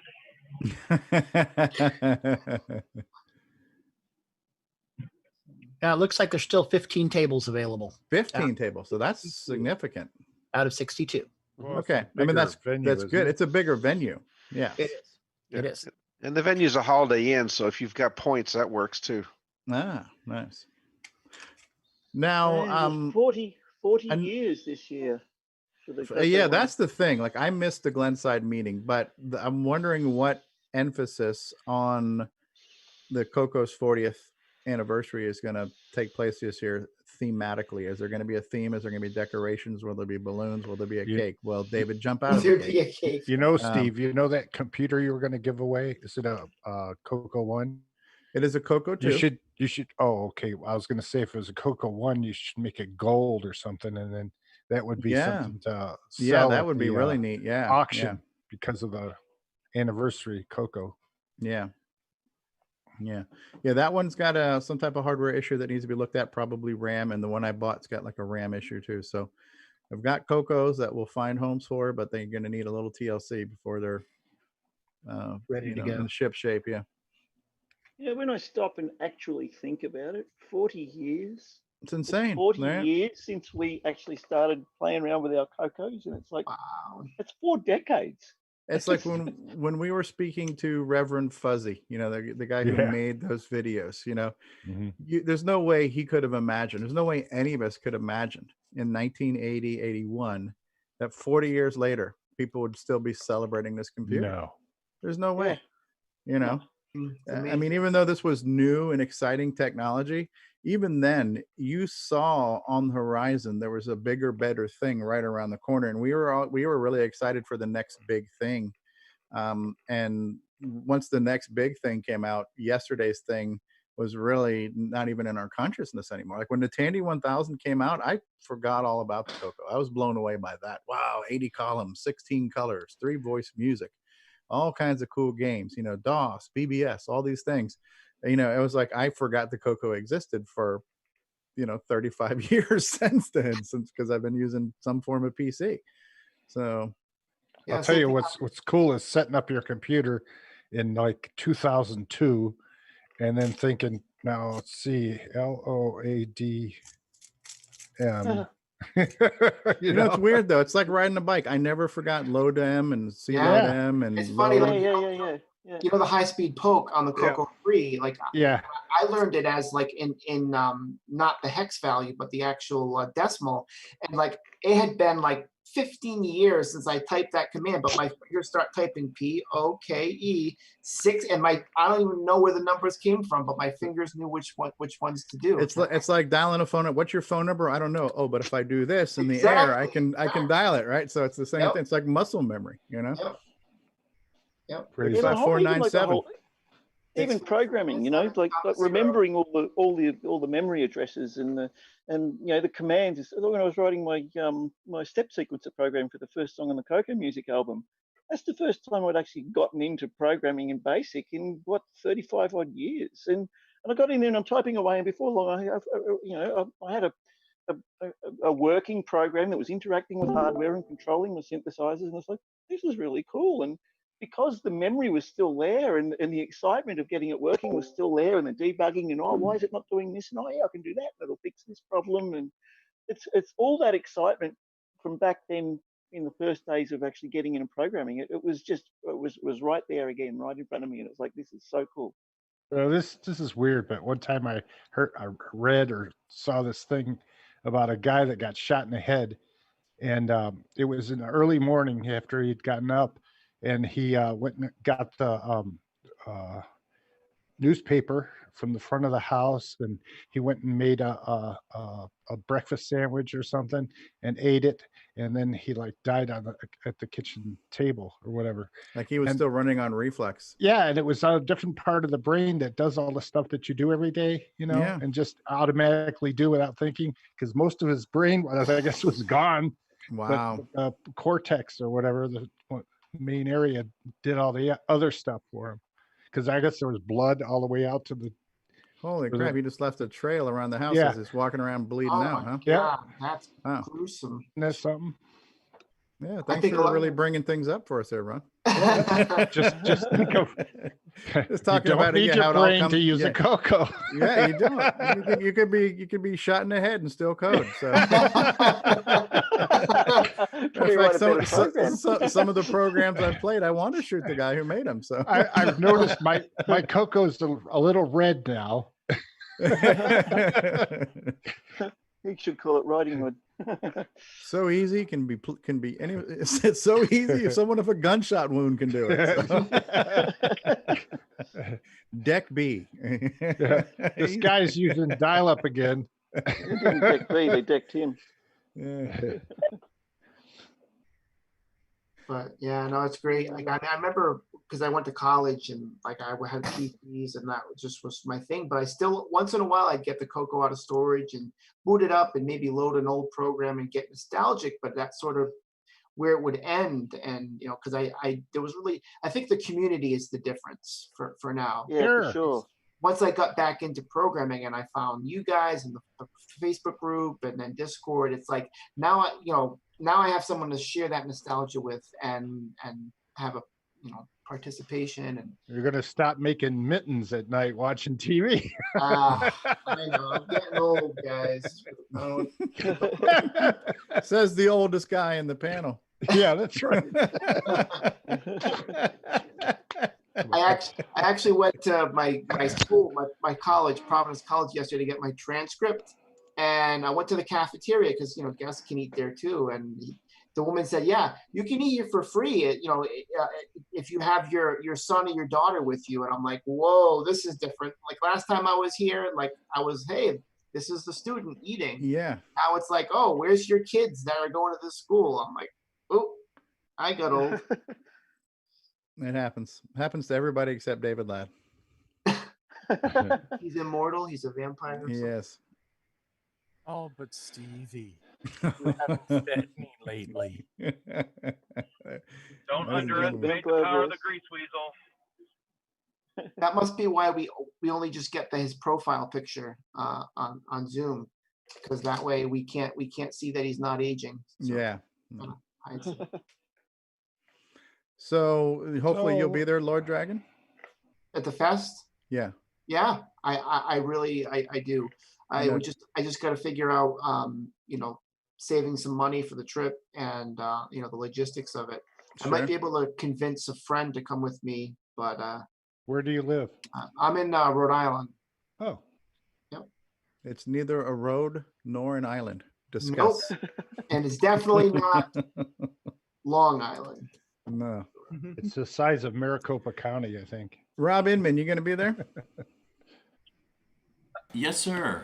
In fact, I have, not only will I be there, but I have a song parody written specifically about people like Lord Dragon who have never been there before. Oh, first timers, huh? What I found is that I'm no Bruce Moore when it comes to vocal chops. So few of us are. So I think what I'm going to do is send my 2 song parodies, one of which involves first timers at CoCoFEST, to Bruce Moore and see if he can yes. add the vocals. See if he can Bruce them up for you. Exactly. Hey, Lord Dragon, reason that CoCoFEST runs 3 days is because when you first go to your first one, you get the tattoo, and then by the third day, it doesn't hurt anymore. Okay, so I didn't realize how much of a commitment this event might be. Mark D. Overholzer, you will be there, correct? Yes, definitely. And your lovely girlfriend Tina, or Tina. Yep. Is it girlfriend or fiance? Both. Okay. Yeah. There you go. Your significant other. Yep. Are we all invited to the Sure. wedding? It's a Coco wedding. October It's a Coco wedding. Sure. I'll send you details. All right. Mark Bosley, you'll be making your first attendance. Yes. Yep. Mark Bosley will be there. Jason, All, the Coco all man, will booked be and there. ready. Yeah, both the Reichert brothers will be there, right? Absolutely. Can make it. He can. Ken will make it. He will. We know David Ladd will be there. So David Ladd's worth the price of admission as it is. Matter of fact, we don't if because I'm not sure they've secured a keynote speaker yet, so we could have David Ladd talk about grease wheel, PTL, DriveWire, RS-232, floppy. So should everybody bring their bad floppies to the show? He will get the flux out of there. Yes. So. I'll plug you. You got a bad floppy? Get the flux out of here. You mother clucker. Yeah. Shut the front door. Shut that front door. Absolutely. All right. Well, I'm Okay. going to go check on family obligations here. At Yeah, the, and my home wife front. has both hands on the hip. Uh-oh, that's the sign. That's the That's sign. the sign. All right. Well, my Let's go brother's live, also do they? teaching, so I'm out of here as well. Thank you, Rob and Nick and Curtis and everybody for keeping the flame alive today, keeping the show going. Thanks everybody for being here. Thanks everybody in the live chat. I'd like to thank my parents for conceiving me. I'd like to thank God, we're going which nothing on would and on be for another possible. hour. Yes. Yeah. Night, everybody. Yes. Okay. Yes. Thank you, everybody. Thank you, you two cat. Oh yeah. I guess Oh, we'll bye. hit the button on the caboose is loose. Push the button, Frank. Final thoughts. Final thoughts. Final thoughts from Lord Dragon, who's a special guest. Oh, all right. Just thanks for showing my program and Thanks for making it. in the community. Yeah, Yes. no, I love all these suggestions about things I could add for detection and even expanding it for diagnostics. That's a cool idea. Now, So. let me ask you: does your program detect farts? Because Not without additional hardware. all right. No, I don't. We not had a yet. recent program that did that. We showed a project off last week. Somebody rigged up a smoke detector to a Coco Oh. to Methane detector. yeah I methane did detector. think about hooking it to my solar power system last year, but it didn't Oh, you're happen. running solar power as well, are you? Yeah, I did with the old place I lived because I actually had like a yard that I could put stuff in, but where I'm at now is kind of an apartment building, so that kind of hobby is on hold for the moment, but it was like tons of fun. I had like the whole system. But, Yeah, I'm running my entire studio and home and everything and all my Cocos of solar panels. yeah, I actually have a video where I run my Coco 3 off of 100% solar power. It's pretty cool. I think I've seen that video. Yeah, it was fun. It's You posted on Facebook, I think. It just was great. because I could, so when the zombie apocalypse happens, I'll be able to still, code on my Coco 3. That's priority. Yeah, same here. Priority. Same here. We had a cyclone in 2016 and it knocked out the power to the whole state. the entire state. And my lights were on, and I was still doing stuff, and I was running on batteries for the whole time. And I'm sure people were walking past. How is his light still on? Yeah, I know. That's awesome. I love that. Yeah, me too. Last words, David O'Connor. I think I just did. That's- No, look, I'm really encouraged by the discussion about Discord too. So let's all head over to. I'm going to spend a bit more time in Discord myself. Head Don't over be there and talk projects. Yeah, there's a MIDI channel there. Yeah. Don't be shy. Come over to Discord. Mark B. Did you already give your last words, or you're good? What do you have for us? Good. I got a question for Jason though. We ran out of time. 42. 42. What's your question? Answer the life, the universe, and everything. I was going to ask if you were the one that had the power switches for Coco ones. I am not. I think it's a different one than the 2 and the 3 uses. They're out there. I just don't. I don't know the specifics. Yeah, that's not Okay. Sarah's body wrapped in bubble wrap in the backseat. No, it's just Maybe perfectly she's- empty bubble wrap. Okay. Maybe she really likes bubble wrap a lot. I think Jim Brain might have posted a link one time to the Switch, but I don't remember. Right. Yeah. I've got a D board that needs a switch. I'm pretty sure like that some of the usual suspects of electronic suppliers have it, like DigiKey or one of those. Yeah, so something. Okay. I'll look closer. I mean, it's only a 3-inch catalog they have. Yeah, I wouldn't be surprised if Jim Brain knows or some of the other folks in the community know what you need. Yeah, speaking of Discord, you could throw out the question there. There you go. Exactly. That's a great place for that question. And before we let you go, Jason, where are you off to? Where are you driving to with Sarah's body? Oh, there's no Sarah's body here. First of all. I am going to go have dinner with some friends in beautiful Beaver County, Pennsylvania. All right. Nice beaver. Are you sure? Because it looks like you're getting arrested or something. It's the brake lights in front of them. Just in. Yes. Well, have a great... Well, it's pretty much dark here now, so yes, it's the bright lights in front of me. Yes. Yes, well, have a good time at dinner, and let us know if you need any help with. There you go. If you need any help with your digestion or bowel release or anything else. Absolutely. Nick Marotta. I think I'm We're good. burying a body. Just remember, Nick Marotta, calm, cool, Canadian. That's right. Cool Canadian. I like that. I like that a lot. Nick Marotta for Prime Minister. That's All right. right. Thanks, Al Hartman. I'll check with Richard. That's right. Nick, you're excited about Draconian? I am. I like that game. I don't know if I'll play it as much as Donkey King either, but it's definitely one of the more unique games for the Coco, even though it's based on an arcade game. But it's definitely a unique spin on it. So that's why I thought it'd be a good pick. Yeah. So my free advice is make sure you pick up as many of those spacemen as possible because they're all extra points. You know, when you bust out the. That's an amazing tip. Yeah. Maybe avoid getting shot too. Would that be Yeah. another Don't die. amazing tip? Shoot the bad guys. Avoid all obstacles. Mark O, do you or your cats have any last words, last meows? I don't know. Mini me, do you have anything to say? Meow. Nope. I'm looking forward to CoCoFEST. Going to be there. Great. And Stevie Stroh, will I be waking up with a horse head in my bed? No. My parting thoughts are when the going gets tough, rage quit. Well, that's a given. Well, let's talk about who was in the live chat because they didn't rage quit. No, Jeremy they did not. Laundry in the live chat. Mark Overholzer, Nimble, Dave and Sharon. Oh, come on Sharon. down. Come on down. You're the next contestant. And we had Robert Murphy. We had Robert Nimble- Murphy's the same guy who does all the 3D printing stuff, right? I think so. I think so. And we had so much Nick Marotta. More, Maybe a little too much. maybe a little too much. Maybe. No, but I'm gonna go. Nick Marotta's kind of like garlic. There's no such thing as too much garlic. no such thing as too much Nick Marotta. That's so. true. Yeah, I can't get enough of it.